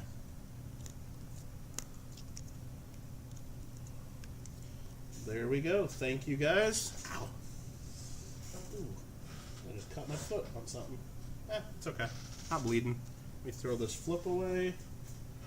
You got it, Clarence. Nice 203-year-old. Isn't that crazy? That old? Wow. All right, I think we got through this pile finally. Nice. Thank you, guys.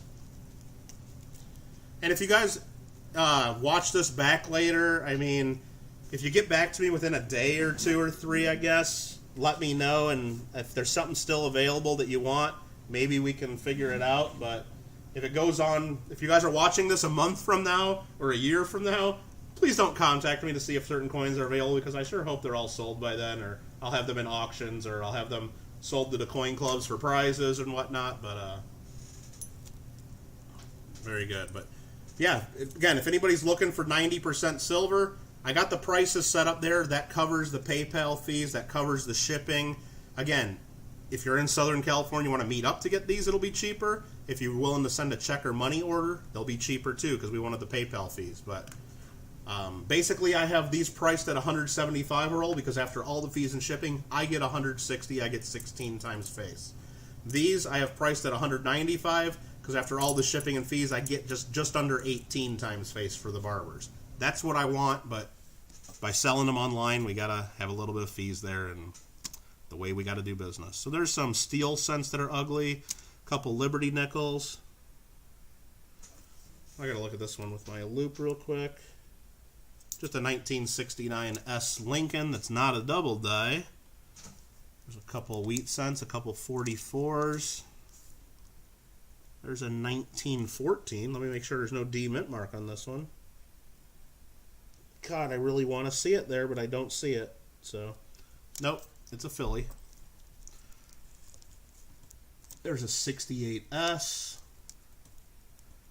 Take care, all. Oh, Jenny, thanks. Thanks for coming in. Appreciate it. And I'm getting my phone beeping and buzzing, and make sure that's nothing I can't live without right now. Oh, great. That's horrible news. Okay. Alright. Oh well. Anyway, just apparently one of my family members tested positive for some sort of a pandemic thing going around. But anyway, hopefully it's not serious, but someone that's not in good health to begin with. So we'll hopefully hope for the best on that. That sucks. So anyway, I hope everybody out there is staying safe and treating this crap seriously. I see a lot of people all of a sudden not treating it seriously for one reason or another. Apparently it's still pretty serious stuff. So this one here is a 1919. Does it have a mint mark? No, it's pretty corroded too. Looks like this is just a bunch of garbage wheat cents, to be honest. What is a 1921 with a mint mark? What is this one? A really weak S. It's a 21 weak S. Is that a thing? I guess it's a thing. There's a 1957, 52, a couple Indian cents, an 1890, and an 1888, an 1880, and an 1882, 1895, and an 1897. So yeah, it's just a bunch of Lincolns and Wheatsons. Oops, IHPs. They're IHCs, Randy. $5 for garbage Wheaties and IHCs. And then you go, oops, $10. I don't even know where I'm at on my list right now, to be quite honest with you. Yeah, you know what, Randy? What the hell? I'll give it to you for $10. I'm already sending you a bunch of stuff. I don't really want to look at them anymore. I didn't see anything amazing that I'm going to get all upset about, so let me wrap that up with a rubber band and add it next to the other bundle here, I guess. Alright, that's that. Let me write that down on the list so I can try to figure out what I did without having to watch this whole video back. Bundle of cents, $10, Randy. Thank you, Randy. Is Randy the only person buying? No. Unfortunately, a lot of people are buying, and look, it's a double-edged sword. I'm very thankful that lots of people are buying. I really appreciate all the support. But every new person that buys is another package I gotta pack up and more emails. I really wish one person would buy it all, but I know that's not realistic. But anyway, I'm just joking with that. I do appreciate all the bids, and not even bids, just people throwing out numbers, because we're not even doing an auction. Come on, unless two people show interest immediately, right? Then we can't help ourselves. All right. What is this pile that I just got here? Orda, are you still here? I hope Orda's here, because this has some Silver Eagles in it. There's a 1992 Silver Eagle and a 1992 Silver Eagle. Orda has been looking for Silver Eagles. Orda, are you here? I'm going to give Orda first shot at these, because he's been bugging the hell out of me to find him a Silver Eagle, but I won't sell him, because everything's like $28, $30 for Silver Eagles lately. Let me figure out what the heck I even are in these for. Okay, so there's Silver Eagles. There's a couple more Indian cents. It looks like a 1906 and a 1902, a 57D Lincoln, an 1876 quarter. Let's see what this looks like. It's actually a nice looking 1876 quarter, centennial issue. 100th anniversary of our country. He was around earlier. You know what? It's a 76S, which I don't think that matters too much. I might just save those for Orda, because I know this little group that I pulled out, I know I priced it like based on what I would buy Silver Eagles for like a while ago, and I think I could actually hook Orda up, because he's been bugging the hell out of me for those. So we know Kittle Speedy on the Chevy. Gringo, come on! So that's a nice 76S there. That's cool. So I might just get those to Orda, because Orda's been pretty patient. And Orda actually did offer to pay up the premiums. There's a nice 1908. I was hoping it was an 08S, but it's not. But I mean, these are okay. I mean, they're not garbage Indians either. I mean, you can see some letters of liberty on some of these. And that one's not as good, but that one's not bad. By the way, you got all the nickels out of the bag, even the non-magnetic ones. Oh, that's funny, Randy. I heard you sticking a magnet in there. Do I ever come across any Russian silver? Very rarely, Aaron. Very rarely. There's a lot of buyers for that kind of stuff here in Southern California, and it's like, I just never see it, and I get people asking about it all the time, and if it ever does show up at auctions around here, it disappears so quick, because there's a lot of strong buyers, and it seems like people that get that kind of stuff know that there's strong buyers for it, and it just goes. I mean, there's a couple war nickels. This guy, there's another 1961 BU and a 64D that's BU. Anybody need a 64D nickel BU? No. And I mean, I'm sure we could check some of these for varieties. Like here's a couple 47S's. There might be a variety on that one, but there's a 40 and a 51, and there's a 68S that's uncirculated, and another 68S that's uncirculated. And there's a 1910 Barber dime that's cleaned, but it's got a lot of detail.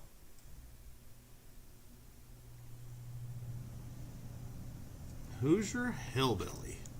Whoa, 76S. Hold on, I'm getting a couple things here. Hold on, let me look at the chat because I was looking at it. So now can I have the dollar Hawaii note for 35? AZ, you know what?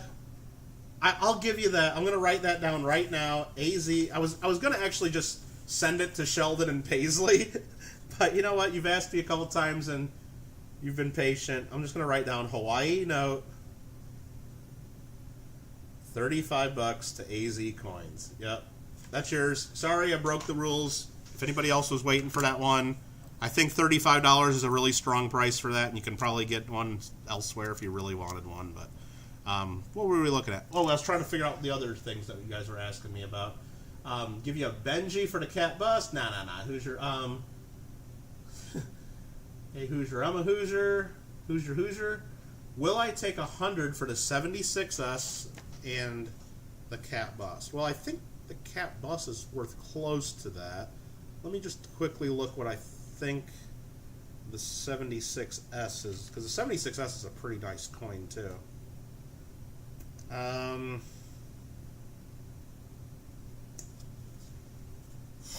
Let me just look at it one more time here. Man, this is a pretty nice coin. And then I gotta find where that other one is. I mean, I would do 120. I don't really want to fight you on that. I'll do 120 for the pair Hoosier Hillbilly. I just think it's a little. I wouldn't want to do it at 100. Is just what I'm saying. So if 120, you said sold. Okay, so now I gotta dig this one out right there. Correct? Correctamundo, he says. Alright, let me write this down. I gotta do things one at a time. That's 1836 quarter plus 1876 S quarter. Oh, I'm writing like horribly here. 120 Hoosier Hillbilly. I'm almost spelling people's names like halfway correct right here on this pad of paper, but we'll figure it out. So there we go. Thank you, Hoosier Hillbilly. I appreciate that. Thank you, appreciate that. Please invoice. Yeah, no problem. Easy, no problem. The IHC $2 and $4 for the cleaned Barber. Which IHC? I don't know, because that's the cleaned Barber that we just looked at. Which IHC? I mean, there's a lot of them here.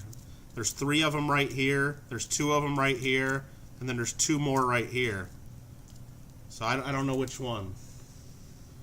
Lima, those would look nice. Yeah, I think so. Those are nice quarters. Except, I mean, that damn cat bust, they started drilling a little hole right there at the top. It's like, oh, man. Because that was a really nice quarter. That was like a $300 quarter. Except for that. Just trying to do a typeset, get back. Oh, dude, no doubt Hoosier Hillbilly. And not only that, if you're putting them in an album, do you really want to be buying like a $400 or $500 or $600 slabbed coin and then cracking it out for the album? It's like, at some point it gets kind of crazy cracking out like coins that are damn near $1,000. $1 on each of the IHCs, so that's $7. And then this, let's make it $10 even, John Wolf. I mean, you're gonna have to pay like a couple bucks for shipping too if this is all you're getting. But $10 for the 7 IHCs and the dime.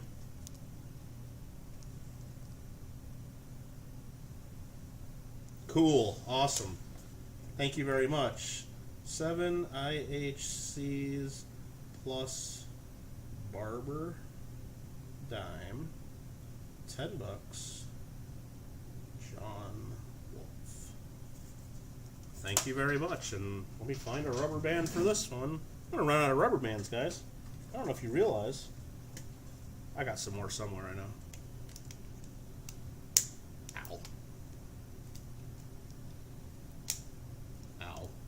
I'll quit it. Alright, we'll put that away there. Alright, next up, we looked at all this garbage here. I'm going to set these eagles aside. and probably get those to Orda. And if Orda doesn't want these, I'm going to just get these to my coin club for a cheap price. I'd rather do that than... Because that stuff's just selling for too much right now. It's hard to buy that stuff. Except, yeah, Clarence, I was mentioning, thanks for, if you're still here listening, thanks for mentioning that Gordon had them, because he was able to get a roll of 2020s for our coin club, and we'll be using some of those as prizes at upcoming meetings. Or not just prizes even, but auction items, because I guess that's the way we're doing it now. Nub says 25 on one of the Eagles. Nah, Nubs, you know what? Orda's been asking me to get him a couple Eagles for a while, so I think I'm just going to sell them to him for about that price. So, yeah, he's just been asking for so long. I've been trying to get it to him. Let's see, where are we at here? Got a bunch of nickels here, huh? What the hell are all these? I don't even want to look at them. It's a 40, a 39. Actually, it's a 40S and a 39. A 61 and a 58. I'm not even flipping them over. There's two war nickels. There's a nice 59. A couple buffalo nickels, a 36 and a 37. 37D. How many legs does it got? 3? Damn it, it's got 4 legs. Well, that sucks. There's a 1950 Philly. There's 2 more war nickels. We're up to 4 war nickels in this little group. There's another 39 Philly. Doesn't look like it's doubled Monticello. I'm looking for that. There's another, there's a 50-70 and a 61 and a 64 and a 57. Okay, weird. Who ever heard of 4 legs on a buffalo? I mean, exactly. It's got all the legs, damn it. Anyone seen Grant? No, Big Mill was in here earlier looking for him. No, Big Mill was in here if you missed it ringing, and looks like he got an email, or he was able to talk over email to Grant, and they were able to figure it all out. So I think all's good in Mill's crib there. All right, how many there were 4 war nickels in that group? Not many, just 4 of them in that little group. Let's see what's in this group though. Bunch more nickels, okay. What is it, legless? No. Hey, there's Nightbot reminding everybody I'm giving away an 1883 half dime soon. That 1883, not a half dime, no, a Hawaii dime. That's this coin right here, a Hawaii dime. I'm giving this away. I'm crazy. But no, we're giving it away for my buddy SoCal Box Breaks. This is 750 subscribers. Go to that video, leave a comment. You got a chance to win. You got to do it by July 20th. It's only a couple days away. Only a couple days away. And then if you follow the directions in that video and in the link to that, in the description of that video, there's a link to SoCal Box Breaks. He also has a giveaway for a Hawaiian quarter, 1883. Here's a 1914 S Buffalo nickel that looks like hell. But I think 14S is a little better. But I don't know all my Buffalo nickel dates. So you know what I do? I open up the red book. Everyone has a red book. But 14S in good 4 is a $26 coin. It is a better date. But look at how bad this 14S is. Ugh. Eee. I don't know what's going on with this one, but it's bad. But it's got an S mint mark there, believe me. Trust me. Trust me, guy. I don't know what's going on with that, but it looks like crap. So anybody want to buy it? It looks like crap. I'm a salesman. Get it? All right. There's a 1910 Liberty nickel, a 1912 Philadelphia, another war nickel. I don't care what the date is. There's no real good ones. There could be varieties, though, I guess. A couple more Buffalo nickel common dates. More common date Buffalo nickels. They're nice condition, though. Nice solid VF to XF. Here's a 1912 Denver. You can see there's got the Denver mint mark under the dot between United and Cents. Nice little D mint mark. $5 for the 14. If you really want it, Galen, I'll give it to you for $5. If you really want this. I mean, it's weird. It might be better than I think. I mean, because look at it. It's got a lot of detail. It just looks weird. Maybe you're stealing this from me, because look, it's got all the ribbon detail. Has the whole thing been acid etched? I don't know. Like, did someone dip the whole thing in Nicodate? It doesn't look like it. I don't know what... No, if you really want it, I'll give it to you for $5. I mean, if it's going to fill a hole in the... Let me just double check with the loop that it's an S. I'm pretty sure it is. Yeah, it is. It's... Man, it's tough to make out, though, because there's so much corrosion on this. I think someone must have... It's either dug, you're right, Hoosier Hillbilly, it could be dug, or the whole thing has been acid etched. The whole thing, like, dipped in acid. But yeah, I'll write it down. $5, sure. 1914 S Buff. $5. Galen V. Perfect. Thank you. Thank you very much. Thank you. Thank you very much. And this is a 1924 Buffalo nickel. 1907, 1905, 1907, 1905. Got a nice looking shield nickel. A big old die crack at the top there. Going from the TR of Trust over to the G of God. 1866. This is gonna have some. It's gonna have some rays on the back. If I can get the darn thing open with one hand. I don't know why I'm trying to just do it with one hand. I'm trying to stream with one arm tied behind my back or something. I don't know, but nice rays. 1866, the first year of the nickel, or what we know today as our nickel. Very cool. What else do we got here? And that is an 1897 and an 1891 nickel to round that pile of nickels out. Nubs is saying $7 for that shield nickel. I don't think so. I don't think so, Nubs. Let me just make sure. I think these are worth quite a bit more. But I mean, that's what I get for thinking sometimes. Yeah, they're saying in good 4, it's a $30 coin, and that's way better than good 4. We're talking that's to the VF range or so, and they're saying VF to find a VF $60 to $90. So believe me, brother, I wish I could do that for you. But that's the kind of thing I'd rather just put in one of my auctions, and then if it goes for $7 in the auction, I'll live. But you know what, Nubs? I'll sell it at the good 4 Red Book price, $30. If you really want it right now, I think it would auction for quite a bit more. I mean, I think it would auction for quite a bit more. But if you really, really want it, I'll do it at the good 4 price. I can't do it lower than that. I'd rather auction it than do it less than that. No pressure though. If you say no, and I understand you got budgets, whatever, but totally your call. Don't let me pressure you. Okay, auction it. You were testing me. You son of a gun. You're testing me. Okay. All right. 2 can play at that game. 2 can play at that game. No, that's fine. No pressure. Next group, and we're a little more than halfway through this box, and then we got the tackle box to deal with. The tackle box has a few rolls that we'll look at. Some are silver, some are cents, and then there's all the paper money. So, but it looks like here we got a 3 pence from 1943. It's got George the 6th. We got a nice looking Walker here. What date is this? Just a 42. We got a 43 Walker. A 1915. Probably got a mint mark. They usually do. Denver Barber. Half. A 43.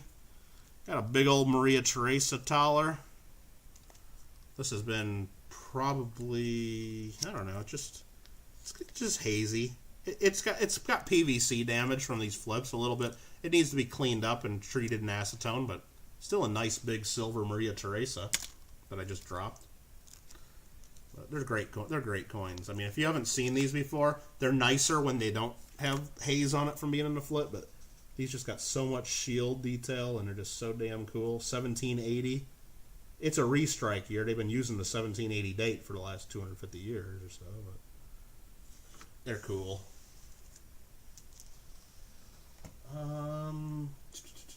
Clarence is saying 32. What are we saying 32 on? Oh, you want that shield nickel? Clarence, you can have it for 30 bucks. I said I'd sell it to Dubs for 30 bucks. So if you want that shield nickel to 1866 for 30 bucks, it's all you. Sorry I missed that.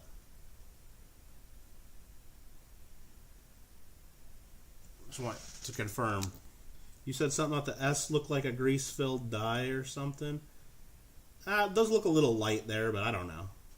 It's possible. I don't really get that crazy about it. Clarence, 30 bucks, it's yours.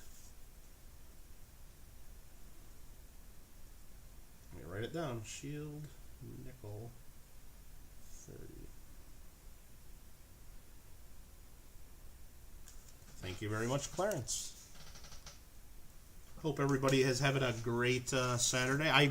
Believe me, I didn't know I was going to be streaming this long, but I'm having fun. I hope you're having fun. And are those towelers 80% silver? I don't remember. I don't know, Hoosier. I mean, you could just look up Maria Teresa Thaler, and it'd be real easy. I mean, hey, you know what? Let's do that. I'll do that. I'll pull up another window. Because you know what? We're not just going through a collection and streaming. We're also trying to educate here. 1780 Maria Teresa. I'm just going to go to APMEX and see what they say about them. Product details. Each coin contains 0.751 ounces of silver. So it's 3/4 of an ounce of silver. It doesn't say the fineness. Let's check this page. 833 fineness. 833. 83.3%. I hope I didn't close the wrong windows. What do I mean restrike? It's a restrike year. So every year, when they made these in 1780, they used the date 1780. When they made them the next year, they used 1780. And when they made these this year at the Mint, Austria still makes this coin today, but they still keep using the 1780 date. There are ways, there's a whole website on Maria Teresa Thalers on how you can use details in the shields, details in the tail, the way the X, it's not called a mint mark, but it's basically a mint mark. Right after the 1780, there's an X, and there are different styles of those. You can identify kind of where it was struck and kind of what decade, like whether this was done in the 1830s or the 1960s, but they keep using the 1780 date every damn year. So that's what it means. It's a restrike year. That's all. Big chunk of silver. Yeah, 83.3% silver. 2 away from 75. Oh, dude, that's awesome, AZ. I didn't even realize that. Thanks, guys. Really appreciate the support. But yeah, it's very popular. This is like the silver bullion piece they've been using. And because it's the same damn design and the same date and everything, it's circulated all over Europe and all over the world for 200 plus years. You take this to any country and they know exactly what it is, what it's worth, and everything. My phone is going nuts, and I gotta check my texts here because there's stuff going on, so sorry about that.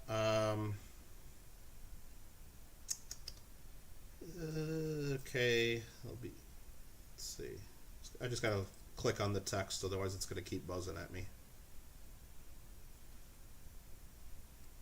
Okay, sorry about that, guys.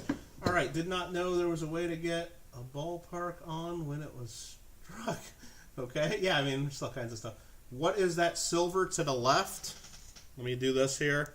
L for left. Okay, you mean this side? I just had to make sure I was doing the right left. What this is here, this is a senator. You know what, let's take it out of this holder. Oh, this is pretty. Oh my gosh, I should have left it in the holder because then nobody would want it. I think this is going to the SoCal Box Breaks collection. Robert, oh, this is like brand new. I should have left it in there. I feel like I'm going to ruin it. 1925, 1968. This thing is smoking. He saw wrong and tried to right it, saw suffering and tried to heal it, and saw war and tried to stop it. Some men see things as they are and say, why? I dream things that never were and say, why not? Wow. And is it marked on the edge? It is not marked on the edge. But I don't know. I don't know if it's silver. It sure as hell looks like silver. Don Barry, do you know if this is silver for sure? Because I don't see a marking on it. I want to say it's silver though, for sure. It just has that look and feel. I mean, you're bidding $25 on it. Silver's 25, non-silver's 5. I mean, if you're sure it's silver and want it for $25, I'll get it for give it to you for $25. Okay. I mean, you said $25. That's what we'll do. Fine. Let me write this down. And I guess if it turns out it's not silver, you look at it and go, ah, Kittle, what are you doing then? I guess you bought a clad. No, I guess I'm not going to force you to keep it.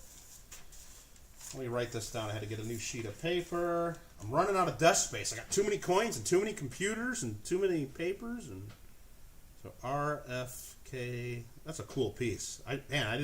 You take it out of them dirty flips, and let me tell you. 25 SoCal box breaks. All right. What else we got in this pile? We got a 62 Franklin, 1962, as Sheldon would say.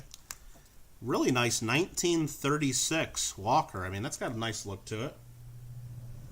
It's got some details. Yeah, it's a high XF, maybe a real low-end AU. I don't know. Not that nice, I guess.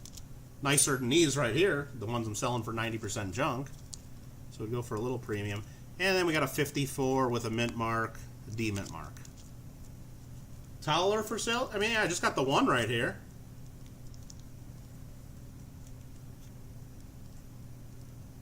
Mr. Kittle must be mad. No, Majestic. Oh my God, I gotta go read everything Majestic's written the whole check. $10 on the Mother Teresa? Nah, I can't do it for that price. That's why I wasn't answering. Majestic, $10. No, I'm just kidding. I just missed that. I'm sorry, Majestic. I couldn't do that. But Majestic, for you, I would do it for $15 if that's what Don says they melt at. Because it's not, I mean, admittedly, if you want it, and you can say no again, even if you've already said yes before I looked, it's not the nicest one. It's a little hazy. It's been in these flips a little too long. It needs to be brightened up. But you'll take it for $15. You can say no if I got that wrong, or if I said something you didn't like there. But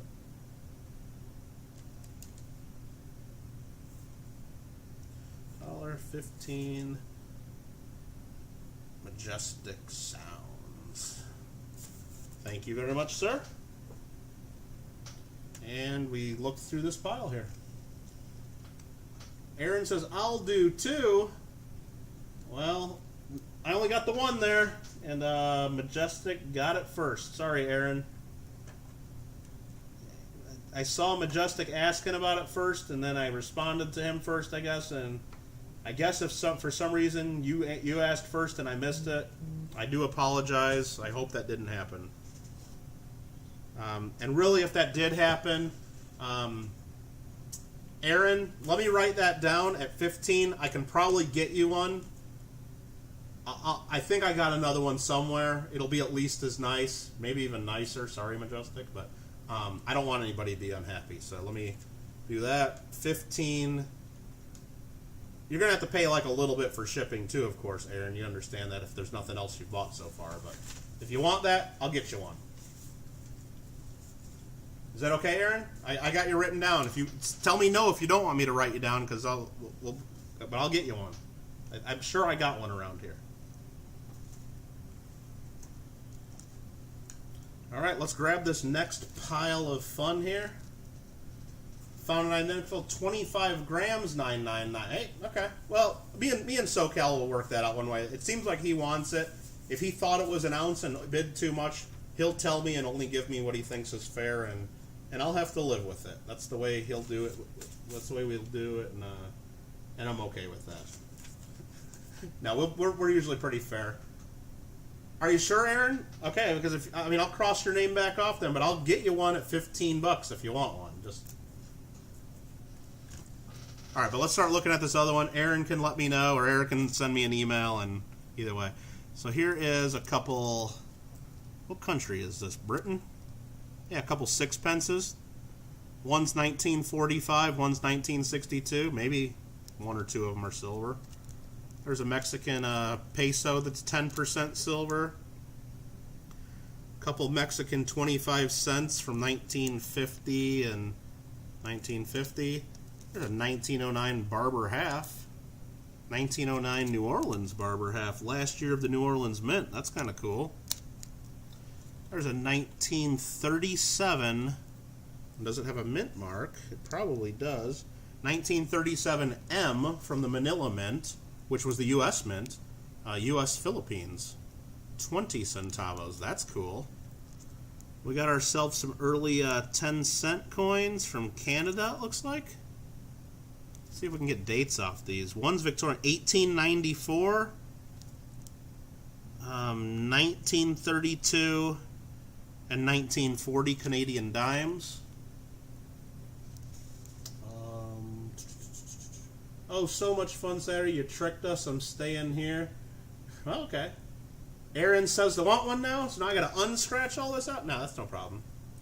15. Aaron Krause. Nice. We got ourselves a 1900 Philadelphia Barber half. A 1947 Mexican 1 centavos.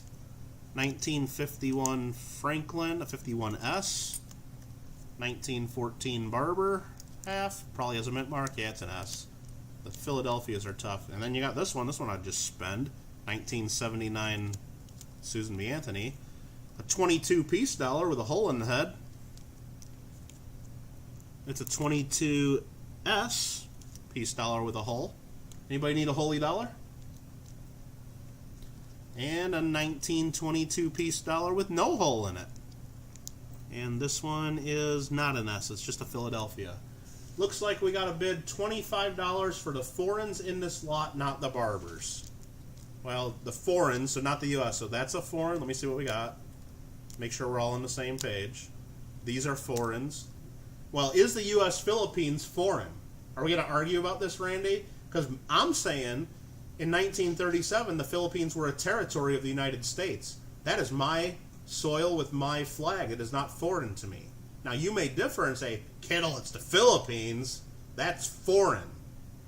So, but you know what? I'll do the benefit of the doubt. We'll just put it there for now. We can have that Kittle rant number 8 of the evening. These are foreign. Those are Mexico. This is Mexico, and then these are the 6 pence. So you want all this for $25, Randy? Don said 26 before I could... Oh, man. What is in here that I'm missing that I didn't look up? Let me figure it out. What is it? Is that 37M good? Or is it these Canadian dimes? Or that 47 centavo? Randy says there's something here, guys. You're tricking me. You're tricking me. Majestic says it's a U.S. coin. We got to take that one back out. Now are you guys still going to bid on it? Now do you guys want it? It's the 6 pence, says Nubs. The 6 pence is really? 1945 and a 1962. I mean, if you guys say so. No, you just love old... Well, I can look in my red book for the Philippines, because the Philippines, United States coins, United States coins, United States coins, United States coins. A guidebook of United States coins. A guidebook of U.S. coins. United States, not foreign. There's nothing foreign in this entire book. United States coins. United States coins from the Philippine issues back here. United States coins. 37M in United States coins. Yeah, I mean, it's between $5 and $35 because it's a nice one. So it's not that coin. It must be the 6 pence. Don Barry says 31. 30 on Friday. Don says 31. What is it? Randy's beating you up. Are you going to let him do that? Yep, John Smith. It's the Philippines were a territory of the United States from Well, they made coins from 1903 to 1945. I think they became a territory a little bit earlier than 1903. Right after the Spanish-American War, 1898, I think they became a U.S. territory. Don, are you really going to beat him up and take this from Randy? I guess, I mean, all right. If you want all these for $31, Don. The only thing foreign in that book was it made in China. Is this made in China? Are you guys kidding me? No, it can't be. Made in the USA, baby. Right there. You apologize, Papa Giorgio. You apologize right now. $30 to Randy. Randy, you okay with that? And you can pay me anytime in the next week or two. I don't care. As long as you pay me. Just confirm you're okay with that, because Don bounced you around a few times.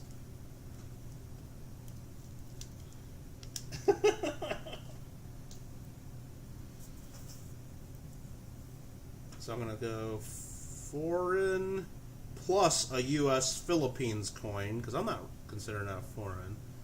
$30 Randy. Okay, and then Nubs, you want this holy peace dollar for $15?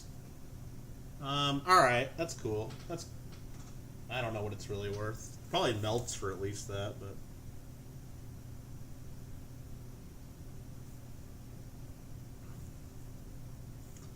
Nubs. Hunt's treasure. Don did it just to make him pay more. Well, Don, you'll have to tell me later what the heck was in there, because I don't know what it is, but... Alright, so I guess I'll keep this U.S. silver. No problem, guys. No problem, guys. 1964 peace dollar. It is not a 1964 peace dollar. Papa Giorgio retracts. Yeah, made in the USA. You know what? I didn't know that either until I looked, Papa Giorgio. I did not know that.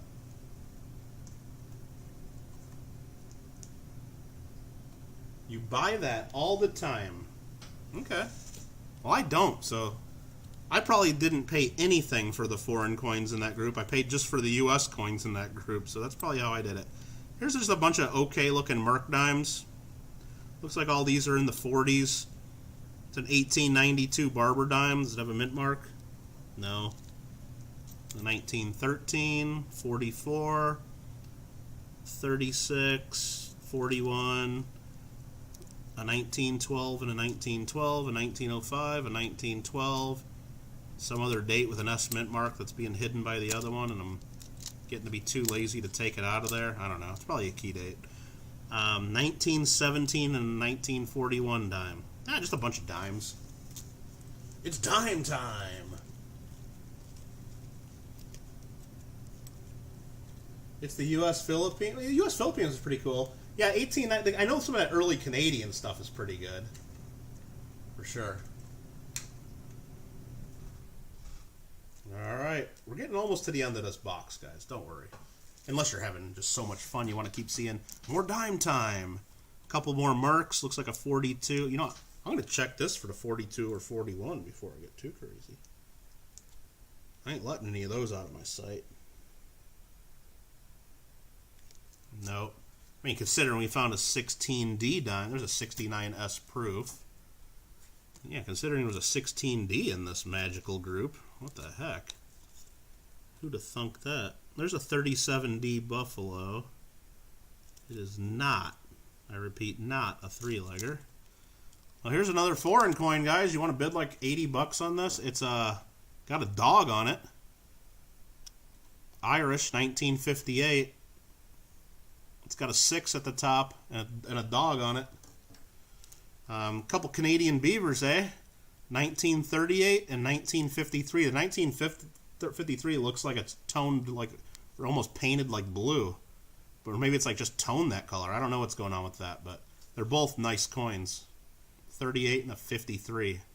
I know there's varieties on the 53s. I wouldn't be able to tell you what's what on that. If you need a look at it, let me know. Don just threw a 1 down. I'm going to pretend I didn't see that. I don't even know what he's putting a 1 down for. But here's a 1917 penny. It says penny on it. 1917 with a hole in it. Some more Buffalo nickels. A 1920, a 27, and a 35, it looks like. Looks like they're all Phillies. 53 and a 52. Maybe they have mint marks. I don't care. They're just Jefferson nickels. 1945 Merc Dime, 1940 Merc Dime, and a 43. So yeah, just a bunch of stuff here. $1 for the holy penny.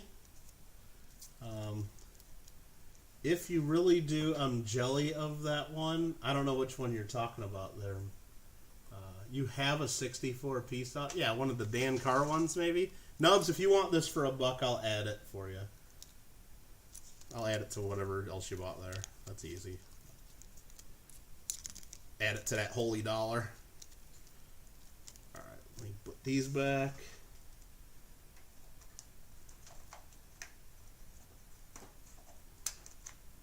Let me put this with Nubs' Holy Dollar. Let me write down hold 1917 penny, $1 to Nubs. And this quarter must have just flew out of there. I don't know. Looks like maybe 2 or 3 groups like this left. $5 for the rest? Nah, Colin, I'll keep the rest. There's way too much silver there. Am I sending invoices, Cameron? I just need all of you guys that have won something to send me an email tonight just saying I won stuff, and if your auction, or if your eBay, or not, if your YouTube name is different than your real name that you're going to be emailing me from, I need you to tell me your YouTube name because I'm writing down your YouTube name right now. And then sometime by the end of this weekend, I'll send you an invoice. You may have to come over tomorrow and dredge through all this. Don Barry, what are we? We're cooking on to like a 4 hours of streaming here. You can watch. I'm showing every single coin. I hope he's keeping track of this. Yeah, you want to see my chicken scratch notes? This is Kittle Keeps Notes right here. This is what I got to deal with. So it's getting done. So. Alright. You've had your chance at all this, Don. Just watch back the stream. Give me that watch time. Alright, this group has a 1908 Barber Quarter, 1905. I'm sure some of these have mint marks, but none of them matter really that much. 1906, 1904, 1909. We'll check to see if that's the O. It's not. Another 1909. This is a Denver. There's an 06 Philly. Here's a big 1952 shillings. Alright, I see the foreign coin buyers, or world coin. Looks like lawyer's handwriting. Yeah, something chicken scratch. Nice. I don't even know if these are silver without looking them up, to be honest with you guys. I mean, it's got a reeded edge, so I'd guess maybe. 1952 shillings. There is an 1877 seated quarter that's scraped up and got a plugged hole. That's messed up. I mean, you guys got to see this, how messed up it is. It was a really nice coin at one point. You can see in that shield in the bottom, the coin, it's full details. And then scraped like hell, and then a plugged hole. Like that hole has been filled in. That's what. Yeah, that was a nice coin at one point. It was probably put in a jewelry, maybe, or I don't know what the heck was done to her. Maybe that's what's going on. 1952 shillings. Yes, right here.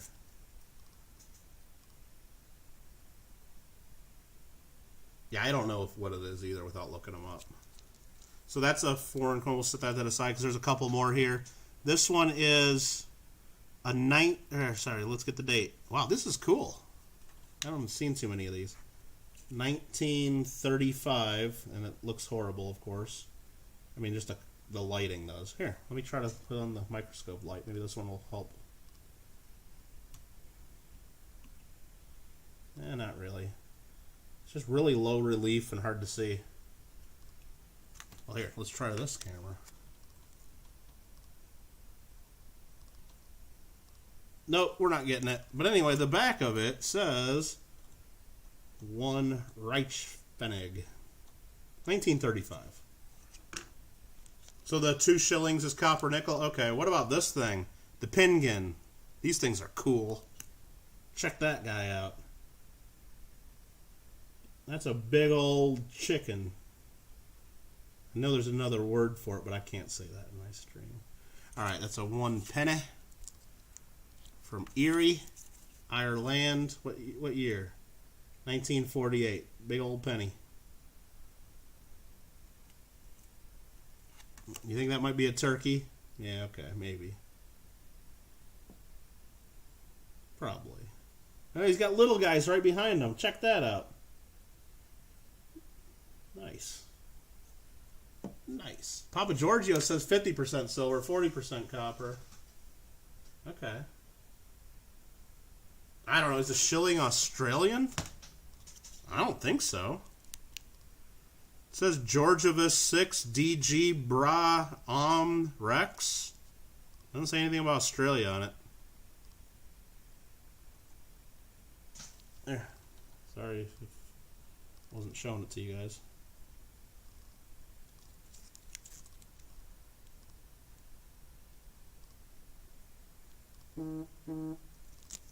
That phone buzzing. You put the phone on silent and the buzzing's louder than the damn ring, isn't it?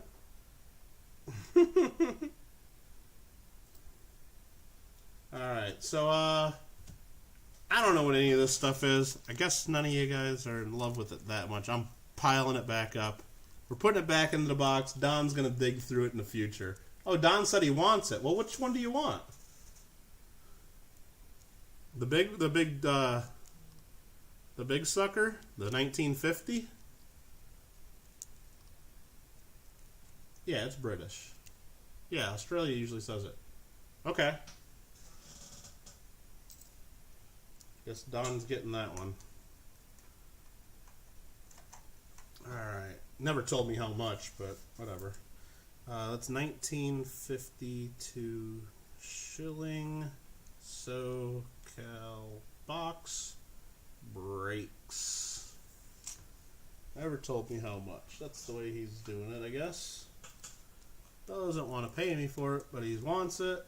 Are people buying off camera? Oh my god, that's what all this buzzing probably is, isn't it? Now, it's people hopefully sending me emails, and a couple of them are also YouTube notices that are popping up that other people are streaming, because I'm guessing like 800 people are probably streaming like always on a Saturday night. But did Kittle care? Kittle don't care. This is a florin, and that's got to be silver. Look at that. Look at that fish. I don't know if it's silver or not. Let's see. 1965 Ireland? I don't know. Probably not. That's too late, isn't it? But it's pretty. Got ourselves a 1928 Standing Liberty Quarter. Randy's like, florin. A 1930 Standing Liberty. 1916 Denver Barber.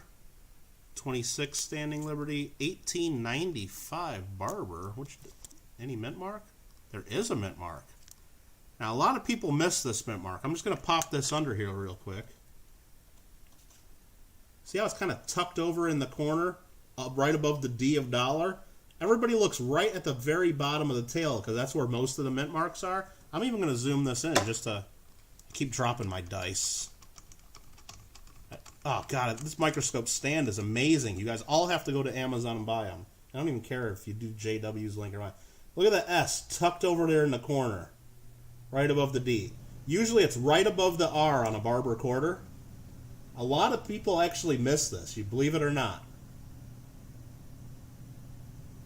So you got to be really careful. The 1894s can be like this, and I think it's the 1895s. I don't know how many other years, but it's the ones in the middle 1890s.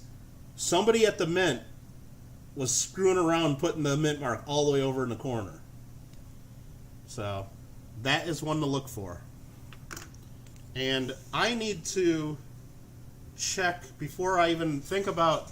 I'll be back in like 1 minute. I'm going to check my Barber album to see if I need an 1895S real quick. I'll be right back, because I'm not selling it if I need it.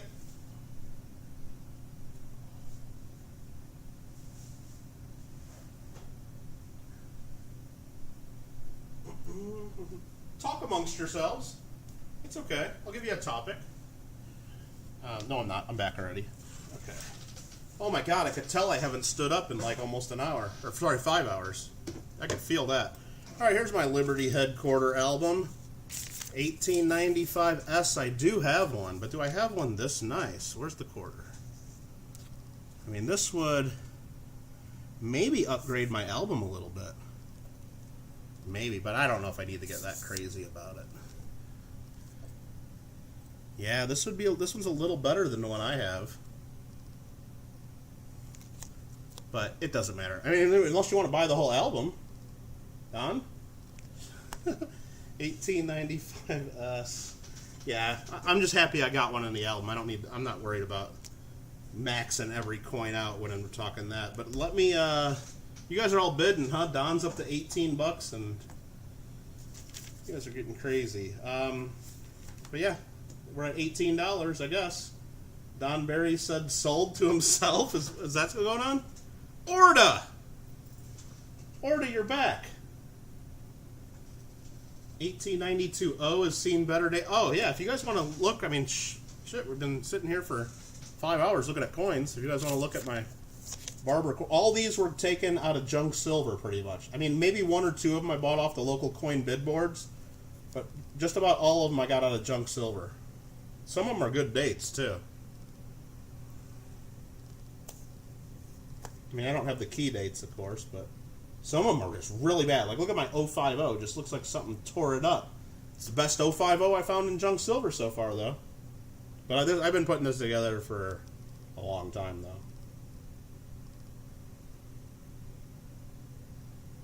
Yeah, I don't know, fun stuff. And then they got 2 coins on a whole page there. They needed 2 more spots. Don, you said sold. Are you just jacking with Clarence? Come on, man. Trying to run a business here and you're screwing around. Sold for the album? You'll buy it for melt? No. But hey, while you guys are bidding, this is for Orta only. Orta, are you ready? Say yes or no. Are you ready? Clarence is up to 22. I need to know if Orta is ready. Clarence at 22. Do you need any 1992 Silver Eagles? Because we came across 2 of them earlier. 24 to Don. Well, hey, look, maybe you guys should take a look at this again. I'll let you look at it. Let me zoom back out while Orta's going to let me know if he needs any 1992 Silver Eagles.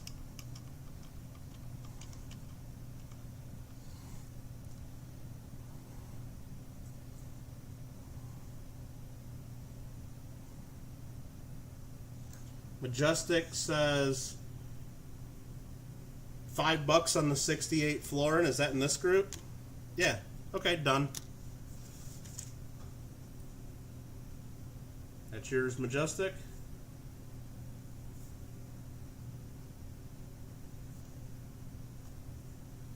Don Berry's at $24. Orta, you said you were ready and you're not answering if you want any 1992 Silver Eagles. You've been bugging the hell out of me for Eagles. I told everyone else I would not sell these to anyone else, but I was going to offer them to you first. So, nope. But if you don't want them, you don't have to take them, of course. Just now, Don, what are you bidding on? Are you still bidding on the Barber Quarter against Clarence? Because you just out. Because Clarence was at 22, then you said 24, and now you said 26 and a half. Clarence didn't even bid. But Clarence didn't bid against you that I saw, so you're still at 24.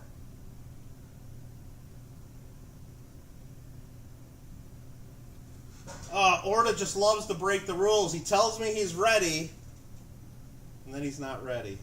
Yeah, Nubs offered 25 earlier on the Eagles.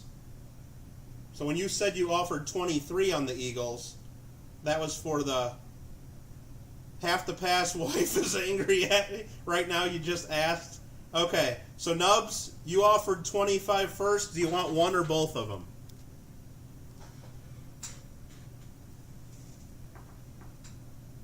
Because you did ask earlier about them. Orta, no problem. I totally understand. I just knew you've been asking about them, so I wanted to give you a shot at them. All right, Nubs, you can have one. 1992 Eagle 25.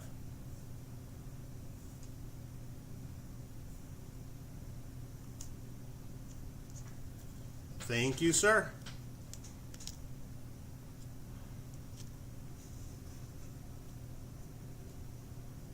And Kittle's got a lot of work to do here. Don will take the other one for 26.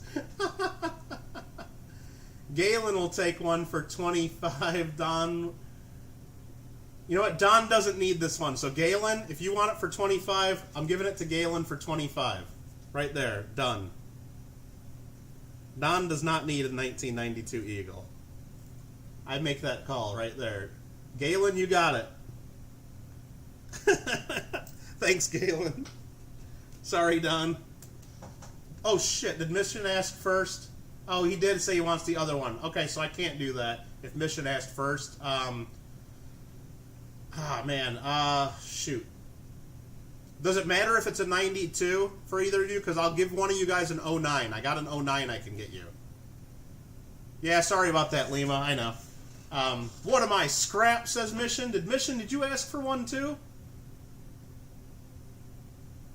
Oh, no, that's... okay, that's what we're talking about. Mission and Galen both wanted it. No, I can get one of you guys...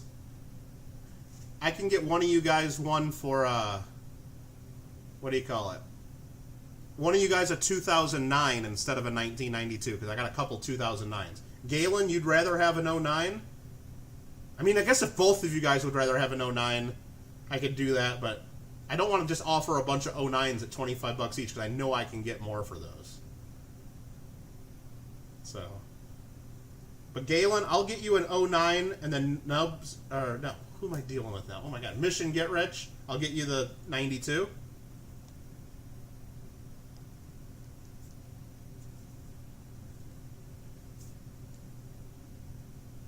Oh my goodness, so Mission does want the 92, yes. You got a 92, Nubs gets a 92, Galen is getting a 2009. I'll hook you up with that. And nobody else is getting any more Eagles. Don Berry, $24 for the 1895S. Is that done? Clarence says 25. It's not done. We're doing an auction. Ah, swear jar, silver. Yo, hey, Lima, we got to do a swear jar giveaway. All right, while they're bidding, right in the middle of their bidding, we're going to give away another Swiss 1 franc. Beautiful, silver, lustrous coin. 1963. Because I think I might have swore. I disagree. I didn't swear. I probably didn't. But, you know, Lima thinks I did. I deny it. I deny all of your accusations. Believe me, I could edit the stream later and you'll never know. But I'm not going to do that. But anyway, here we go. We're going to do a giveaway. He did. Lima rats me out on everything. We're going to cover up that Barber Quarter. All you got to do is type the next word that I type in the chat. 1 time per person. That's it. The bidding goes on. You might want to pause your bidding for a second because I'm not going to be able to see it. But the next word I type in, you guys just got to type and you'll have a chance to win. That's it. Once per person. That's it. Got to put that in a swear jar.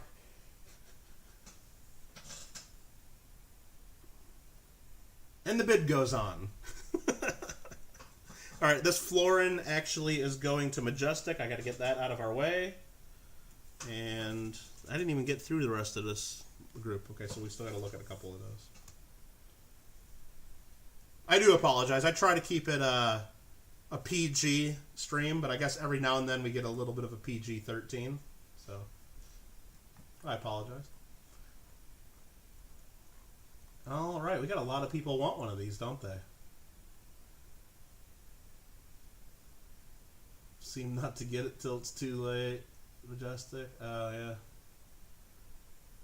Crazy. Wait, Orta says, breaking the rules, back talking. Okay, I thought you were going to break the rules and say you want both of them now after I just dealt with all that and sold it to him, Orta. I'll be like, nope, Orta, you're out. All right, you guys are messing around with me. I'm typing stop. That's enough. You had your chance. I'm going to go ahead and grab some dice here. I need a bigger desk. That's what I need. There we go, 100-sided die. Let me count first to see about how many we got in this. 1, 2, 3, 4, 5, 6, 7, 8, 9, 10, 20, 7, 8, 9, 30, 31, about 32, 33. So anything over 35 will roll again. 27. I got to count down to 27. Are you? I almost said it again. No, I did that on purpose. 50 watch and only 27 I got to count down. It's 27's the bid, actually, so you guys can keep the bid going on. I'm going to go to the top here. I'm going to share my screen. Here we go. I got to count down 27 people.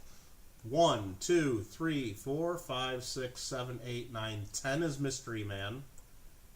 11, 12, 13, 14, 15, 16, 17, 18, 19, 20 is Orta, who started all this. 21, 22, 23, 24, 25, 26, 27 to Clarence. That's what it looks like. Let me double check. 1, 2, 3, 4, 5, 6, 7, 8, 9, 10, 11, 12 is Lima.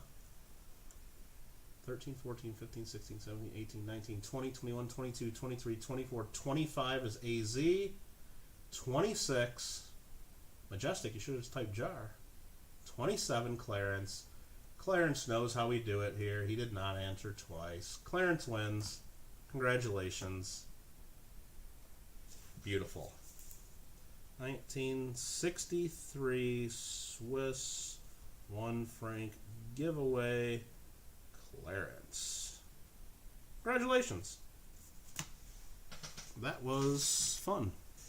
Alright, are we still bidding on this? Let's take a look. So let's just take a look at the coin again. We're bidding on the 1895. If you want me to take it out of this stupid flip, I can do that if it helps. But if it not, then I'll leave it in this flip.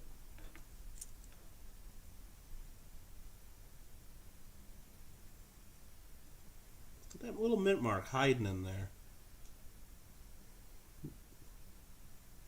Cool coin. Alright. Don, is the bidding over? Did you win? Did Clarence win? Let's try to figure this out. Don, 27 on the 1895S. Did Clarence come back at all on that? Clarence, anyone? Are you out?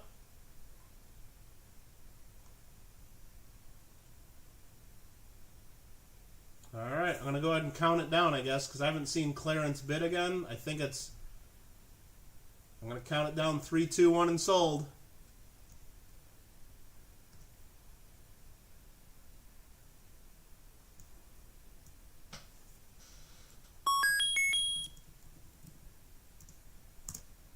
Sold to Don Berry, I think.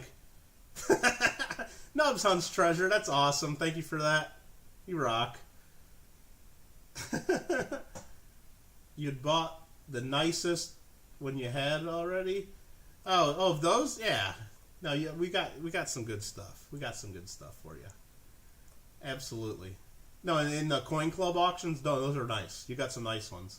But believe me, there's so many of these come so nice. Absolutely. And I think you got the 2 franc ones. That was a 1 franc. Oh yeah, the luster on those is awesome, Muscle Shell. So Don, I think you got that for $27. Please correct me, you or Clarence, if you think that's wrong. Because I, for some reason, did a giveaway right in the middle of the auction there, so. That was kind of crazy. Somebody said I want to donate your franc to Michael Kittle Rare Coin. Really, Clarence? You don't want it? I mean, you already won some stuff. I'll send it to you.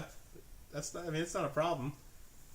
If I don't need it, Clarence. I'll give it away at the Coin Club meeting next month if you don't want it. That's what I'll do. But I don't need it for myself or anything. All right. I think that's right. Okay, cool. All right, so let's get these die out of the way for a second. We did look at all these Barber Quarters. That's how we got in trouble selling this one under here that goes to Don Berry. The last one we didn't look at in this group is a 1919 British penny. All right, Clarence will donate that to the Coin Club for us. Appreciate that. So we'll have one more giveaway at our next Coin Club meeting. Awesome. All right, I'm getting tired. Do we really want to actually get to the currency and all the rest of this stuff, or should we just save that for some other day? I don't know. I think Green goes like, Kittle, been waiting for you to get to that damn thing. All right, did we go through the rest of this already? Let me look. There's a couple more things in here. We did look at that ugly capped bust half. I saw that. We did look at that Indian head cent. The last thing in this box are these 2 envelopes. 1919D, 1921 S cents. And 1955 S cent with the BIE air. These things aren't worth anything. But if you want to look at it, and if someone really has to have it, I guess there's a little die chip between the B and the E. And I say pretty much big deal to that, but there you go.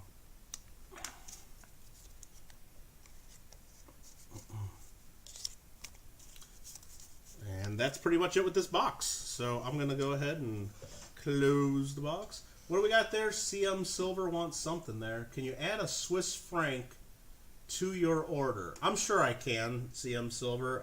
Let me just do that. Just the 1 franc coin, 1963 Swiss franc, 1 franc. Okay, CM. I can't spell CM. How do you spell CM? Oh, C and then M.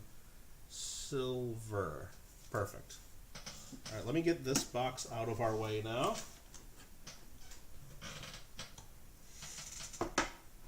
And let me get this last box.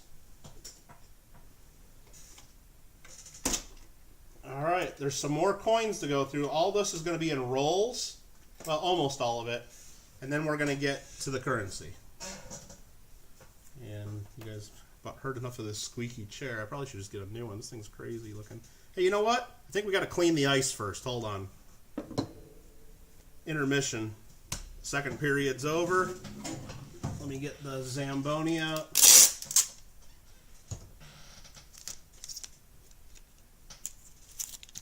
Oh, I got onto the sticker. Sorry.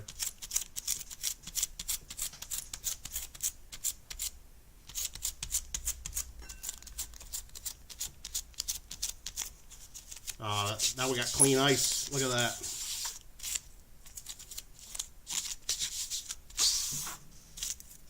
Beautiful thing.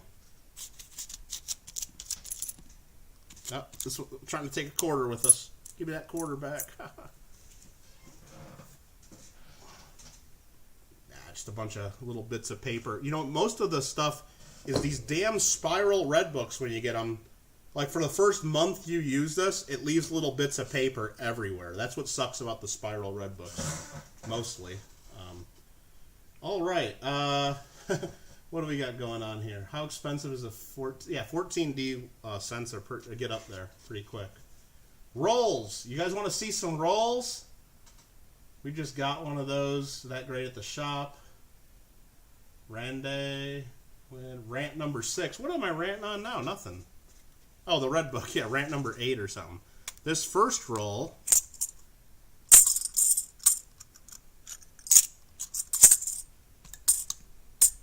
They don't really fit in this tube very well. Well, there's 2 stuck. There's 2 coins stuck in the damn tube. But there's 64 Kennedys that are nice BU. Let me try to get these out of here. Yeah, that works. I don't know if there's 20 of them here. I think there were less. There's 5, 8, 10. I thought there were 19 in this roll.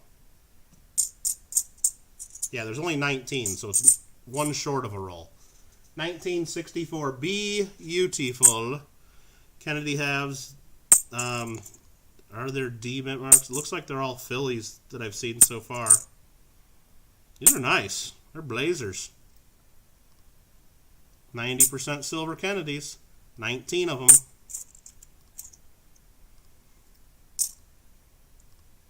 Kittle will find out what? What am I going to find? Not BU anymore? Ah, they're still BU. Come on. Come on, I should need to avoid the fee Monday. Oh, I don't know what you guys are talking about. You guys are going to get in some trouble. They were BU. No, they're still BU. Are they Denver? Yeah, I don't see any Denvers. There might be 1 or 2 in here that I'm missing, but everyone I've looked at so far, I would guess they're all the same. Yeah, I don't see any Denvers.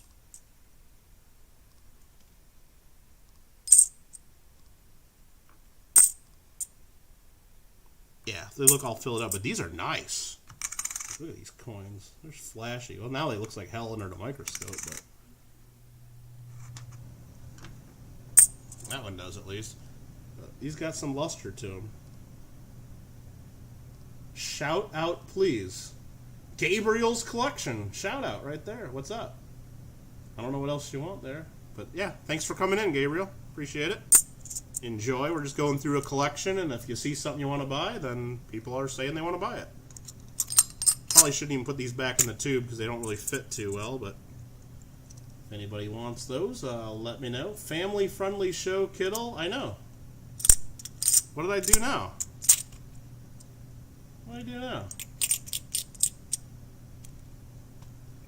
Randy wants to buy some 64 DDOs. Okay, nobody wants the Kennedys. I'll keep those. That's fine. Alright, let's see what's next here. I gotta find my list here. We got ourselves a partial roll of quarters from foreign countries. These look like probably mostly Canadian quarters from the 50s. There's a 42, 58, 43, 40, 43, 52, 37, 56, 51. Yeah, they're silver Canadian quarters. A 41, 46.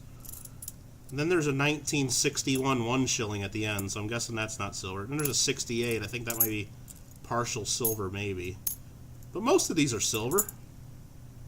What are they, 80% or something? I don't know. You got a 105. Oh, you guys are talking about the FS varieties. 20 bucks? Nah, these got to be worth more than $20 in silver, I would guess.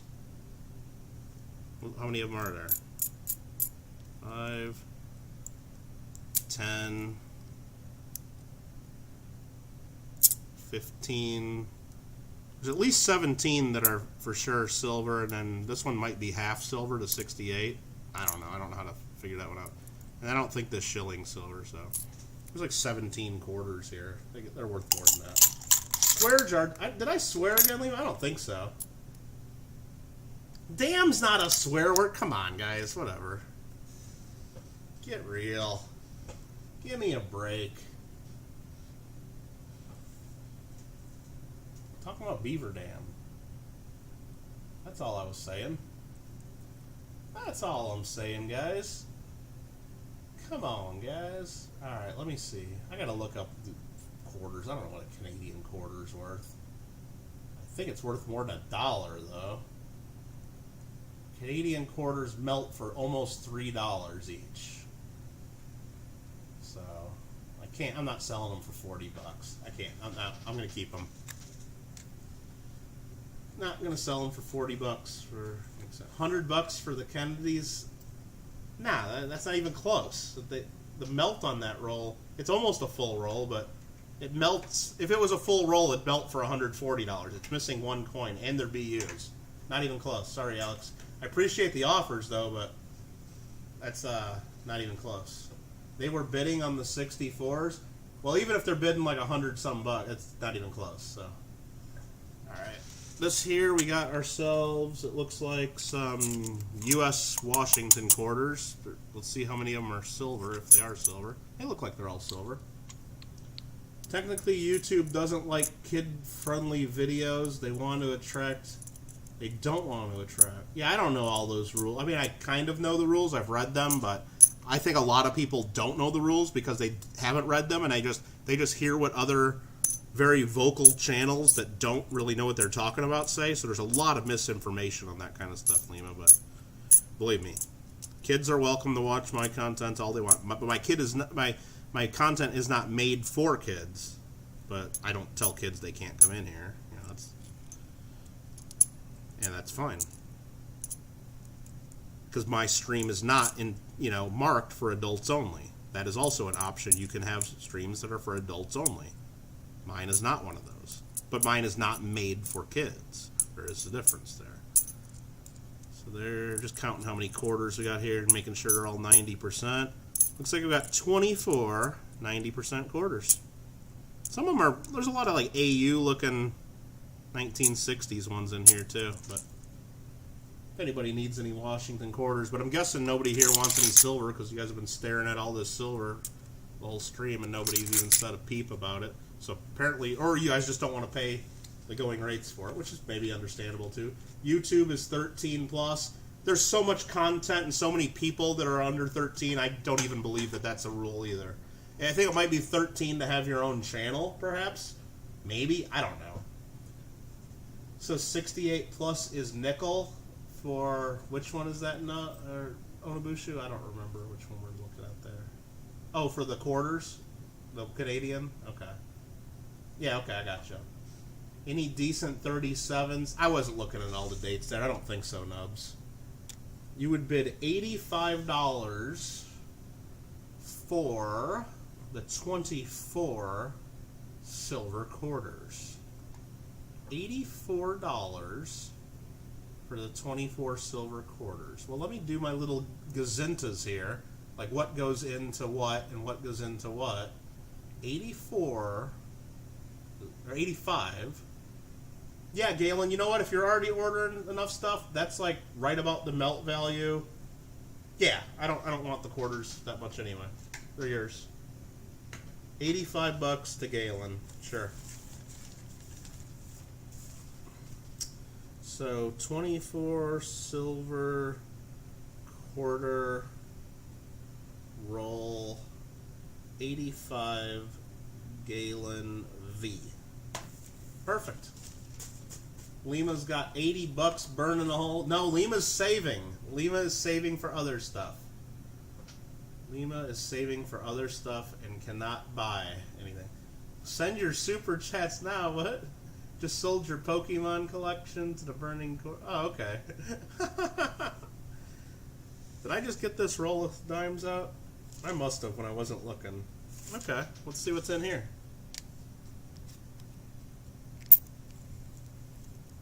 These are all Canadians. And you can just tell by the edge, they're all silver. Don't even need to worry about that. And, yeah, a bunch of silver Canadian dimes. Looks like a bunch of Georges and some early Elizabeths. And just like a little bit darker one. I don't see anything like Victoria or Edward or anything, but yeah, a bunch of silver dimes. You guys bidding on the Canadian dimes? Well, I guess I should count them to make sure, right? See what we got. So there's 7 of them. And I just messed up my count already on the first pile that I'm trying to count. That's 5. I need my coin counter out. So that's 10. That's $1 worth. I guess you guys can bid. Because I don't even really care. Whatever you guys bid it up to, I don't even care if it's... I'm not even going to look up what they melt for. That's what... Whoever bids the highest gets them. Because I don't want Canadian dimes. How about them apples? So there's $2. It's probably... It's a full roll, but I just want... It might be 1 or 2 coins extra. I don't even know. There's or 1 coin less. I mean, don't kill me if it is. There's $3. Bid up to $60 by Mission Get Rich so far, it looks like, if I have them calculations correct. There's $4. Yeah, it might be more than $5 worth. 5.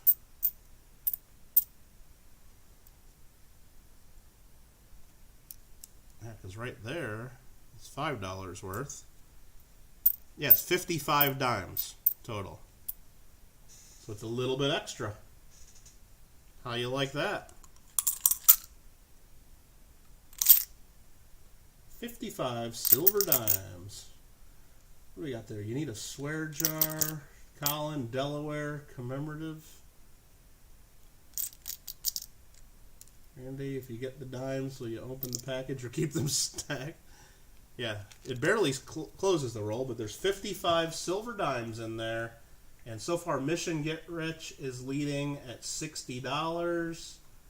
And, oh, Canadian, never mind. Jeez. Well, whatever, Randy.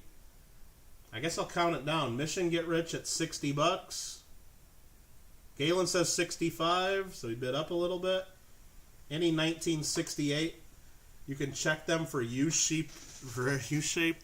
They all look the same from what I can see from the reading real quick. And I don't see anything that doesn't look silver there when I was looking through. 65 to Galen, 70 Mission Get Rich.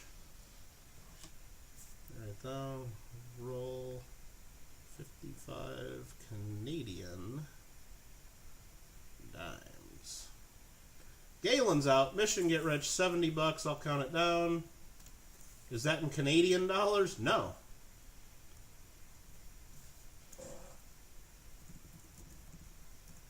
Sold Mission Get Rich. They all look so... I don't know. Mission Get Rich, or Nubs, I don't know. So that's $70 to Mission Get Rich. Thank you. And that is sold. Out the door. Eventually we're going to get to this paper money, guys. I promise, I promise. Next up is... Did I already auction this? Hold on. Hold on, what are we doing here? No, we passed on this. Hold on, let me make sure I'm doing this right. This is the silver quarters. Oh, is this the 24 silver quarters that I already sold the Galen? That's what I got to make sure.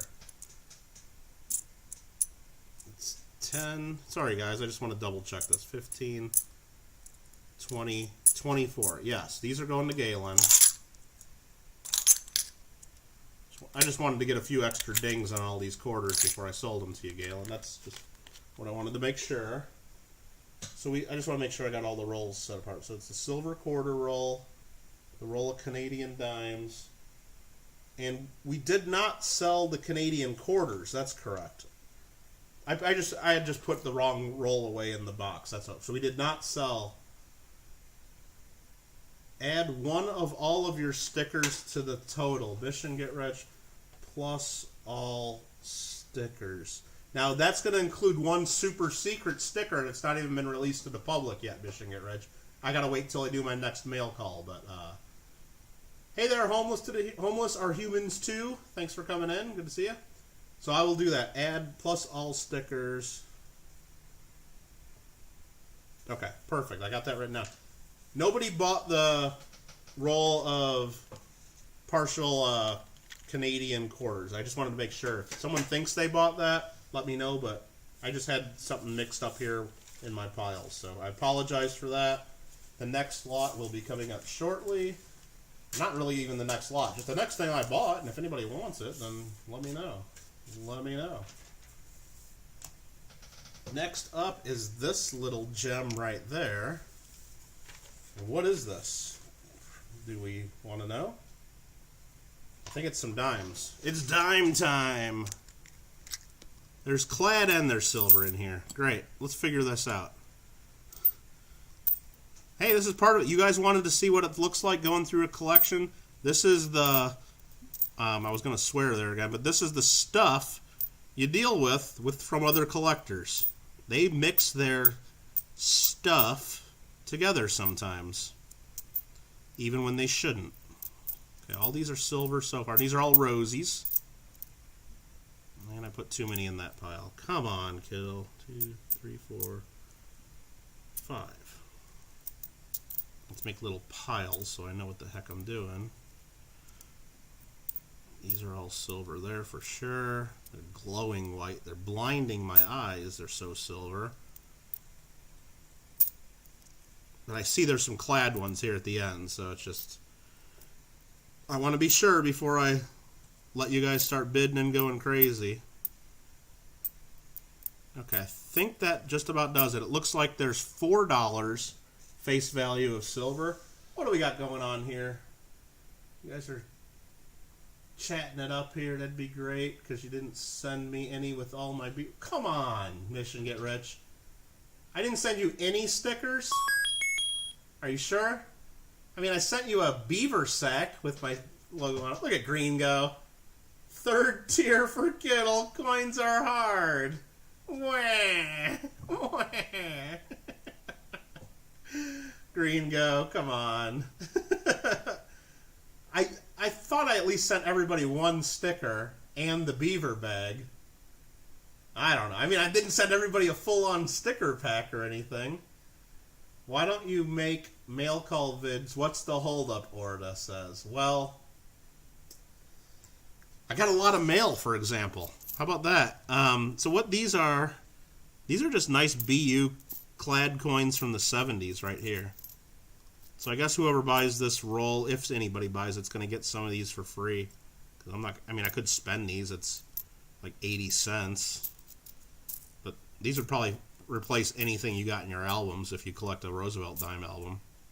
So we got $4 of silver and 8 clad dimes. Third tier for Kittle. Your stuff is everywhere. Can't wait to torture someone going through it. Yeah.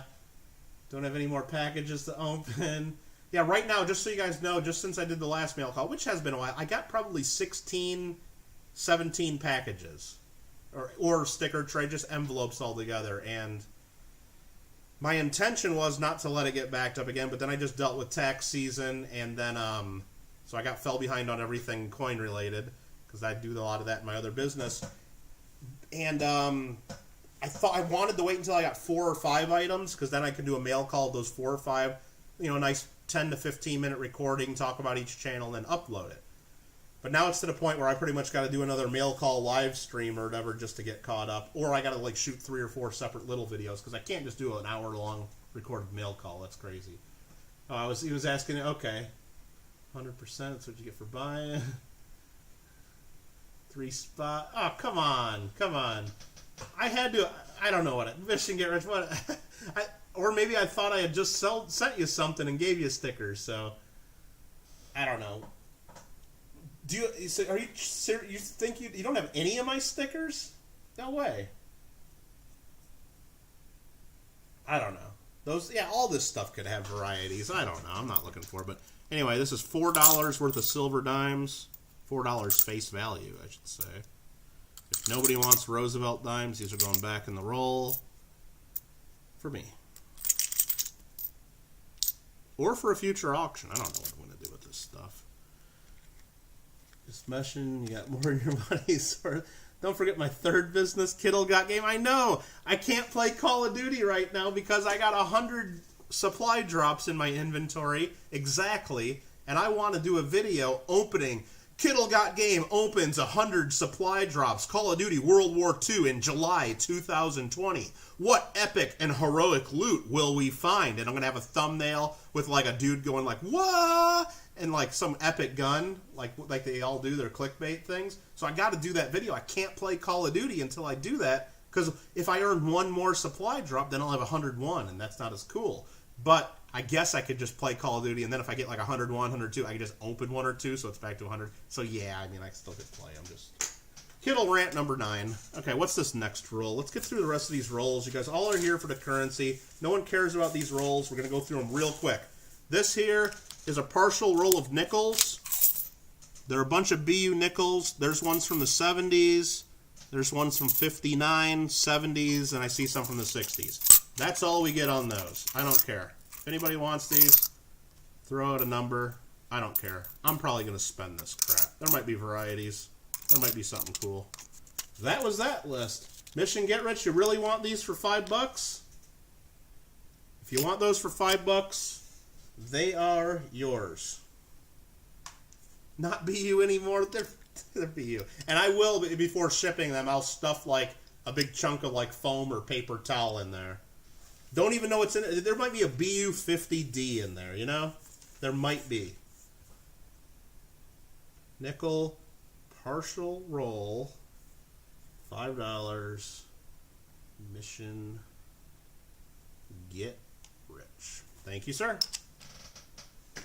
Next up, this is a roll of dirty steel cents.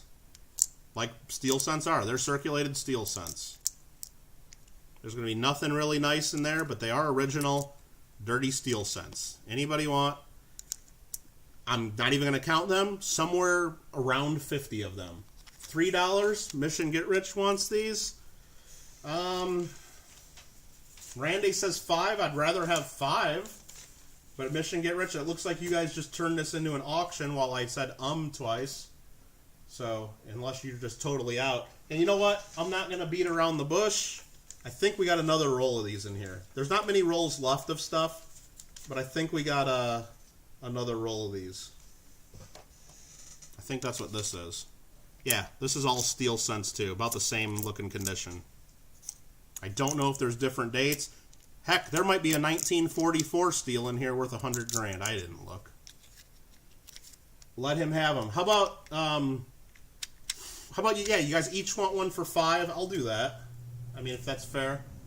Different. No, yeah. I hope they're not different dates, Randy. If you guys each want one for 5, that works for me. And you'll get whichever one at random I put in your box. I don't know. Perfect. Mission Get. This is the kind of stuff when I get to the collection and they start showing me stuff like this, I am so tuned out. I don't want to look through any of this. I'm tired. I'm cranky. I want to get home. Green Go, don't even send another super chat saying another tier hard, Windows hard. I know it's hard. You don't have to do that. But yes, it's difficult when you start get shown this over and over, and it's just so much stuff. Don't do it. Don't do it. Here's a little bit of a Canadian cents.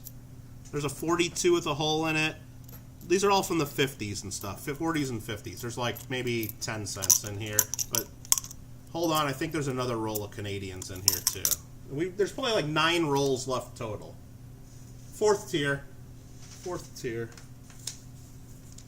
That's Canada. I think this roll here is Canada. All this is Canada. That one on the end's a 1950. The one I picked there is a 1956. The one I picked there is a 1940. So I'm just guessing all that's earlier Canadian stuff. I know none of you care about this since I just sold you bags full of Canadian stuff. So there's a roll and a little bit extra of Canada. I think there's more Canada. Hold on. Hold your horses. I'm going to do all these together. That's wheat cents. So I'm going to separate this. This is wheat cents. Because that's all that we got left, I think, is Canadians and wheat. This is Canada. That's a 1957. Couple coins in is a 73. Couple coins in. There's 2 King Georges. I'm not even going to look at the dates. So it's a mix. So there's 2 rolls of Canada. There's another roll of Canada. Oh, look, there's an old one right there, 1932. So there's some older stuff here, 1959. Not looking through them. There's 3 rolls of Canada. This roll here, all wheat cents, I'm guessing. Those couple coins on the end were wheat cents. This roll, not even in a penny tube. Looks like all wheat cents again. Some of them have some red color to them, too. Not uncirculated, though. I'd say AU at best. So those are wheat cents. We'll see if anybody wants the Canadians first. This is all wheat cents. Canadians first, and then we'll just get rid of the wheat cents. And then this here, I remember looking at these briefly. These are earlier wheat cents, like from the teens and 20s. Maybe not all of them. There's some from the 20s. Like right here, that's a 1918S that's probably in XF condition. I probably should look through these to make sure there's not like an SVDB real quick. Sorry, guys. I'm not going to be that cool to y'all. I got to just flip through these little groups because I remember looking at some of these and there were some better ones in here. I'm not giving one of you guys an SVDB without me. If there's an SVDB in these rolls, then Kittle screwed up, but I know this roll has like an 18S, and there's a 29S. There's a couple at least earlier ones. I have to look. 1910, 1919S, 24, 17, 29S, a 21, a 27, a 1930. I don't see any 1909, so I'm just going to dump all these back in the tube. I might have missed something. I don't know. All right, we cleared that up. Those are wheat cents.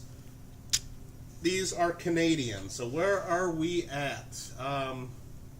Mission Get Rich was bumping up the Canadians, and Randy was looking. Oh, man. Any 09S's? No. 25 for the wheats and the Canadians, says SoCal. Geez. Nub says 14 just on this one, like, roll of the early stuff? Oh, man. Now, what we're gonna do, I want the Canadians to one person and the wheat cents to one person. I think that's the fair way to do it. So we'll do the Canadian coins first. 3 rolls and then a little bit of Canadians. And I think I saw that, I believe Randy and Mission Get Rich both were at $10 on that, maybe, but Mission Get Rich was first. But we're starting. Mission Get Rich is back at $7, so $7 so far for 3 and a little bit of Canadian coins. Literally found the key mark, and you're not searching through those, Colin. I know. It's stupid, isn't it? SoCal says $20 for the weeks. You know what? We'll do a dual auction. We're at 7 on these, 20 on these. Anybody got any other bids? We'll try to auction 2 things at once. Nubs, we have a prior bid of 20 on the wheats. SoCal is at 20 already. You have to go to 21. I need 8 here. We got 21 on the wheats. We got 30 on the wheats. We got a $30 bid, $30 bid, looking 31, got a 30 here, need 31, got 31, need 32, $32 bid now, $32 bid, need a 32, got a 31, need a 32, $35 Galen, got a 35, $35 on the wheat, got a 35, got 40. I'm not going to do that. Okay. $40 on the wheats, and I think we're still at $7 on the Canadian, guys. Come on. $40 on the wheats to Mission Get Rich, and I think he's leading at $7 here too. Yeah, AG, we got it's got a hole in it though, pretty big hole in it, but it's pretty sure it's a legit. $40 and $7, 11 for Canada, because Randy bid 10. I missed that. Thank you. 11 for Canada. $40, $11. 144.44 for the 16D Merc. Oh, Don. You know you're sending it right to PCGS with that, aren't you? Oh, jeez. No bad auctioneer. Green go. Oh my goodness, bad auctioneer. I didn't even get through my finishing call yet. All's in, all's fair, all good, all square. No? No? All right. So we got 40. I don't even know what we're at. $40 to Mission Get Rich for this. And then Mission Get Rich is now at 16 on these.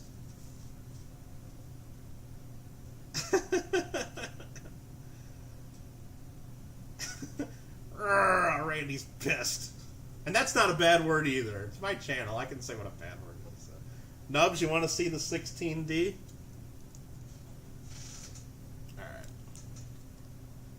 That's a good impersonation. Oh, what? Impersonation? You're telling me I didn't make all that up myself? I know I didn't make that all up myself. Where'd you get a 16D Mark? In this pile of stuff. Alright, so we're at 40, I think? I can't do 2 things at once. I'm screwing this up. Yeah, we're at 40 and 16. I'm going to sell them both at once. I'm going to count it down. And I'll flip that over in a second, so you guys can see it. And then we're going on the currency.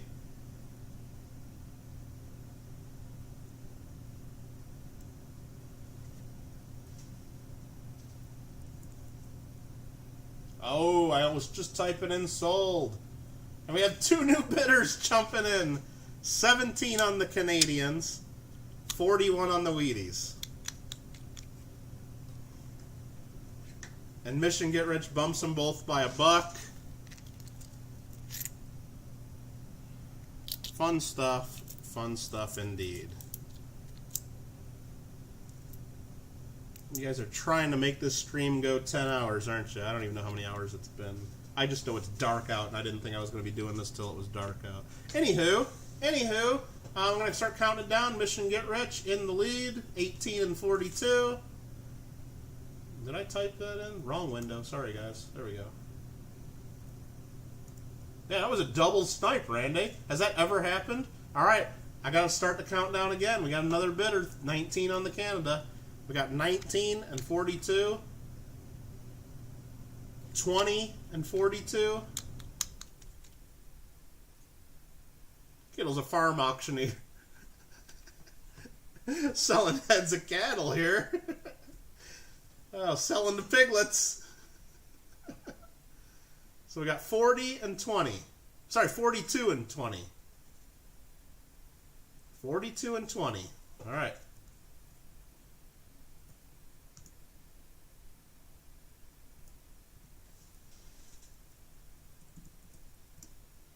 All right, I tried to do that as fast as I could. Mission Get Rich, you got all those rolls. Canada and Wheatie rolls. Let's see, 1, 2, 3, 4, 5, 6, 7, 8, 9 tubes. Just so I remember that, 9 tubes. And That was that was stupid of me to sell two things at once. $62. Mission get rich. And maybe I'll get you a sticker out of that, huh? Maybe you'll get a sticker. Come on, Kittle. Alright, let me get these rolls out of our way. Oh, you know what? Before we get to the currency, I do have one more mystery item that I'm stupid. I'm going to be stupid for selling it the way I'm going to sell it. But I'm serious, guys. I have so much stuff to get through, and I need to get a real auction together, not this like stuff I'm doing now. Come on, phone. I got a mystery bag full of stuff here. I gotta answer this text real quick. I'm sorry. Alright, very good. I just had to answer that. I got this bag of stuff. Okay? This was in an ashtray in this collection. It was an ashtray. Oh, you guys want to see the 16D? Okay. Zoom in this before I get into my crazy grab bag lot here.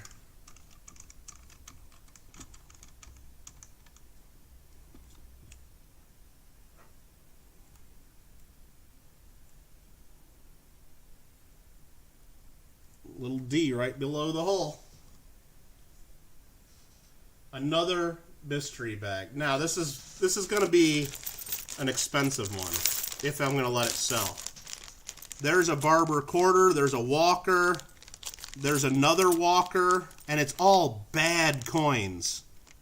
There's a Kennedy 1966. I mean, I guess I can just start dumping stuff out, but then it's not as much of a mystery. I don't even know if I can sell this because there's so much stuff.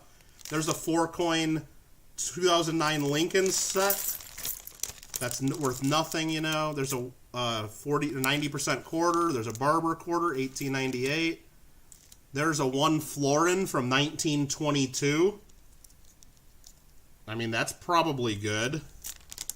There's a 1903 Barber Quarter.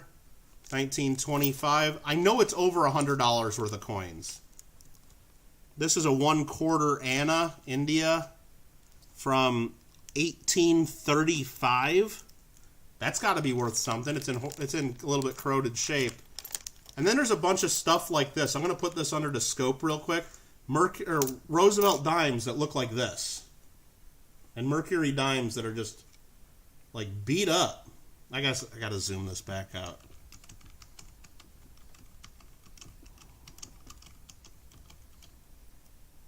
I don't even know if I can sell this because it's like, it's hard to explain what's here without you actually looking through the bag. There's just a bunch of dimes in here. 73 1/4, huh? I mean, there's a Franklin half. There's at least 2 or 3 Walkers in here. There is a seated quarter that's stretched out with 2 holes in it like the size of a $50.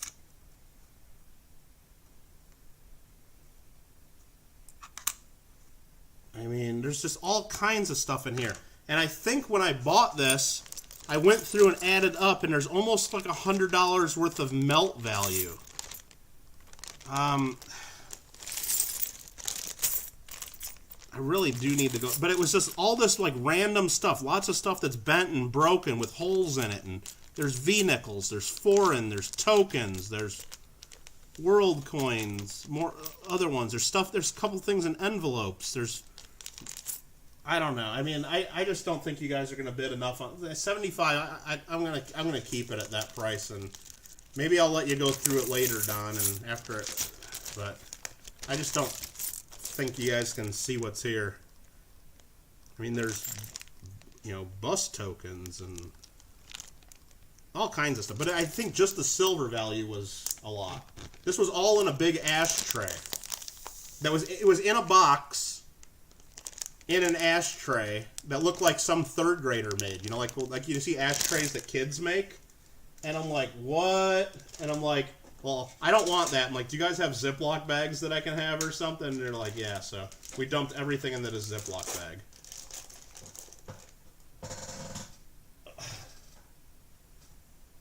Yeah, Lima, I'm not really even doing an auction here. You guys are just throwing out numbers. I probably shouldn't even sell it without knowing what's in there, because I don't want to mislead you guys either, because maybe I'm wrong on the melt value. Shoot. Let's see. All right, let's just go through this currency, I guess. I'm not gonna do. I mean, I might put that, like, after I take a look at it, I might put that in the next auction. I think that's what I'm gonna have to do, because I don't want, like I said, I don't want to mislead you guys. And now that I look at it, there's a lot of crap in there, and there's a lot of stuff. I don't want to be able to. I don't want to get it wrong one way or the other, whether it really hurts me or it really hurts you guys. You know what I mean? So I want to be fair about that. But I won't just give it to SoCal box breaks. Don't worry, guys. I'm sorry. I'm getting a couple pop-ups that are blocking my stream right now. It was from my, whatchamacallit, virus checking program, so. Did you see my messages, though, kiddo? What the hell are you talking about, Randy? We should take 100 on Friday for right now? Now, I don't even know if I want to do it for $100, because I think that's just what the melt value is, not counting all the other stuff. Because I told the people, I don't even want this stuff, but I know there's $100 worth of silver there, so that's what I'll pay you guys. That's basically what I bought it for. But, yeah, like I said, I want to be able to make sure I'm not messing you guys up too much on that if I got that wrong. All right, I guess we're going to go into some currency. Like, again, I don't know what this stuff is. If that's the message, for some reason my chat's not scrolling. I got to keep hitting the arrow down to see what the next messages are. What are you asking for on that 16D? I'm not asking anything for it yet. I want to confirm that it's legit. So I want to have some other people look at it first, because I don't want to sell it to you guys and then have somebody else go, oh no, that's a added mint mark, or that's something fishy. And because think about it, anytime you have a key date and there's a lot of damage right around the mint mark, right then and there, I'm suspicious. And you should be too. So, I'm not saying I won't sell it. I just want it confirmed, and maybe it'll be in the next sale, or maybe I'll just call you later, Don, and say, you know what, I had a couple people look at it, they all think it's fine. Or what I really want to do is I want to match it up to the positions on images of other legit ones. Yeah, they can absolutely be faked. So I don't want to sell it to you now, not knowing. So that's the whole point on that. All right, I got to get my notes out for that. Where's my currency stuff here? Oh, man. Starting to do that there. Okay, let's get into it. All right, we got these large size 1923s. I think I got a few of these. I just got to bring up my other screen so I can see if you guys are. I couldn't see if this was getting lined up. Looks like I got 3 of these total, just different conditions. This is nice, okay, and not as okay. Yeah, they're pretty cool. Let's just jump into it, says Lima. Heck yeah, let's just do it.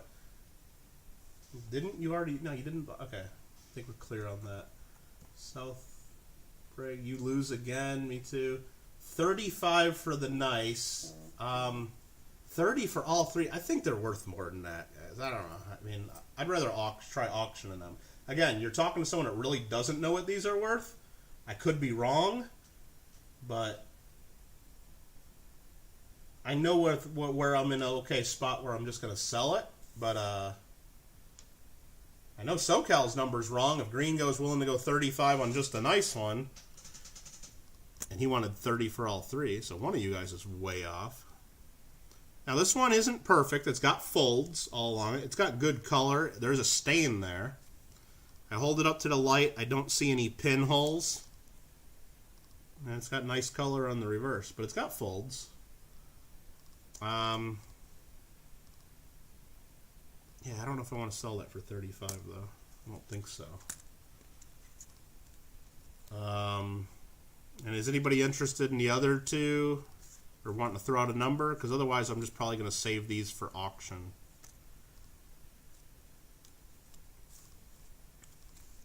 I think that's where I'm going to have to go on those. So I apologize if you waited around for just that one Gringo, but I think it's worth a little more than 35.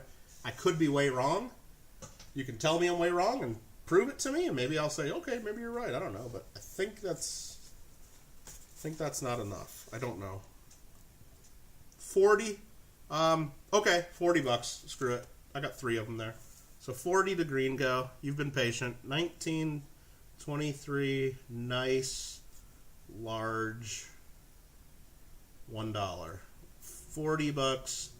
Green, go. Okay, cool. Whatever. Close enough. Good enough for Kittle.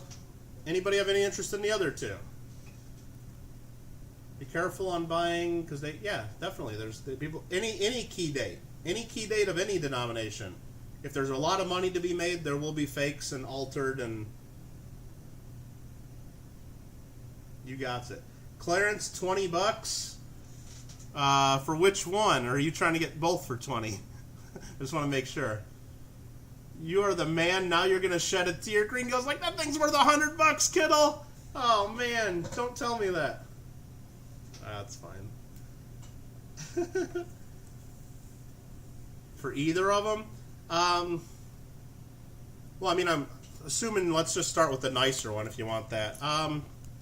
Yeah, Clarence, I'll do it for $20.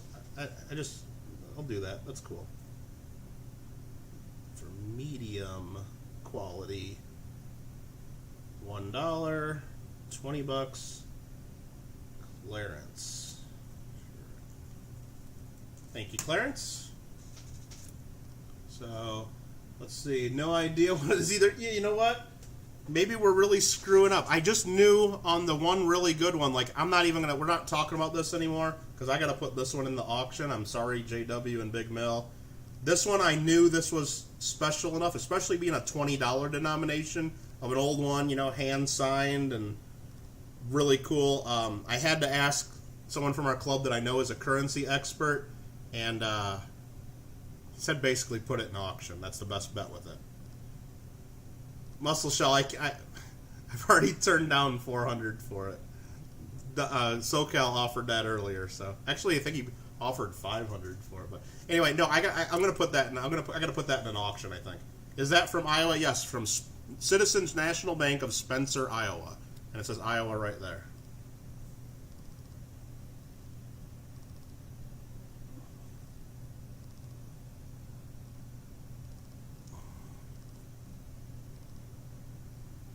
Yeah, they're pretty cool. All right, so I have to save that one. I'm sorry. And Muscle Shell, I really do appreciate the interest in that. I was just advised that I probably should go a different route on that. Are you sure? $450. I think Don SoCal Box Breaks already offered me $500 earlier. So if I was gonna sell it, I'd sell it to him now for $500. So answer my last comment. Hold on, where's Lima? I gotta look at Lima's last comment. That's cool is your last comment. Okay, that's cool. Answer my last comment before that. Let's keep scrolling up. Is it a bad idea to buy key dates for an album slabbed and then crack it out? You can do what you want with your coins. I mean, if that helps reassure you that you buy a genuine coin, then it's all for it. If that's what makes you comfortable. A lot of people do that. Absolutely. Or you just buy your coin from a dealer you trust that knows it's the real deal and that will back it up, if somebody else tells you differently. So, $15 on the last one. Sure, Majestic. You got it.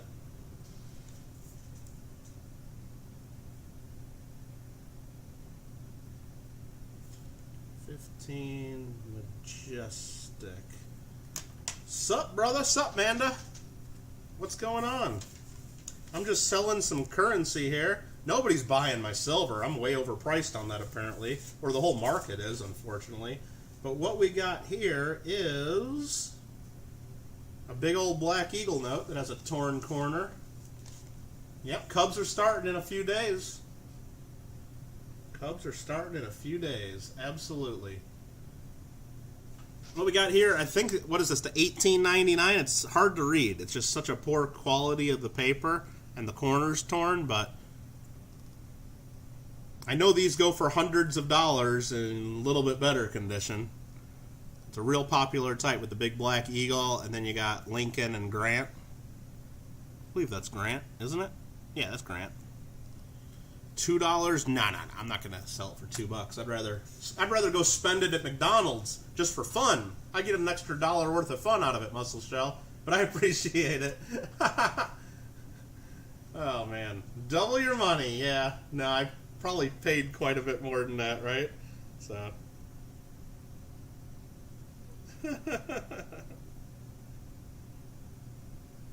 Oh man.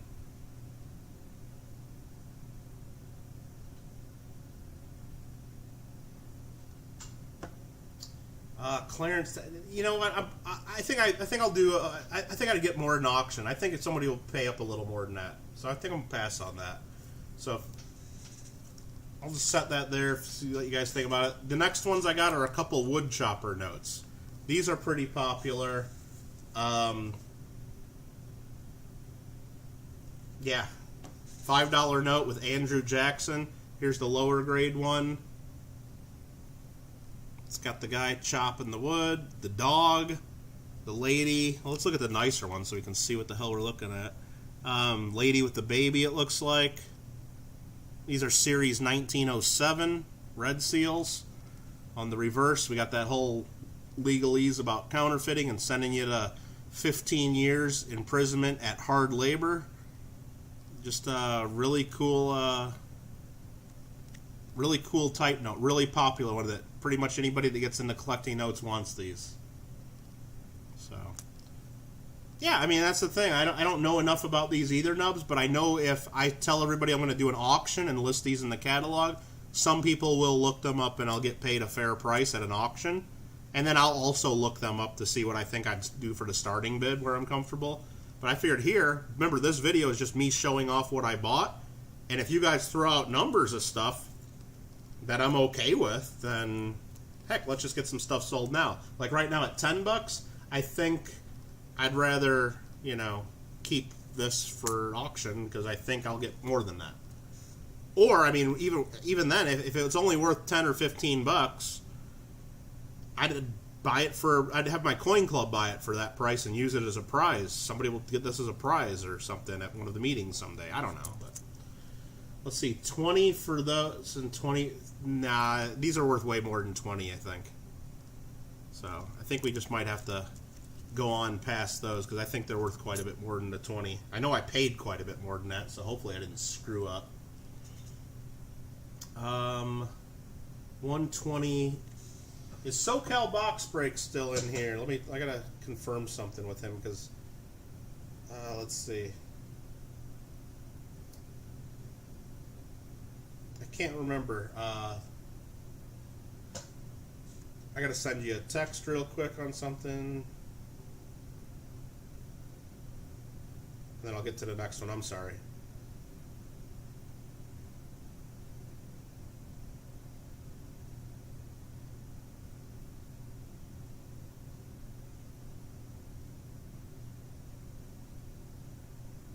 Sorry about this, guys. I'm just going to send the texts because he was sending me a text on something, just asking about something. All right, let me get back to some more currency here. Get the next piles out. Now we got these here. This is two 1993 notes. Consecutive serial numbers. I don't know if any of that's special to anybody. They're in real nice condition. Majestic offered 50 for those. For both of which, I'm sorry, I don't know which one you're asking about, Majestic. No, just to let you know, I think this one's worth over $100 and this one's probably worth over 50 alone. That's just my guess. So I can't sell both for 50. No, I wouldn't be able to do that. I have to hit the send button. What am I trying to do here?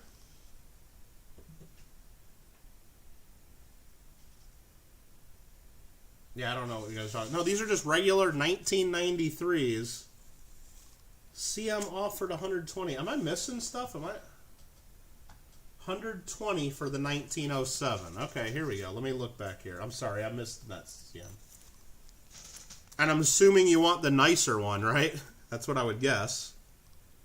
I'm sorry, my chat was just moving and I had to look down for a minute. See, I had so many people sending different offers that are totally inconsistent with each other. Like, someone's saying wood chopper 75 for both, but then CM's offering 120. Is that for... For the 1907, I got two 1907s, so... CM, what are you offering? Just for the one nicer one, right? Because I'm not selling both of them for 75. I wouldn't sell both of them for 120. So let's just clear that up right now. They're worth more than that. I'm confident of that. So the nicer ones. CM Silver. Yes, I'll sell that for 120. I think it's worth more. But yes, I'll sell that for 120. Thank you, CM Silver, for clearing that up. And I apologize for kind of not having it all together here. But I'm out of my element. I'm Michael Kittle Rare Coins, not Michael Kittle Paper Money. All right, so there we go. You've been here from the start, AZ. I know. I've been here from the start too, though. Clarence says 25 for the Black Eagle. Yeah, you know what, Clarence? Heck with that. I think I paid more than that, but maybe I overpaid for it. But I guess I did okay on some of the other stuff in this collection, so that's kind of how you got to do it. 25 clearance. Get that out of our way. Very good. Now, am I missing anything else here in the channel and in the chat? Hopefully I'm not missing anybody else sending offers on anything else, and hopefully I'm not selling stuff to the wrong people and whatnot and who's not. Jose Angel Art says $70 for the second wood chopper.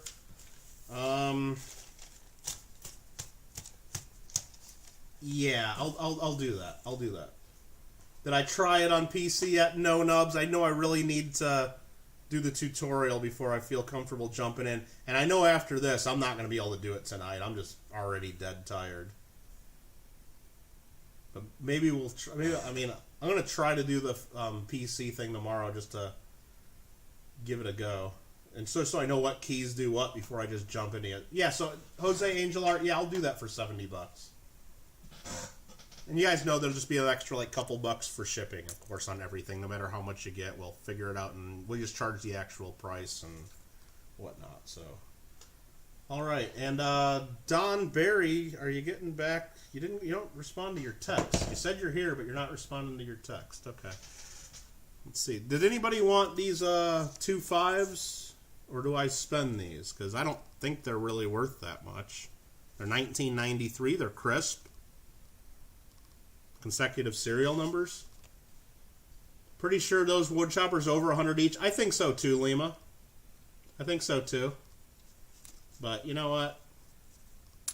I don't know for sure. I kind of know what I paid for them. The problem is when you buy a big collection like this, I'm not writing down every single note. Like this note I paid this note I paid this. Maybe some people do it that way.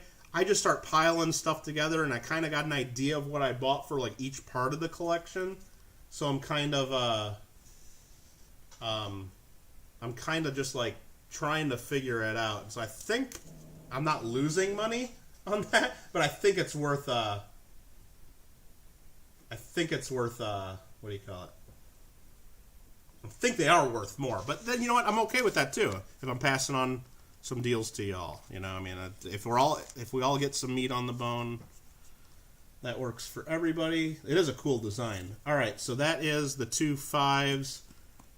Nah, no, I'm just gonna go spend, or I'll give these as change at some meeting or something. If that's fine. I don't need to get crazy over every little thing.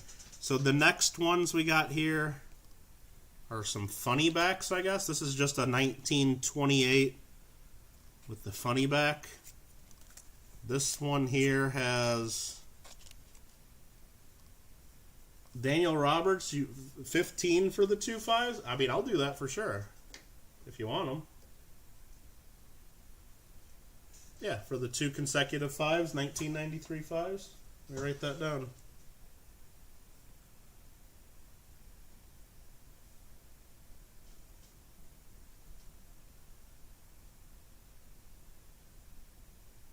That's kind of what it is too, Amanda.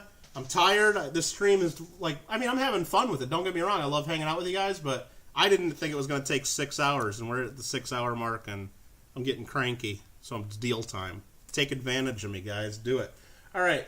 All right. I'm just trying to keep track of what's wood choppers or helix. Or I'm telling you guys, I gave those away. You guys that were offering like a lot less. I understand we don't all know currency, but that wasn't even close. I sold them too cheap. I know I did. All right. So here we got one that was separated here, a funny back, Series 1928. Then we got 3 of these together.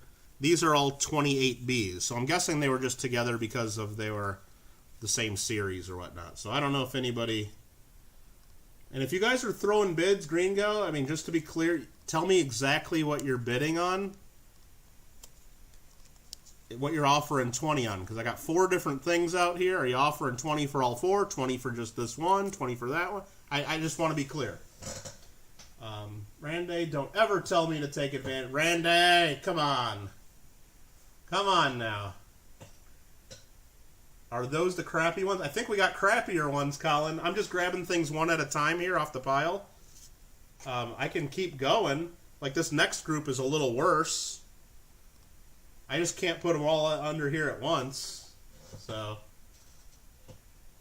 I just don't know what Gringo was offering. I saw you offered 20, but I don't know on what. The one in your hand. Well, now it's a minute later. Like this one, probably. The 28. This one is the nicest of the 4, it looks like. Yeah. That's yours, Gringo.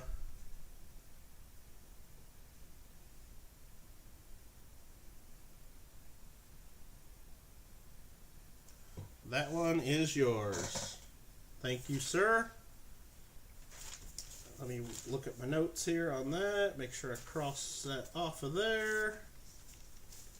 I just didn't make good notes of like all this stuff, but I'm making good notes of what I'm selling to you guys, so it'll work out. Michael, any more horse blankets or black eagles? No, I think everything left is small size stuff. I believe everything is small size. Okay, just waiting for the worst ones. 3 for 20. Nah, I think I'd... And when I get like this, when I have 3 of them, I know I can put one in the auction, and then I can offer the others to underbidders and stuff. I think I might hang on to those instead of doing 3 for 20. Any gold certificates? I do not think I have any gold certificates. I mean, I didn't think I saw any of that. 1 for 10.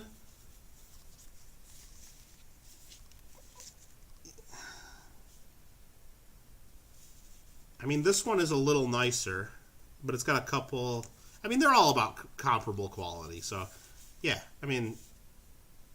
Yeah, I'll do them for, like, 1 for 10. I'll do them for 10. If you want all 3 of them for 30, I'll do 3 of them for 30. I mean, I'll do them for 10 each. I just have a feeling that's about at least what they're worth. Because, I mean, these are the cool ones, the funny backs. And these are, I think, the better ones that I got. I don't remember what's in the pile. Maybe you guys remembered. 2 for 20. So Galen, you were first.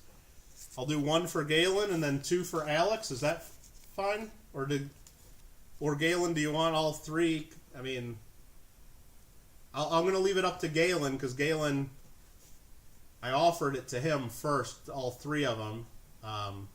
Alex can have 2. Okay, that sounds good to me. I appreciate that. Appreciate you working on this. All right, so I'm going to go 1928. B times 1 for 10 Galen V. 1928B times 2 for 20 Alex Barrios. And remember, if you guys win anything, you need to send me an email and let me know your email, like PayPal, so I can send you an invoice. Put this one back in here, and I'm just going to set these right on top so they're separate, so we know that's different. Next up, we got some lower grade funnies. Looks like there's 5 of them total. And I don't think they all belong in the same group. I don't know if they're in here just because they're lower. Because that's 28. Or sorry, is that 28 or 26? Yeah, 28. These are all 28As. I think that's why they're together. It's not because they're all bad. Like this one here is a nicer one than the others. Like, I mean, you can just see the quality difference.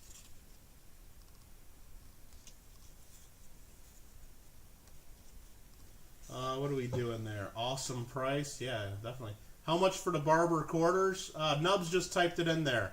I'm doing them for $1.95 a roll. I mean, I wish I could sell them a lot cheaper, but that covers the PayPal fees. That covers the shipping cost. So where I'm basically getting the... We'll talk to you later, Amanda. I'll text you later. I just got a couple of your texts. I'll text you later. I'll check you later. Yeah, so I'm basically netting around $180. Now, I said that's the price. If you pay with check or money order, we can take a little bit off because there'd be no PayPal fees.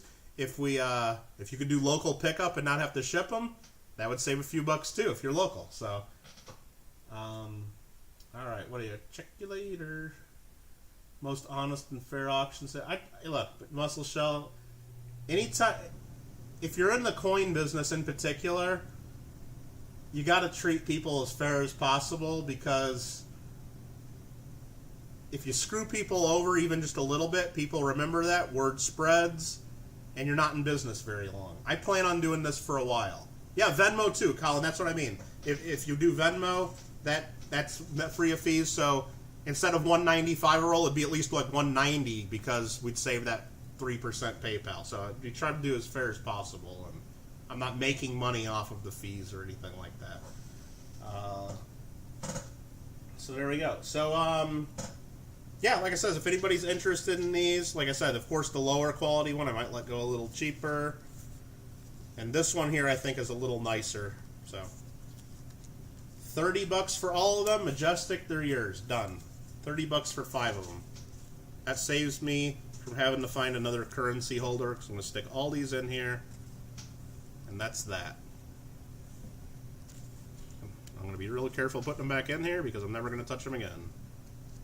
Thanks, Majestic. It's that simple. Could I have gotten more at auction? Maybe. Would it have been more work? Yes. Am I leaving money on the table? Yes. But are you guys getting some of the benefits of that? Yes. And I love it. So thank you very much for helping out with this.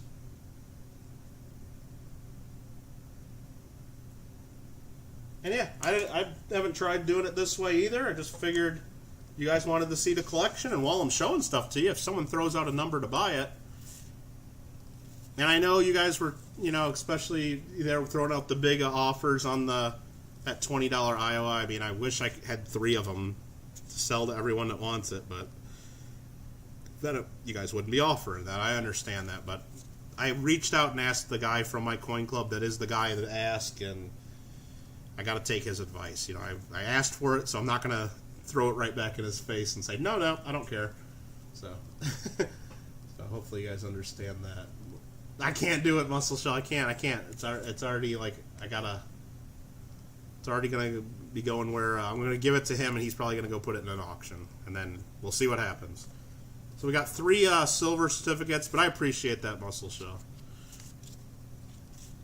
And I probably should just take that, because I'd be making good money on that, of course, because I didn't know what the hell it was when I bought it, or it was worth that much. So, you want to do 15 on these 3? 57 A's? Fish and get rich? Done. Done deal. Put a fork in that. So it was 1957 A. $1 times 3 for 15. Mission get rich. What was the offer? Oh, no, it wasn't. It didn't. It was. He just wants me to put them in auction. I know earlier SoCal Box Break offered me $500, but like I said, it's just. This one here's a nice 1957B, and let's just see what I got. I just want to make sure I don't have a whole bunch of the same thing. That's a 1957, 35s. Okay, these are all just different dates, so we can do those separate, I guess. I just want to make sure I don't have like 8 of the same thing and be repeating ourselves. This is a pretty nice, you know, it's not uncirculated. There's some folds.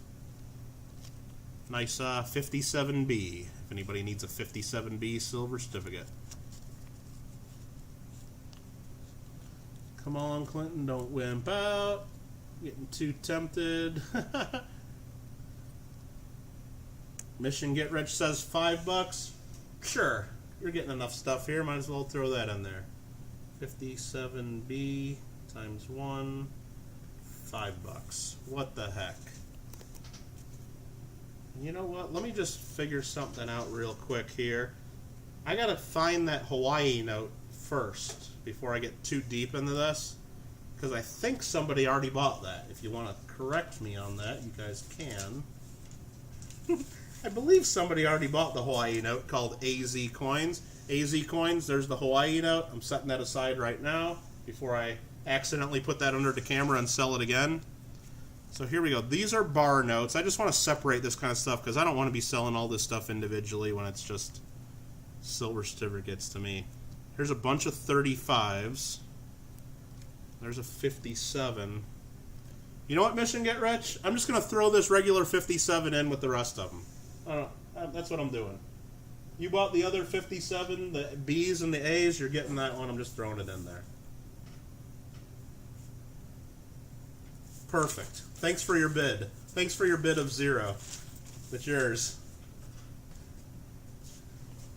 Let me get another sheet of paper because I filled that one up. And we'll figure out how I'm going to sell these.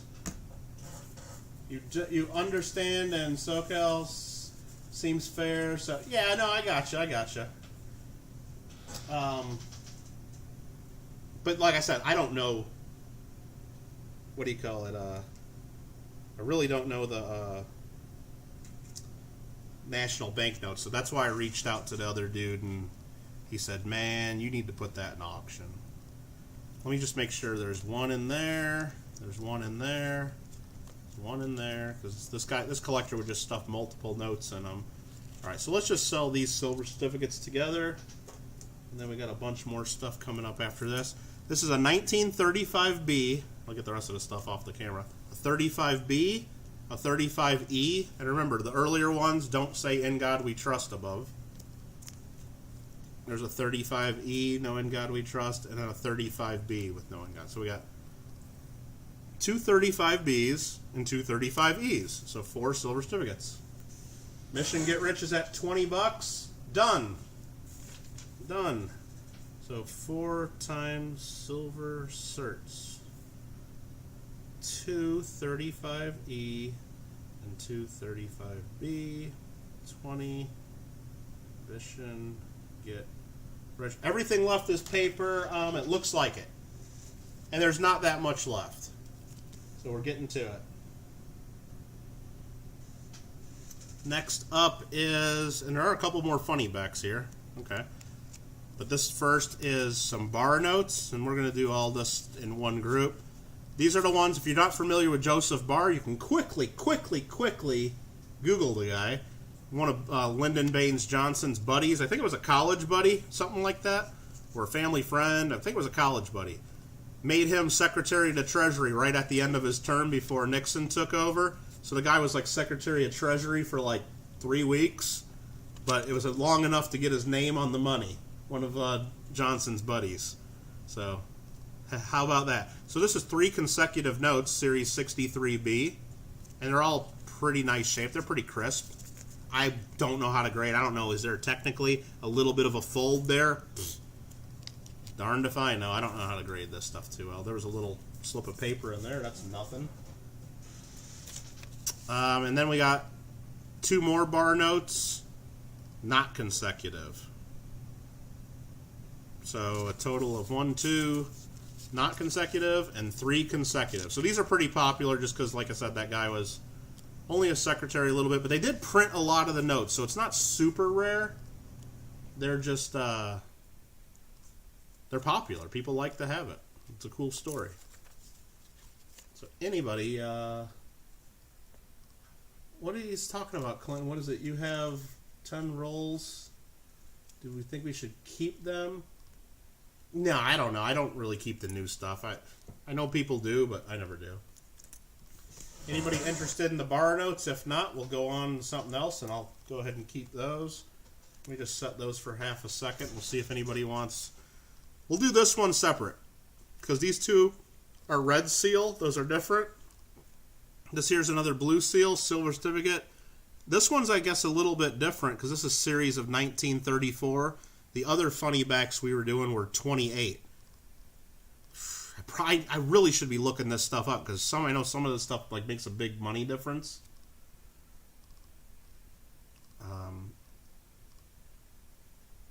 Mission Get Rich. Do you want the bar notes for 20 bucks? Is that what you mean?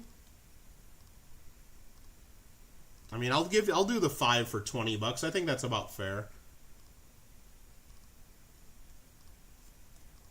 Look it up, dude. This is kind of fun too, Lima.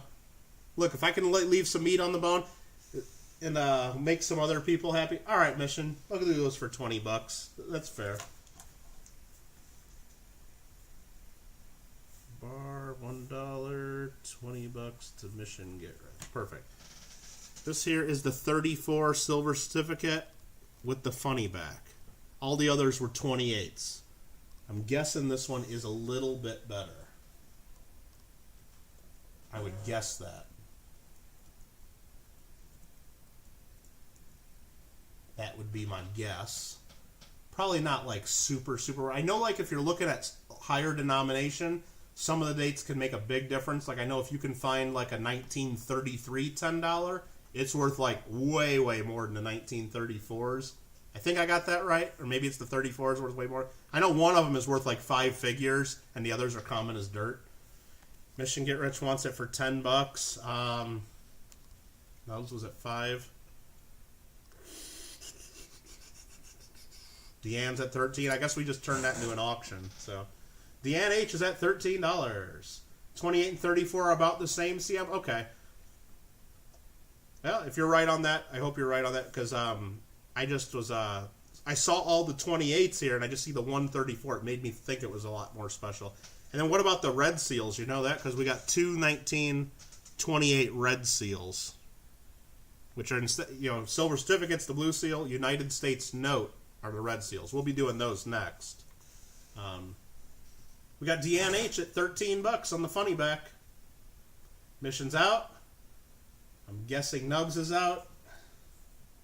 So 1934 funny back number 1. Michael, no, this is not going to be a 24-hour stream, Mikey. Not a chance. As soon as I'm done selling this currency, I'm probably going to go to bed. Getting tired here.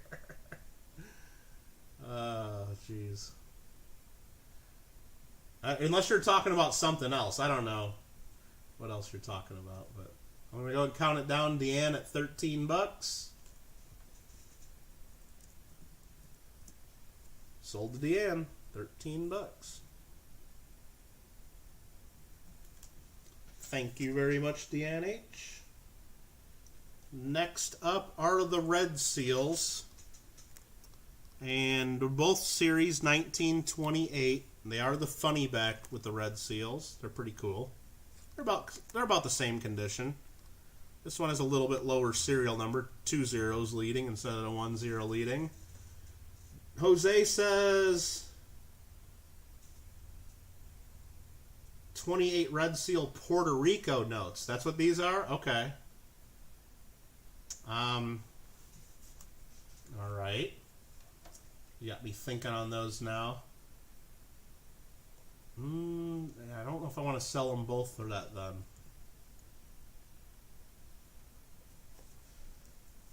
So Puerto Rico, that's pretty wild. Maybe I should do a little research on that, huh? Who'd have thunk it, right? Maybe you should look some stuff up, Kittle? I don't know. Whatever. Maybe you should look some stuff up. 33. I guess we're bidding on them. 40. Okay, so I guess we'll just sell the pair. SoCal. Jose's up to 40 bucks. You got outbid. SoCal's at 43. You guys are saving me from looking them up. Because I know if there's 2 people bidding, it should go for a fair price.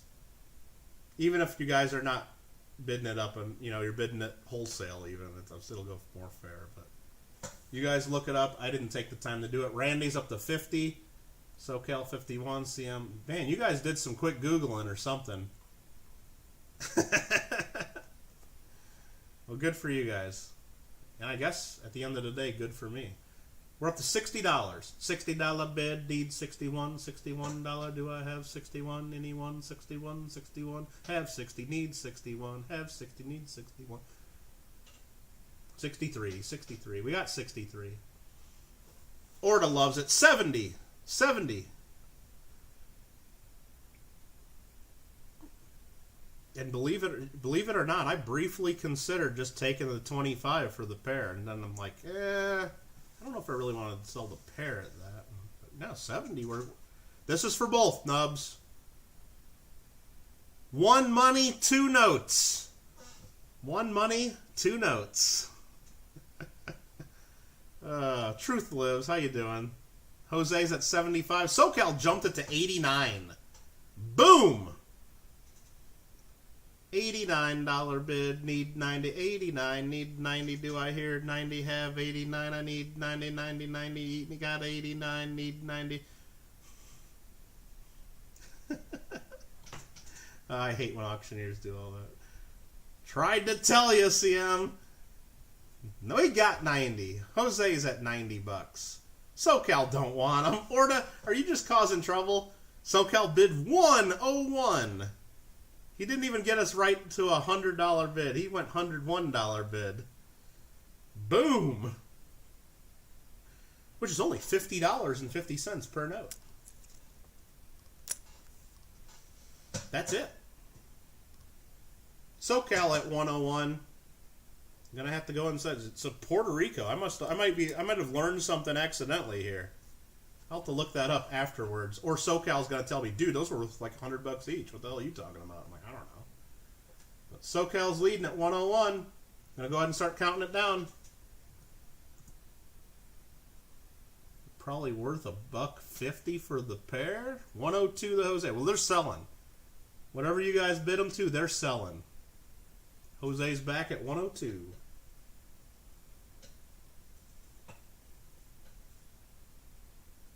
Accidentally learned something, Mikey. 106 SoCal.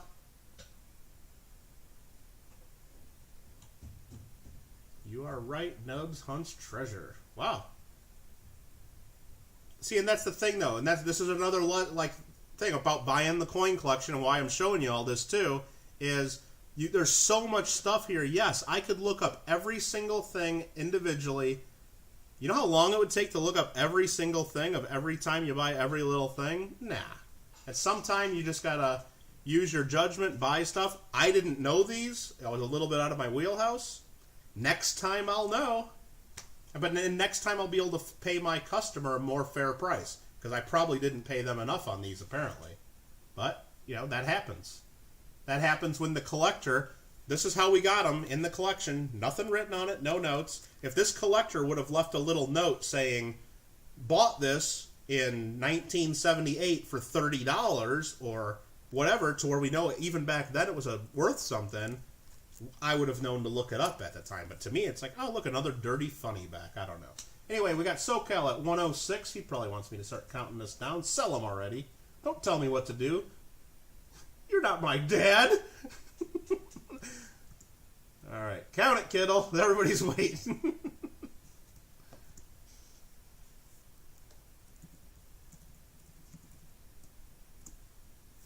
No sniping. No sniping. Sold the SoCal 2 times. Red seal. Funny money. 106 SoCal box breaks. The deal of the day. The deal of the day, probably. Whatever. Next up, another one I didn't look up, so you guys are gonna...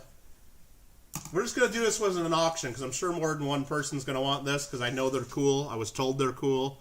Philippine victory note, 5 peso. We're going to start it at $1 and go from there. It's the victory note. Gold back.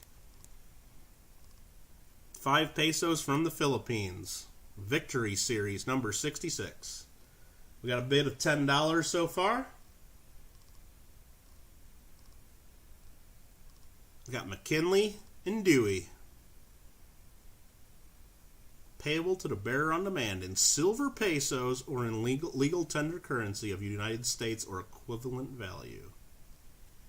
We're up to $20 by CM Silver. Creator Zaw Gringo said I should ask about the Israeli coins. Well, I can't do that right now.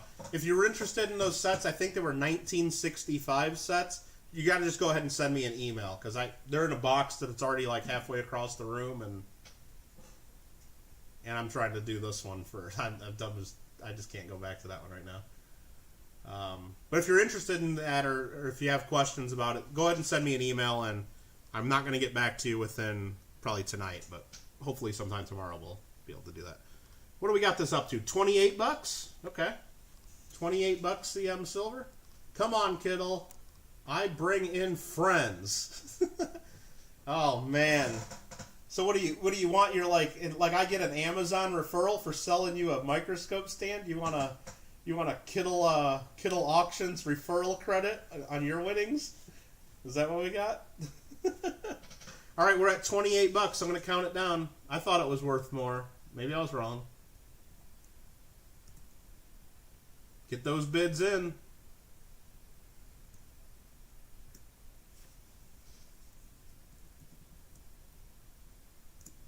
Sold the CM Silver.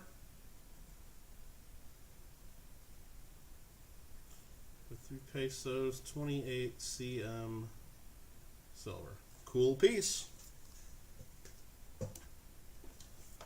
All right, these next couple of groups, these are in a couple envelopes. The envelopes have like some personal information. I don't know if it's someone from the family where I bought this money.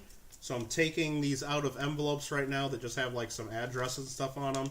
I'm guessing these are in envelopes because they're just horrible notes. Holy moly, look at that thing. Okay, paper collection. Looks like we got, and the notes on these envelopes are wrong anyway about what's supposed to be in here. So I'm just going to pitch these right in the garbage. Make sure there was no more money in them. So what we got here, it looks like maybe we got some more funny backs. That is a 28B funny back. I'm going to sell all this as one group. 35E silver certificate. A 28B, it does have a tear in the top corner. Funny money, so we'll keep the funny monies there together. A 57 silver certificate. A $2 red seal, series 1928F in horrible shape. And a series 28G red seal with corners torn. People used to tear the corners off their $2 bills, believe it or not. Kind of crazy. So we got $2, $4, $6, $8 face value there of old money. And even some old funny money. And we're going to just do this as an auction. Mission Get Rich is leading at 20 bucks. Whatever it sells for, I'm selling it. I don't care. I'm tired. Take advantage of it, guys. Don't take advantage of me. Take advantage of it. Take advantage of it, not me. I said it wrong last time. We got Mission Get Rich at 20 bucks. I'm going to write down what I'm selling. 2 times funny plus 4 times... No, 2 times red seal. I'm messing all this up. 2 times red seal 2s. 2 times silver certs. So I can kind of try to piece this together. Majestic's out. Maybe this is only worth 20 bucks. I don't know. I'm going to go ahead and count it down. If you guys think this is worth more than 20 bucks, you better let me know pretty quick. Because I'm going to go ahead and count this down in just a second. So here we go.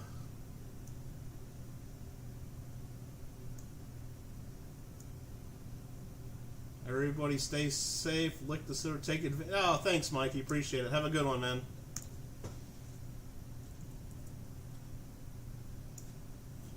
That is sold for 20 bucks. What? I guess that's fair. Everybody had a chance, and that was to Mission Get Rich. Thank you very much.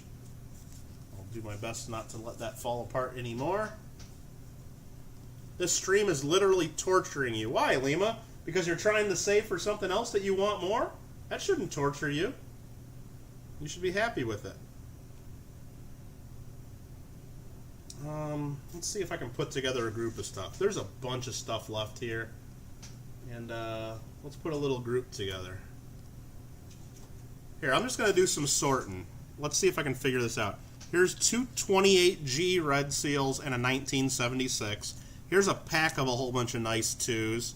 And then here's some more silver certificates, and then here's some more bar notes. And then that's it. There's going to be 4 lots to go. That's it.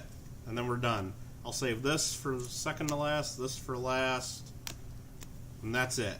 Now, remember, these do not have to sell.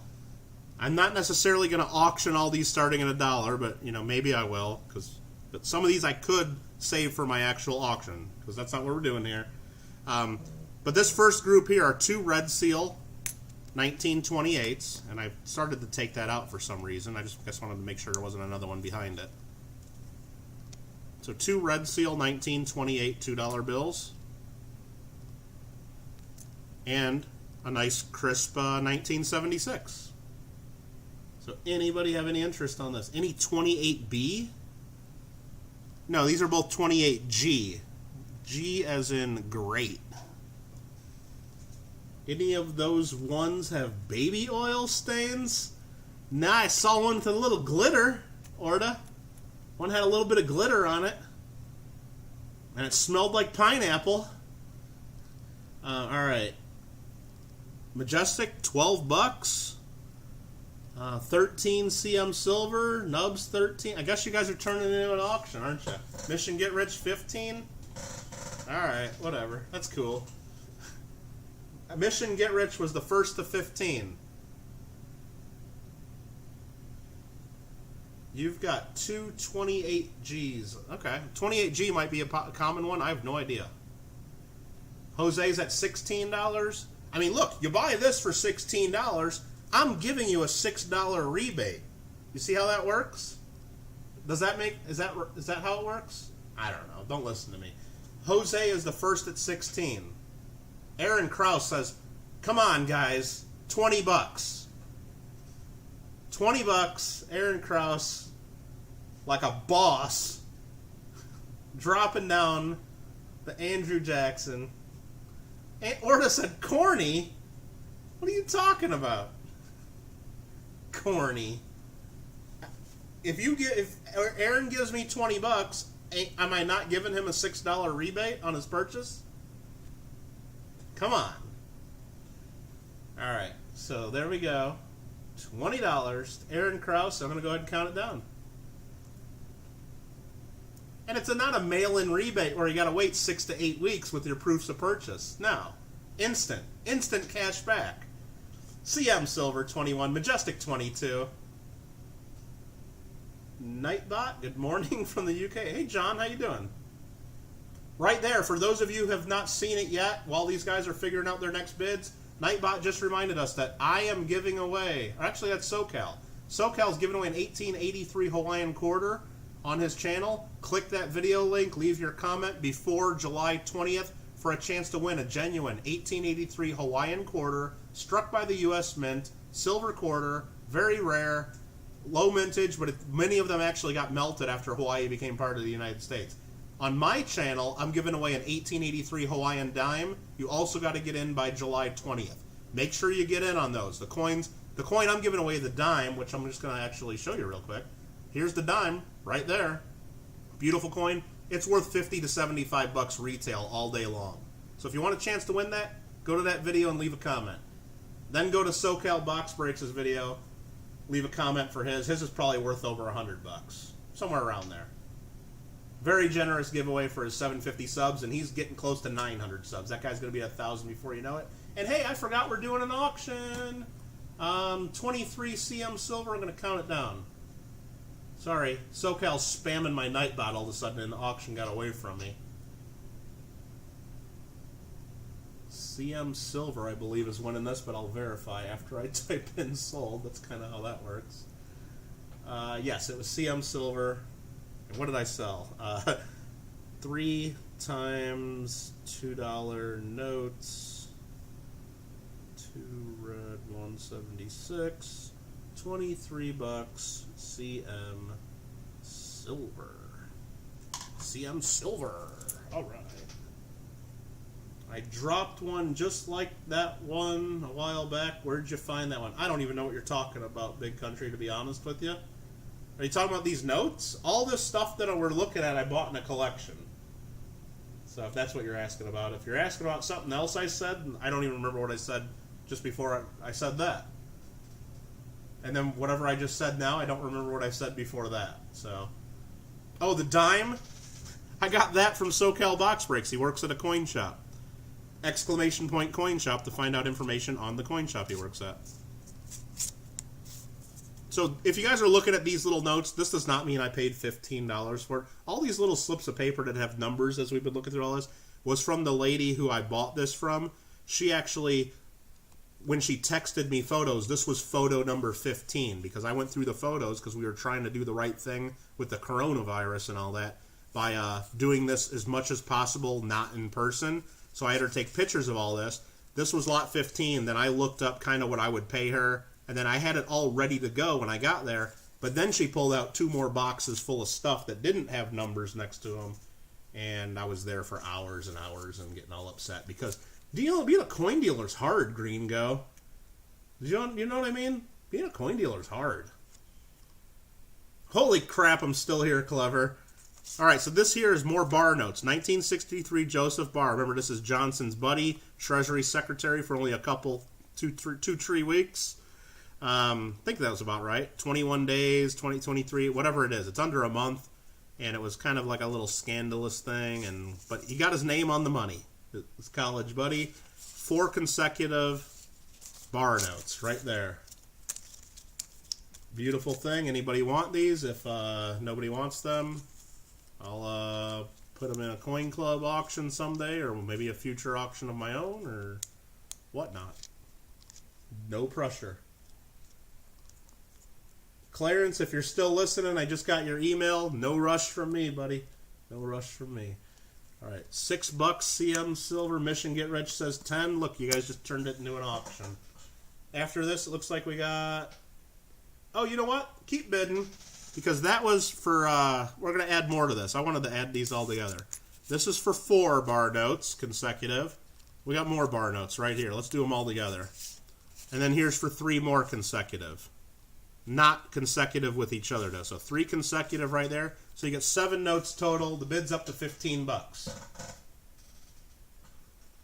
Does buying a collection and auctioning it off give you a big profit? I don't know yet, Lima. I have not totaled up any of this. I know I haven't sold everything, but how you make money is when you buy the coins mostly. If you buy the coin at the right price or buy the money at the right price, the selling part is easy, and that's why, like right now, even though I sold those 2 wood chopper notes way below what I think they would sell for, I don't know for sure what they'd sell for. I have a good idea. I just know when I bought them at the right price to know that I could sell them today at that price. I still made a little bit of money. Could I have made more money, Lima? Probably. But how much more work do I want to do to squeeze out that extra 20 or that extra 40 or that extra 60? I don't know. I know I had that deal right then. That's why it's a little bit painful turning down Muscle Shell offering $400 or $500 for that $20 note when at auction the thing could only sell for $300. I have no idea. But I know I have a guy at my coin club that's forgotten more about paper money than anybody in this chat will probably ever know. And he's telling me put it in an auction because all it takes is 2 people from Iowa or 2 people that collect that series. Or all it takes is 2 people and that thing could go to the moon. And they don't care what the condition is because they're just that scarce from certain banks. Now, certain banks, he's got the programs and the computer, like he pays for the service. He types in the serial number and or the bank number, and some notes, there's tons of them out there, and this one he said there's only been 2 discovered. So now it could be there are more out there and nobody just cares about this one. We don't know. But he said auction it, so I got to go with it. All right, what am I doing? I'm doing an auction. $25, mission get rich.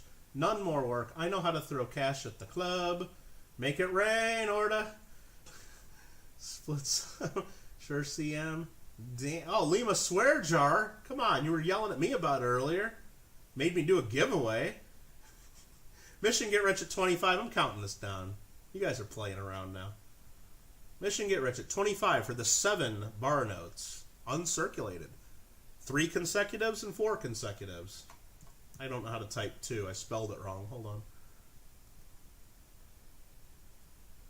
Oh, is that the difference, Lima? What, are you going to be a lawyer? Come on. I used to play those games when I was a kid. Got me in a lot of trouble, too. Like, you want to hear a real quick funny one before we get to the last 2 lots? I was told one time when I was 16 years old that I was grounded and I was not allowed to drive my car, which was a really cool car, by the way. I was not allowed to drive my car. That was my punishment, right? Because I don't even know what the hell I did. Who cares? So instead of just dealing with it and staying home over the weekend and not going out with my friends, I got to make sure I write this down right. Mission Get Rich. I decided, well, they didn't say my friends can't drive my car, right? They said I can't drive my car. So I just called up one of my buddies like, hey, come on over. You can drive my car. We're going to go out and have some fun. So, and my parents were going out that weekend too. So when they left, they checked the mileage of my car. And they're like, if that car even moves, he's done. You know, he's getting grounded. So, of course, when they come back, my car had like an extra 100 miles on it. And they came right up to me, you little, you know, whatever. And probably throwing out a whole bunch of swears. And I'm like, I didn't drive my car. So-and-so did. And I was like, throwing it right back in their face. Yeah, that didn't work. I'll tell you that right now. That didn't work. Mission Get Rich says, give CM 3 in a row. You'll take the 4 in a row and you're going to pay for all? Are you sure? I mean, okay. I mean, they'll do what you say. That's very generous. So, 4 goes to Mission. 3 goes to CM Silver. Yeah, you guys can work that out, whatever you want to do. Beautiful thing. Lima, I was right.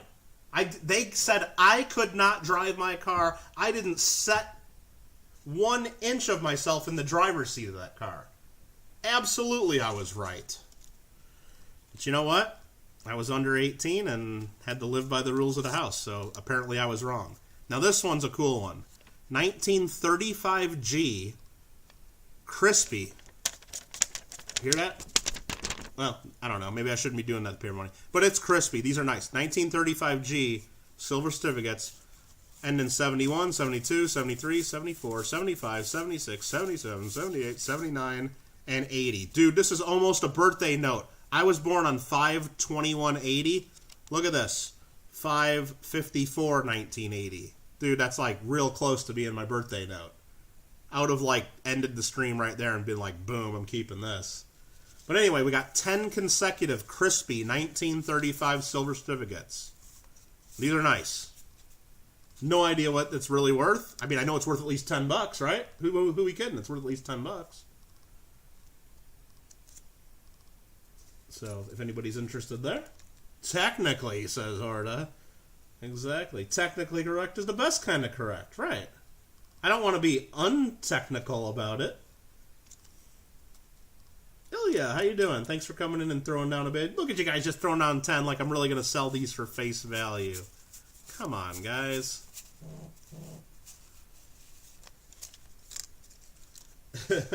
Alright. Ilya's up to $20. I just got a text here. Let me check that. I need to check that. Randy, I just read the first couple sentences of your stuff. Don't worry about it. I'm in no rush. Don't worry about it, bro. Don't worry about it. Alright, let me close that. We got Creator Zaw coming in with some bids. Ilya goes back to 25. I just saw the first couple sentences of that. I'm in no rush. That's no problem. Whatever we got to do. Yeah, all of these are almost birthday notes. 71, 72. That's so close. I know $25 for these is too cheap. $250. I mean, especially for consecutive, but I'll sell them for whatever you guys bid them up to. I'll sell them. We're up to $30. We're up to $40. Orders like, make it rain, bro, make it rain. No, I'm not really gonna do that with these. $40, Mission Get Rich. SoCal's at 30. Come on, these are 1935G. Without the In God We Trust. I forgot which series they switched to the In God We Trust above the one. But I know it was in the middle of one of the series. So one of them you can have like with and without. It wasn't like they did a separate series. Pretty sure on that. Mission Get Rich at 40. I'm just going to count it down. I still think that's too cheap. But who am I, you know? I'm only a coin dealer. I've only been doing this since I was like 4 years old. I've only been, I don't know. What do I know? $45, Ilya. Both my boys' birth years are in there, 77 and 80. I know. Isn't that awesome? That's so close. If this said 5/05/21/80, I'd be like, I'd have this sucker laminated and just like hung on my wall or something. It's pretty far off center, too. I think that's pretty common on a lot of these.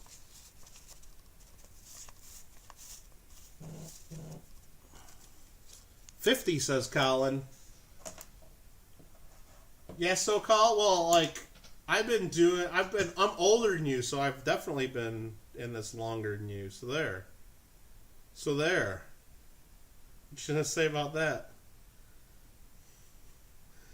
$50 to Colin. I'm going to go ahead and start counting it down. Thanks for the vid, Ilya.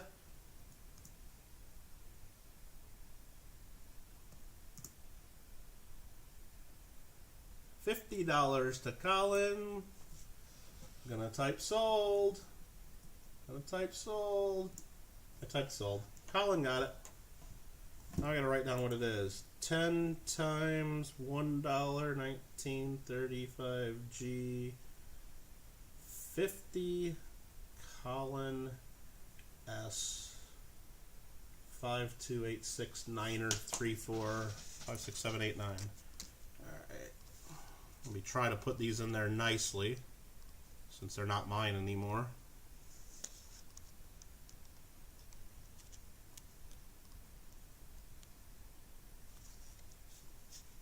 It's about as nice as you can get them in there.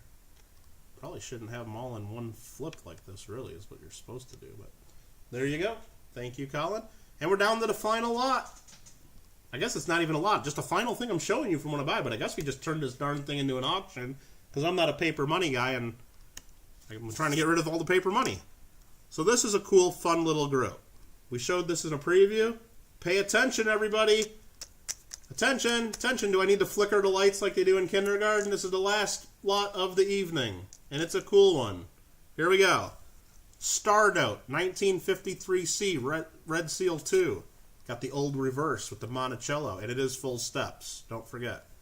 So we got the 53C Star Note, and these are all uncirculated. And then we got ourselves a 1963, 102, 103, 104, 105, 106, 107, 108, 109, 110. So we got 9 consecutives. So basically it's $20 face value, 10 notes. One of them is a star note. Right there. $20 face value. And it's going to be sold. I don't care what it sells for. You guys decide. Mission Get Rich, starting it at 50. Can I bid on the star all by itself? Nope. I'm selling it all together, Nub. Sorry. I already screwed that up. And they're going right back in here, carefully. I probably should do this off camera just in case I screw it up. Then there'd be no evidence, but I'm not that smart. There we go. Oh, no, I'm taking that out. I didn't do that right. What are the numbers on the 53? Okay, so this is the 53C. That is the star note, so right there. 384, 5704. That's the star note. On the consecutives, 0667 9102, and then we got 9103 through 9110. So there's 9 notes total there. Rub his face some more with his thumbs. Thomas Jefferson, why do you do that? Do I lick my thumb first? Is that what I'm supposed to do? I don't know. Please tell me, Clever. I know you wouldn't steer me wrong. Looks like Mission Get Rich just jumps up and threw down the number. Maybe that's the number. I don't know. Please, I dig it. All right, I'm trying to get these in here without screwing them up. There we go. Perfection. Any other bids? 50 bucks for you guys? Come on, it's the last thing of the night. You guys gotta have a little fun with it, but I'm gonna count it down because the fixed 50 bucks is 50 bucks. Look up the star note. I think the star note lookup thing that everybody looks at only starts like in the 1990s or 1980s. You can't look up the 1950s stuff, at least on the one that yeah, Lima, it's cheap. I think it's cheap for first of all for crisp uncirculated. Second of all, and I know I'm stalling my countdown. Second of all, for consecutive numbers, and then third of all, for a freaking star note. And there we go. I got someone else to bid. Thank you, Ilya. Appreciate the bid. I think it's worth it. Sorry, Mission, I didn't count it faster. You're like, come on, bro. I know. I apologize. All right, I'm going to go ahead and start counting down again. Mission, you got another chance to get in. You don't have to. There you go. I just don't even have to start counting right away. No idea, but 50's too cheap. Well, look, you don't have to bid just because of that. If it sells what everybody thinks is too cheap, then only Kittle loses, and nobody cares about that. Or you know, being a coin dealer's hard. All right, here we go. We're going to count it down for Mission.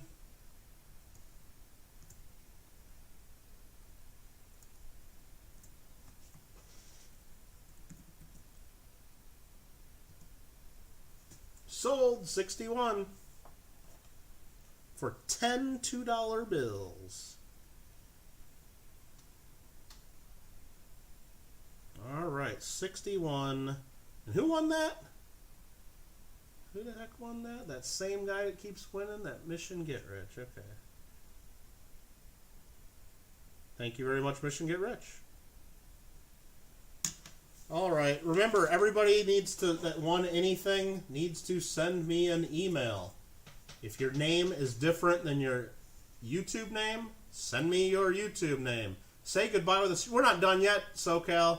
We're not done yet. If you guys left already, you missed the last giveaway of the night.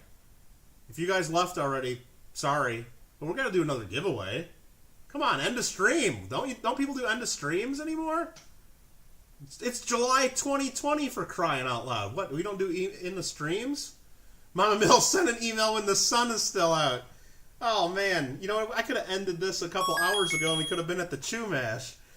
Look at that. Say goodbye with a super chat. We're not saying goodbye yet. I got to do another giveaway. What do I got for giveaways here? Let me look around here for half a second. What do I got for giveaways here? I guess I'll give away another one of these. No one's going to complain about the Swiss coin. How about that? Check that out right there. Beautiful. No, I appreciate you. So send me an email. I'm not going to send out invoices tonight. I'm too tired. If you're confident you only won like one item, still please don't send me to PayPal yet. I got to look at it and figure out what the shipping's going to be. I'm only going to charge you the same I do for my auctions. If it's going to be first class bubble mailer, it's going to be $4. If we got to do a small flat rate, it's going to be $8. If it's got to be a big flat rate, it's going to be $12. It's just going to be whatever the fair price is. And if you don't like that, then I guess we can fight about it over strongly worded emails. But I think it's fair. So here we go. Anybody want this? If anybody wants this, all we got to do... Yeah, these are pretty. And remember, if anybody wants any of these Swiss silver coins, this is just the 1 franc, 1963. I got 2 franc coins. Believe it or not, they're exactly twice the size of these. Same design, just as beautiful. And those are all 1964s. I mean, look at the luster on these. These are almost 60 years old. Beautiful coins. I just got lucky and got a big hoard of these from a dealer. And they're awesome. So I got a video that I put out about 3 or 4 videos ago. Has all the information if you want to buy some of these. And I've been selling a bunch of them. I got a few left. They're still available. The 1 and the 2 francs. I think I might only have 1 or 2 of the 5 francs available. But if you want these, let me know. So anyway, I've given you guys enough time to get caught up. The next word I type in the chat, all you got to do is type exactly like I do. Spelling at least. Capital, small letters, I don't care. I know some of you are on cell phones. It's harder to type. Nah, Gringo, let's not make it too easy. I mean, you go to my channel, and it's like 3 to 4 to 5 videos back. Very easy. Very easy. So the next word I type, take your time. Everyone who does type it correctly will have an equal shot of winning. So take your time and make sure you spell it right. I want to thank you guys all for hanging out and reviewing this collection that I purchased, and probably helping for me to sell at least a third to a half of it right away without even having to deal with it. So YouTube is hard, isn't it, Gringo? YouTube. Lima says, wear a mask, please. You know, I think I can agree with that. Now, don't wear a mask while you're at home all day. I don't even think you need to wear a mask when you're in your car alone or if you're out on a walk in a park. But, you know, I mean, at least here in California, I think we're required to do it now. But you know what? If you're going into a grocery store, you're going into a gas station, if you're being around other people, I guess you can just do it for other people, even if you don't agree with it. It's not that hard to do. Lima's right. I don't know if I'm going to still agree with everything he thinks about recycling and all those crazy California ideas, but wearing a mask, might as well do it. Everybody says we need to. Let's get through this crap. All right, yeah, all you got to do is type Swiss, not all this other stuff some of you jokers are typing. You're just trying to make it harder for me. Truth lies, one thing. I think you might be ineligible for this one. You only get one guess per person, so I see you're typing a few things. Please help me out here. All right, I'm going to give you guys a few more seconds, and then I'm going to go ahead and type in stop. Lag on your end, says Aaron. Okay. Well, let's go ahead and end this pretty quick here then. And thanks again, everybody, for the super chats. It's real generous of y'all. And thanks again for at least committing to buy some of this stuff. Hopefully you guys all follow through and pay your invoices when they get sent out and whatnot. And we don't have any issues there. And if you guys have any questions on anything that you think did not sell, please send me an email. And again, some stuff I didn't even receive offers on. So if there's something you think you wanted, send me an email, send me an offer, and maybe we can work something out. Is this an A group or a B group? This is a B group. All the giveaways tonight have been the B groups. So what I did, if you didn't watch my video on the Swiss, I had hundreds of these, and I separated them into two piles. Ones were A group, like the nicest of the nice that I want to keep for myself if they don't sell. That was about 25% of the coins. The other 75% were B group coins that I'm selling cheaper. And this is a B group coin. So if the B group is this damn nice, DAM as in Beaver Dam, right, Lima? Wink, wink, nudge, nudge, right? Okay, whatever. If the B group is this nice, you know the A group is just a whole nother level if I only took the top 25% and put them into that, and I charged a few bucks extra. So these are sweet. Now, not all of them are exactly equal. I just grabbed, for the giveaway, I just grabbed the first couple out of the box. Some have a little bit more fingerprint or haze. Some have a little bit whatever. Exactly. Show an A group. I got a whole video on it, Colin. I don't have one right here within arm's reach. I just grabbed a few of the B's. So I'm going to go ahead and type in stop. Beaver Dam beautiful. Exactly. And let me go back where I typed in Swiss. Let me see how many we got. 1, 2, 3, 4, 5, 6, 7, 8, 9, 10. 1, 2, 3, 4, 5, 6, 7, 8, 9, 10. 3, 4. I don't know. There's about 30. So we're just going to be safe. Anything we roll over a 35, we'll roll again. 69. 002. Wow. So whoever is the second person on my screen is the winner. Whoever is the second person to type exactly what I type is going to win. And you guys are all thinking, it's me, it's me, it's me, but I got to go by what's on my screen. It might be different on your screen. Okay? I got to go by what's on my screen and my screen only. And you guys are all saying, Kittle, share your screen already. It's been 7 hours, for crying out loud. Share your screen and get this over with. All right. Let's do it and get it over with. Right here's where I typed in Swiss. S-W-I-S-S. Gringo said YouTube's hard. That was not a response. Creator's always number 1. Aaron would have been number 2 in the winner if he would have just wrote Swiss. He wrote Swiss coins, so we skipped that. SoCal would have been number 2 if he wrote Swiss instead of Swizz, which I don't know what a Swizz is. Maybe you can explain that later. So Ambeth is number 2. And I don't even really need to verify that. I just need to verify that Ambeth did not make any other guesses. Roy Driscoll in there. Uncle Roy, Boomba Shoots. You know the Roy Driscoll song is very similar to the Michael Kittle song. Have you ever noticed that? Ambeth, congratulations. You are number 2. Even though you're really number 4, you were number 2. Even though you were number 4, you're number 2. Congratulations. And I'll just type that in there. So I'll know. Everybody will know. Congrats.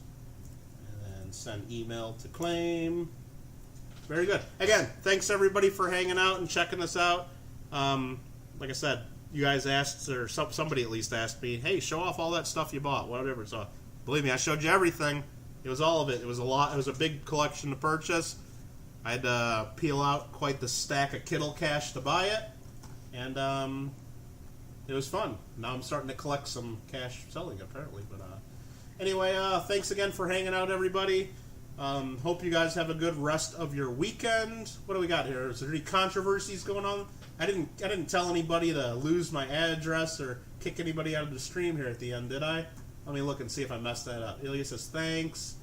Typed that probably about 5 seconds before. Uh-oh, Aaron. Well, it was close enough to an answer. I had to go with it. I don't know, Aaron. I got to go by what's on my screen.